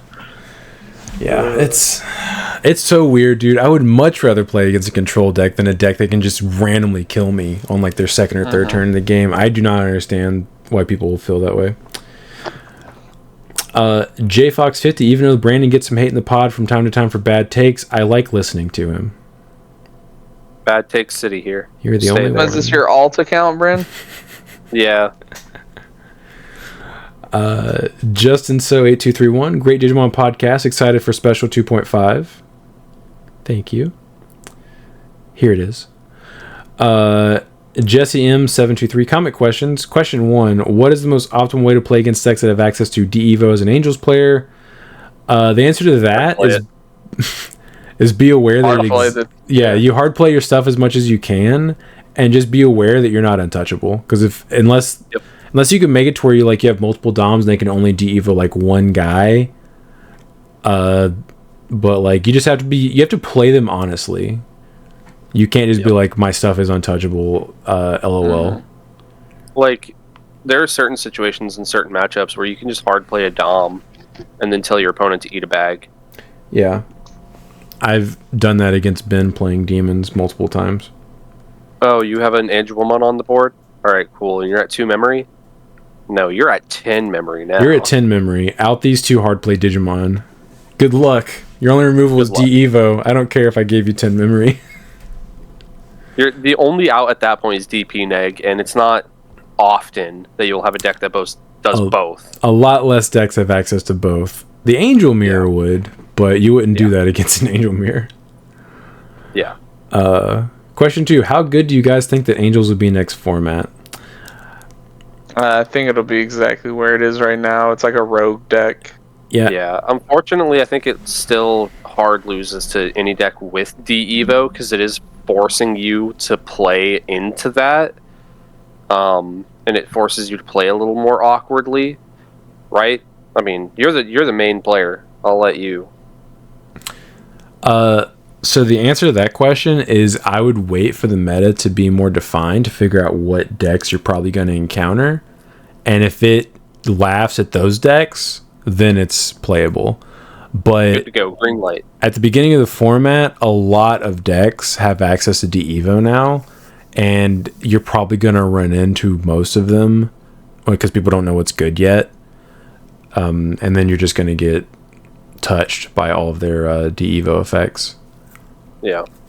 Because, like, sure, playing against a deck with D-Evo, like, your counter is to hard play a Dom, but that does require you to give them a buttload of memory that they now have access to attempt to abuse you. Yeah, it doesn't guarantee win you the game because you are unfortunately having to hand your opponent that much memory. Elusive Marauder 4388, Grand Archive TCG has a product called Recollection. It has a ready-to-play deck, and they so far have all been meta decks. It also comes with character sleeves of their respective deck and packs of the current set. That actually sounds pretty sick. That's so pretty cool. Custom character sleeves, plus it's like actually good like that. Why can't we get products like that? That's one day Bandai will figure it out and be like, you know what we should do? Copy it. It's crazy. Yeah, it's crazy. I mean, they started they start copying the. We talking to Ben about this. He was talking about the mat. He's like, man, these mats are so nice, and I was like, remember when they used to be too small and have memory gauges? He's like, they didn't He's like, no, they weren't like. I said, yes, they were. Yeah, they were. I was like, and then they started printing them on Etsy, and Bandai's like, yeah, they were tiny without a memory gauge. I'm like, why would I ever use this? Yeah, because they were trying to give us to use. They were trying to get us to use the plastic. Oh, the inserts. Oh my god, I forgot about those. Like, Chris, you actually have the what is it? The BT2 1.5 special mat that has the BT2 alt arts on them, and they're like facing each other. Yeah. Yeah, it's super small and has no memory gauges. So dumb. Yeah. Benjamin Wiseman 6567. The comparison Brandon made between BT9 Metal Garu and the current Gallantmon X deck is apt. War Groundmon X giving security attack +1 makes a deck too fast and overpowered. I would agree. I'd argue Crimson Mode Ace needs to be restricted too because trash security based on both players' trash is too much. But I heard you in this episode say that's a bad take. I'll let it go, but don't be surprised if it shows up in more and more purple decks. How would you play Crimson Mode in purple? Because you can have access to red, purple, level 6s and 5s now. Or I guess the 5s don't matter. Yeah. I don't think Crimson Mode Ace is a problem. Yeah, I don't think so either. I think it's too locked up into a certain a card strategy. Like that, a card like that only needs to get hit if it somehow gets abused in degenerate strategies, and we just haven't seen that happen yet. Yeah, it'd be one thing if it just inherently had blitz, but in order, because it's so expensive to evo, unless you like stack up memory boost or something, like the turn you evo into it, unless you're playing Takado, you're not gonna be able to swing with it. Yeah, and I think that's what keeps it fair. Yeah. If your opponent can't out a Digimon on their turn, they're playing a deck that was going to lose anyway. Yeah, I even in the red-purple decks that are potentially out there, like, you're not playing this card in it. Like, what? Yeah. Magidramon Mill, they're not going to play this. Oh, you could. Heavy Metal Dramon. Doesn't one of the Magidras play maybe Takado for free? Yeah. Yeah, I mean, okay, I'm sorry, Brandon. You will play it in that, but is that deck like that's not zero? Deck. No. Yeah. It's not there yet. I'd be more concerned about playing against a deck that just mills you out. Yeah. Back to the first part of the comment.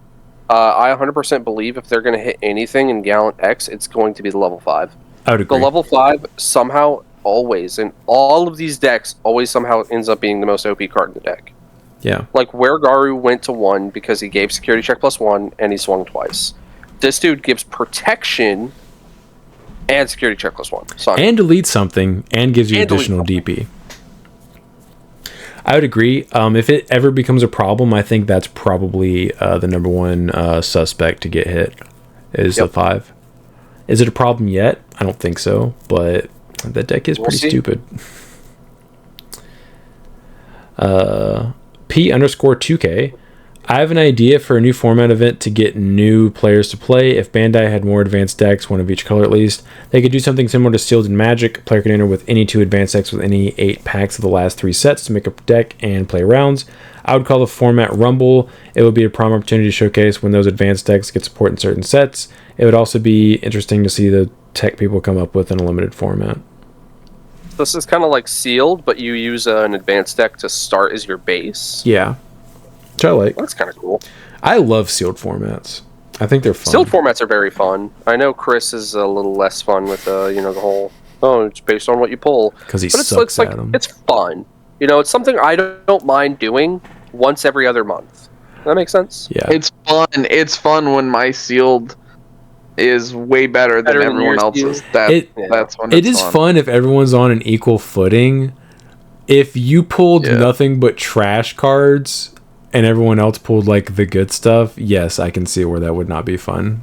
Like when I pulled ace cards and the gallants, and I'm like, hey, I'm popping off. Yeah, yes, you were rolling I'm having fun. That format. Yeah, so I'm having fun. Fun fact: I have yet to, in any pre-release, pull an ace card. I've never been able to ace anybody in any pre-release yet. Because we've done it for 14, 15, and 16, and I wasn't there for 17. I'm trying to think.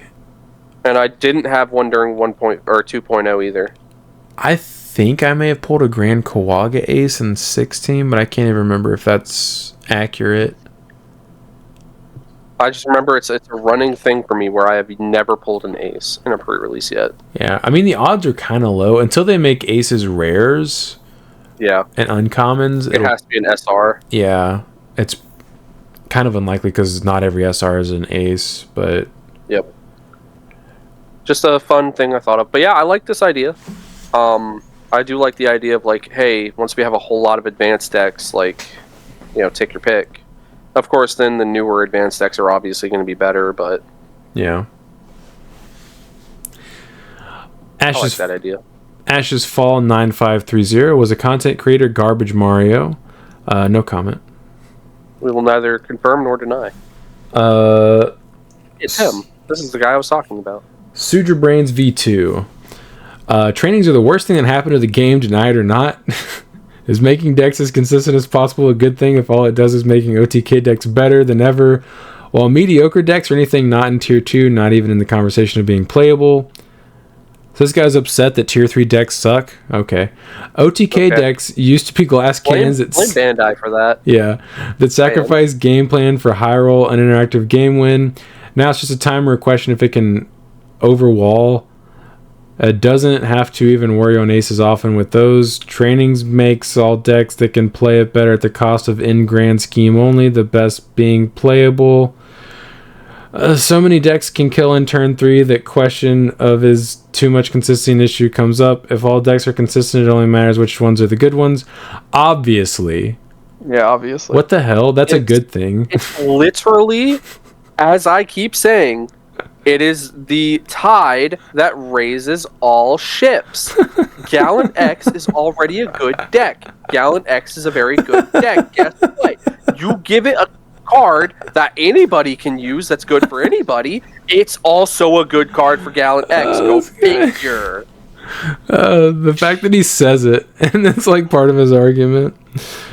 Cool to see no rogue decks being viable. That's what makes them rogue. Whoa, what? If they weren't rogue, they would be Tier 1 or Tier 2. Cool to choke opponent to on one, and it's not mattering with training on field and the opponent doing its full deck thing anyways with no counterplay. Being turned 2 to 3 high rolled has replaced you bricking with the same result. You can just feel better now because you had playable hand, although it didn't matter anyways. Oh, God. Does Takami Kazuchi even play trainings? Sometimes, but not really. Yeah. They'd rather play Analog Youth because it puts it in the trash. Yeah. Yeah. Sometimes they'll play like a couple of memory boost, analog use, and maybe sometimes the option, the delay option that they got. Real quick, I want you to read. I'm reading the responses. Okay. Well, actually, I probably won't read his response. Actually, maybe I will. His reasoning's hilarious. IDBW1274 OP. Talk about how unfun OTK decks are. Me, I agree. Let's remove the OTK by getting rid of the cards that enable it. OP, we need to ban trainings. Me, facepalm. Honestly, like, that's the thing. Trainings are the problem, guys. These decks can just OTK me. It's the trainings. You don't get rid of the generic card that makes all decks better. You look at the problematic deck and make it worse. It's the trainings. That's why I'm losing. Okay, but if we get rid of the trainings, the rogue and bad decks get worse too. Exactly. Yeah, they go from Tier 3 to Tier 4. You're welcome. Oh, man. Hold on. I want to read his response to this. I'm sure it's dumb. Bandai would have to purge a lot of cards to make the game not in this super power creep situation when cards in current ban lists look like a joke. Can they even do it? Will it matter? You can, however, do that by cutting consistency. Suddenly, Gallant can no longer kill you turn 2 or 3. Purple Dog Engine falls apart. Not that it's even considered as good anymore. LMAO. Look at Talmon Loop results in Japan. Deck absolutely abuses unintended design space for oppressive high rolls, yet sees very little current play because it cannot do it consistently. And in English, it won't even be able to rely on best of one. But they have trainings. They have trainings. They should be. Doesn't that make it better? Yeah. You cut trainings, you force players decide to build for consistency or power or control mid-range. Currently, every deck is aggro, control, combo, turn 2 to turn 4 kill. That is not true. I gotta be honest. I've never. What in the world does this dude's locals look like? Does he just sit across him from, playing his jank homebrew and getting touched by the meta of meta, and they're all playing? I gotta be honest. When Sean absolutely decimated my booty hole with Gallant X a couple weeks ago, I didn't sit there and go, "Damn, it's because he played that or it's because he played that training card." I don't even play trainings. It's all all memory boosts. That's what I'm saying, dude. Because he played those damn memory boosts. These damn memory boosts. I lost a Garnet memory boost, guys. I'm telling you. He has another. It wasn't because my rookie checked it out of security. No, it's because he had the memory boost. Yeah. He says something else. Oh yeah, there's another comment, isn't there? Plays degenerate OTK decks and admits he doesn't like them himself and are not good of the game. Yeah. What? Yeah, he has to make content stupid. Yeah, they exist, therefore I will play them. I don't think they should exist. That's not my fault. Just because they can be shown to the people. Yeah, I don't make the ban list. I don't design cards for the game. It's not my fault they exist. Don't hate the player, hate the game. Proceeds to wonder why new players that get crushed don't come back. If you really want change, make alternative new player friendly events, because evidently winning is more important than ever growing locals. You think this was the same kind of guy that when Magna X was all over the place? Yes. He was just like, wall decks are killing the game. Yes. They're slowing down the game. Wall decks unfun. Can't play my tier 3 garbage. Yeah. Oh, now, man. I don't mean to offend you as a person, but eat a dick. It sounds like he does it locals every week. I'm sorry, but that's such a bad take. Several, all rolled into one. Desmond Milers 3114, thank you for being a channel member. Mommy Control winning as it should. Yes, until I got decked out by Purple Hybrid, it was thrashing people. Goatboy TM 4676. What makes a local match worth posting? I feel like regardless of how it went, things can still be learned from it, and it could still be entertaining to watch, especially with your commentary. Thank you, I appreciate that. Situation number 1 where it doesn't get posted is it's mine.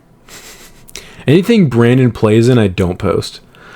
Also, when can Brandon and Chris commentate their matches on the channel? Oh, God. I feel like I would just end up rambling. I would be rambling so bad. You'd be like those creators that like do commentary, just talk over and just literally talking about something that's irrelevant, like not even about the game. Yeah, I would be awful at that. Sean's really good at this because he's very like, oh, this is why this happened, this is how it happened, this is what's going on. Whereas for me, I'd be like, yeah, so I promoted my Gabumon, drew a bunch of cards, and then obviously he has one body on the board, so I'm gonna go Lobo into Ancient. I just killed him. There was no thought process, only Gabumon. I turned it sideways. No thought, only Gabu. Also, I don't even know how I would do that. The only way I can think about it is we'd have to do it over Discord, or I would have to go to your house. There's not any room next to me. I'm just saying. Just move the Vegeta and the Broly. Just Dog, that's the rest of the desk. This is an L desk. right. I'll just have to stand here. over you. Oh, hold on, you can't even see my hand. If I move my hand out and go down, that is a desk. No, see, I'll just have to stand over you. I'll just be behind stand you. over my shoulder and lean out. We'll share the camera. Looks like I evoed there, I think. What am I saying? We would have to share earbuds too, because in order to have the commentary or the gameplay not be playing into the microphone, I have to wear my earbuds. I'll bring an earphone splitter for us. Remember those? No. I remember. Vice 505. So speaking about new player product, the purpose of starter decks is just meant to be an entry point and has never been super competitive, which does suck for new players. Outside of products, I would see about making a day for new players to play in a lower player format. Starter deck 1 through 6 just function as an intro point into each color identify. Once we hit 7, the starter deck has specific themes. Yu-Gi-Oh! Is hit or miss. The Blue Eyes is good, but the previous starter decks were completely unplayable in competitive settings. I guess that's fair. Yeah. It just really sucks when I see somebody like show interest in the game and then they buy a product that is ultimately not good. Yeah. I just don't like how that sits. It is unfortunate. Wish we could be like, hey, buy this starter deck. It's actually playable. Yeah. This is a product you can play and it would actually be good. Crazy. Yeah. For the power format thing for like newer players, that's not something that's really going to ever happen at the normal locals we go to. It potentially could happen in the future at the new locals we started going to on Tuesdays that actually care about their players and the game. Yeah. That's the nicest way I can say it. Like, imagine they would have had an event like that at the Atlanta event we went to. Because remember that Atlanta event, they had a con going on at the same time. So you have a bunch of anime weebs in the vicinity, and you could lull them in with big titty goth girl. Oh, hey, look at this Moss Daemon starter deck. You should play this. Yeah. It has booba. And then they sit down and they're like, this deck sucks. It's really pretty, though. The other person across from has Imperial, and they're just like, yeah, my big green bug guy kills you. Yeah. What? By the way, that reminds me, we're all going to Dallas. Me, Chris, Brandon, and Dallas. Ben. What? It's not Dallas. Isn't it? It's not Dallas. It's Mesquite. Whatever, dude. It's like 2 minutes away from Dallas. It's practically Dallas. Hey. I said that to Chris. I was like, oh, yeah, Sean wants us to go to the Dallas trip, and he's like, it's not Dallas. I was like, what? Wherever the hell it's at, that's where we're going, and we'll see you guys. I think it's May 31st for the regional. Yeah. We'll see you guys there. Chris and Brandon are actually going to go this time. Well, they paid money to enter. We'll see if they go. No, we will go. I paid money. I'm in. I paid $30. I'm gonna pay the rest of it to go. My requests for those days off are in. If it's far enough ahead, we can get it off and we can go. Nice.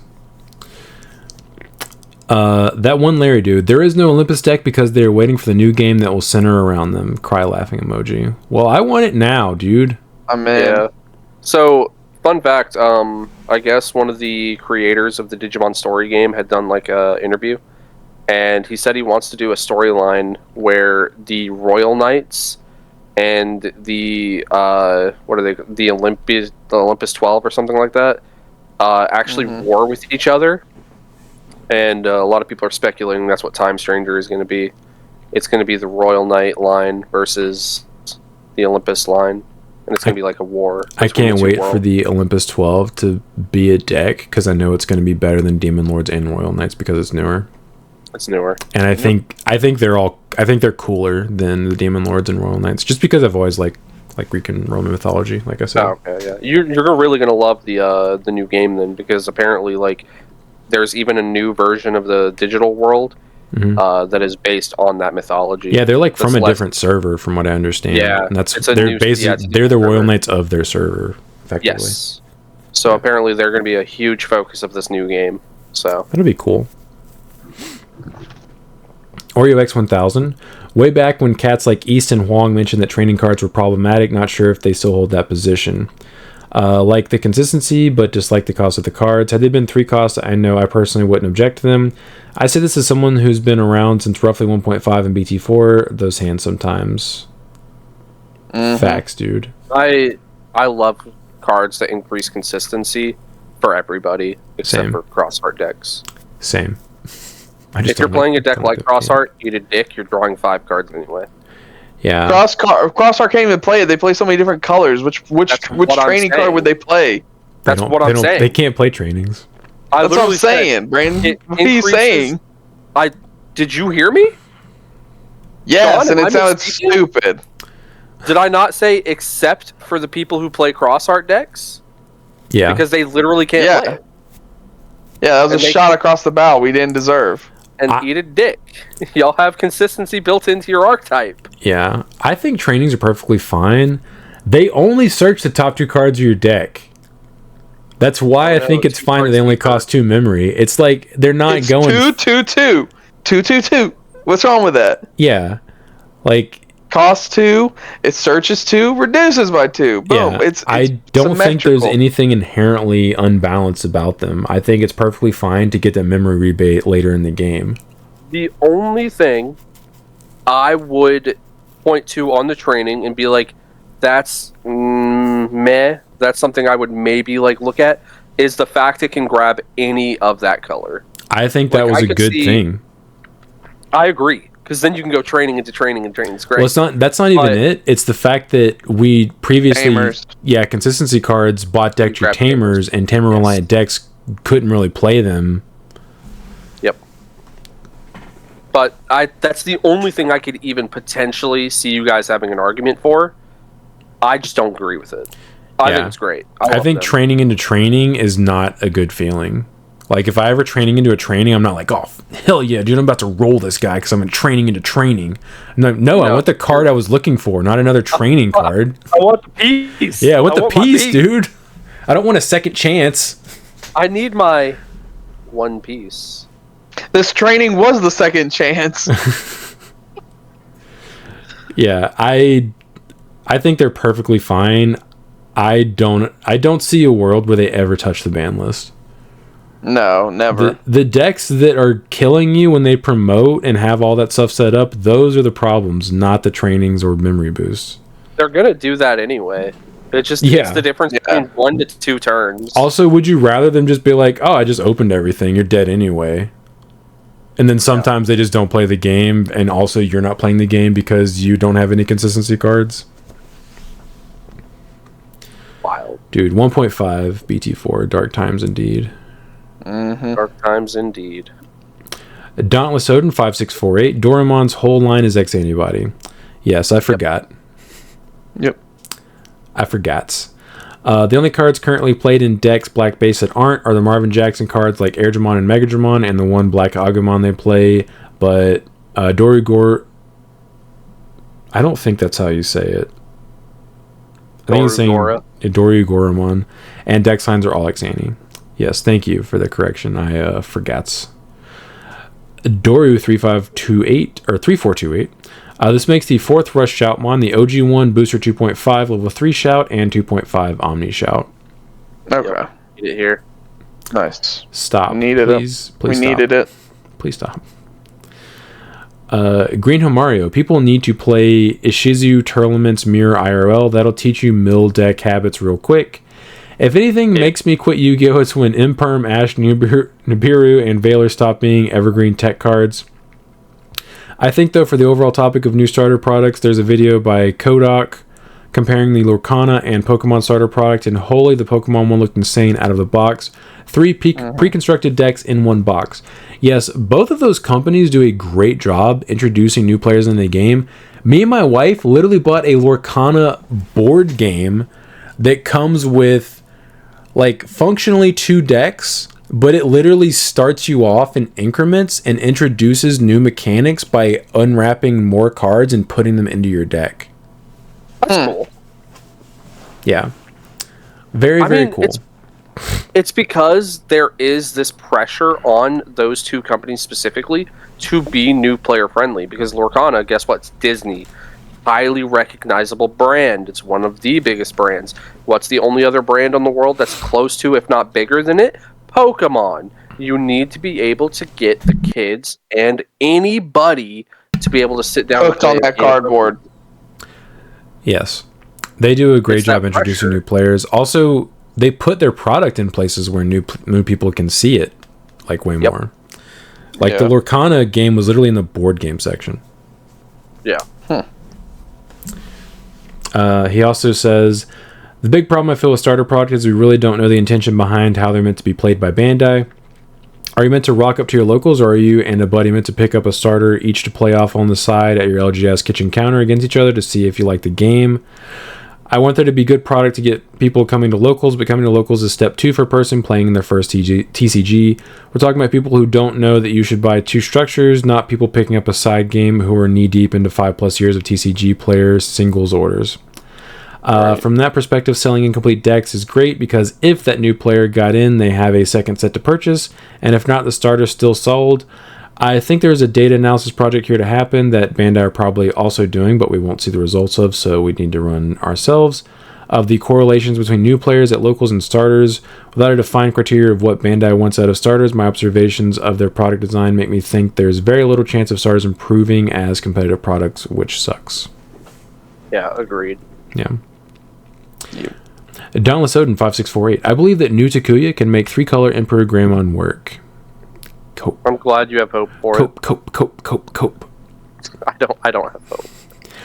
Dareday 436. Consistency was so bad in early Digimon that you had to play Rookie Rush or a deck that counters it. There's a reason why people had no problem playing BT2 Volcanic for 11 memory.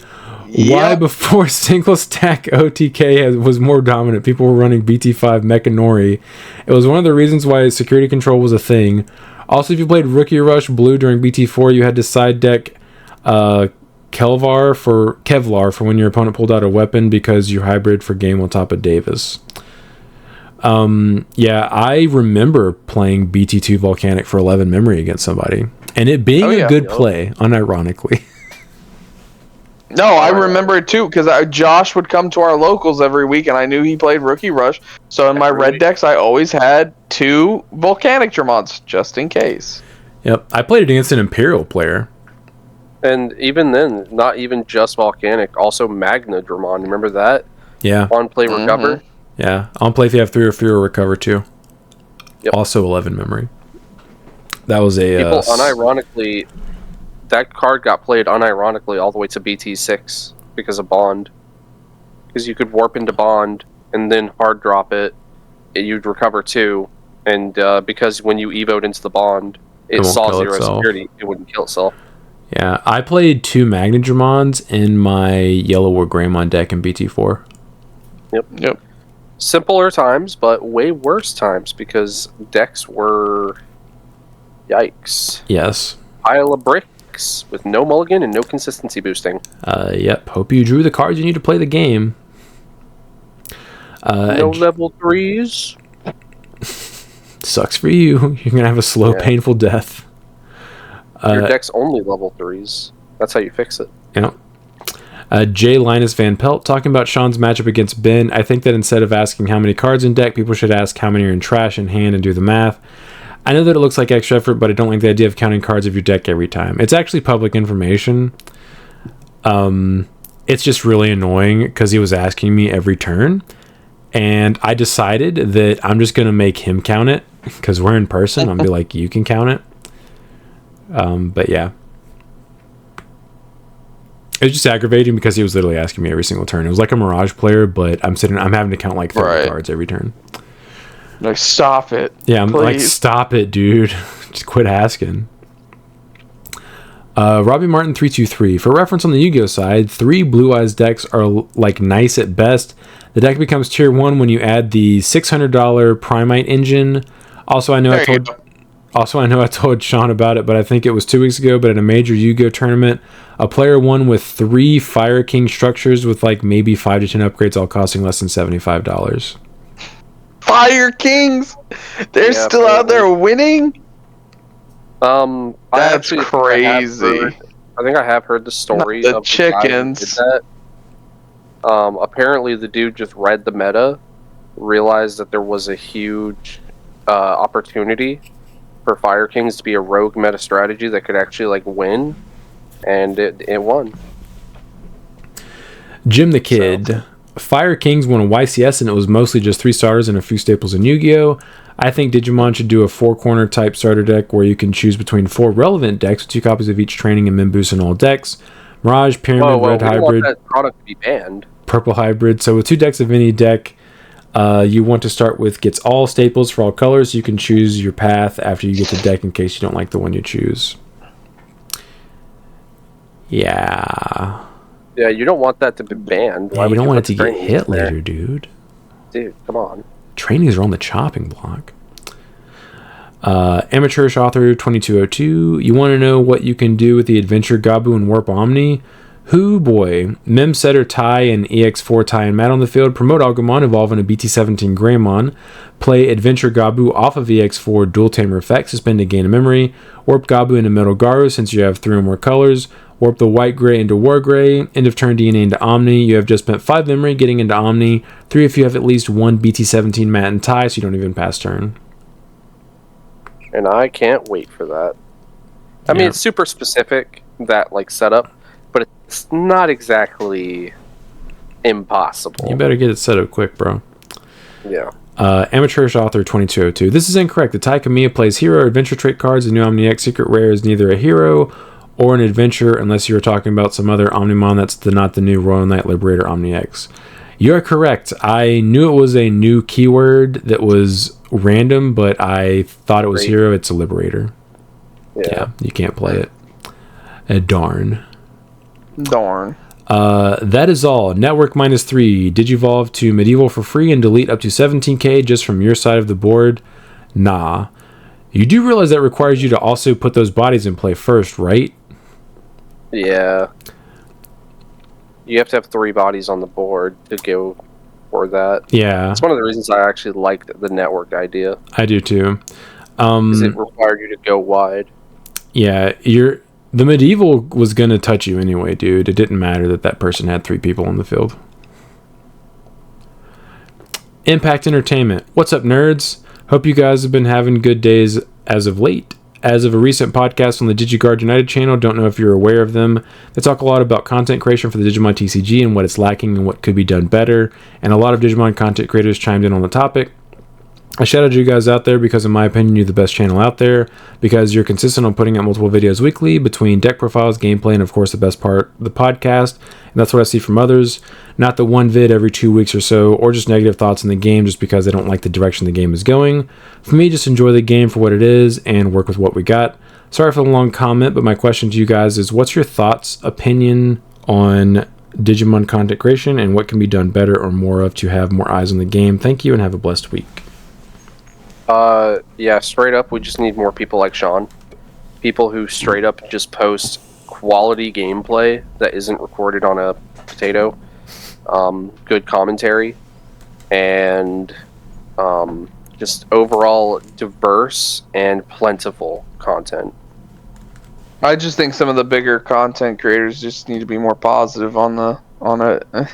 I mean, especially the bigger ones. The bigger ones. I really hate people that are overly negative about everything. So I'm like, do you even like this game? Like, why are you here? Because you don't sound like you like the game. Yeah. Unfortunately, negativity does sell. Like, that is something that gets engagement. It gets engagement, yeah. So, it's just one of those things. I'm not saying, of course, that they only do it to get engagement, but I'm sure it's some of their best videos, like their most successful videos are the ones that they're overtly negative in. Some of the most pushed. Yeah. I'm not a fan of being like that. Like, I have complaints, but I don't hate the game or think Bandai is a terrible company or anything like that. Like, I think we're here because we love the game. Yeah. And I also don't want to influence someone to then have a negative opinion about the game with my own, like, rhetoric about it. And I think that if I was negative all the time about stuff that I don't like and that was all I talked about, that would influence people and turn them into, like, super negative people about the game. Like, when was the last time you heard Sean say ban Balmon?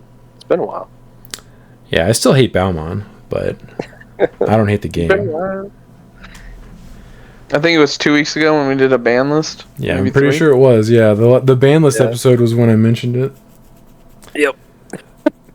But yeah, I think it's just because negativity is very contagious, like in anything, and it just breeds more negativity. I also think it would help if Bandai would reach out to some of the content creators and help, push stuff. But that's never going to happen. Yeah, I'm surprised they don't do that because they did it in BT5. Never again. Yeah, I wasn't one of the ones they reached out to. I was still pretty small in BT5. I think that was before I even got 1,000 subs. But I remember they did it for Omnimon, though. Huh? No, wait, that was the next set, wasn't it? Yeah, that was BT6. Lucky bastard. Hey, it'd be like that. Yeah, I'm surprised they haven't done that more. That's weird that it was just like a one-off thing. Mm-hmm. Maybe they were unhappy with the people they chose. It's possible. Maybe. Yeah. Or they didn't get the publicity they wanted. They didn't spike their sales enough. Yeah, if it didn't show any noticeable like difference in any of their stuff, then I could see why they wouldn't want to do it again. But a global digital empire. Damn, 3 hours. I'm gonna have to strap in later while I'm at work. Strap in for this one. You've already been in it, but I'm pretty sure this thing's like 4+. You are correct. Yikes. Yeah, that was the last one though. But yes, I am ready to go night. We are sitting at a fresh 4 hours and 8 minutes pre-edit right now. Nice. My wife is giving me the death eyes. What, because she wants to go to bed? She wants a bubbly bath? She's like, I made you tacos and you're just going to sit there and talk to your computer all night? Honestly, though. Those were good tacos, though. Like, real quick. They got these special, like, you know, the shells. Oh, shut up. Do the intro and let's go, please. Shut up. Lime flavored. Ooh. So a nice. What was lime flavored? The shell. Really? That sounds good. Oh, it was so good. People it had that perfect little sour, like citrusy. It was. Yo, it's not even Tuesday. Lit, dude. I know. We got locals tomorrow, guys. We do. Another day where I get home and go to bed late. Yeah. Hopefully we have a pre-release, but I am preparing for there not to be one. Same. I still don't know what I'm going to play. Your best. Your best. That's probably not true, unfortunately. Excellent job. All right. Cool. Bye, boys. Later. See you tomorrow.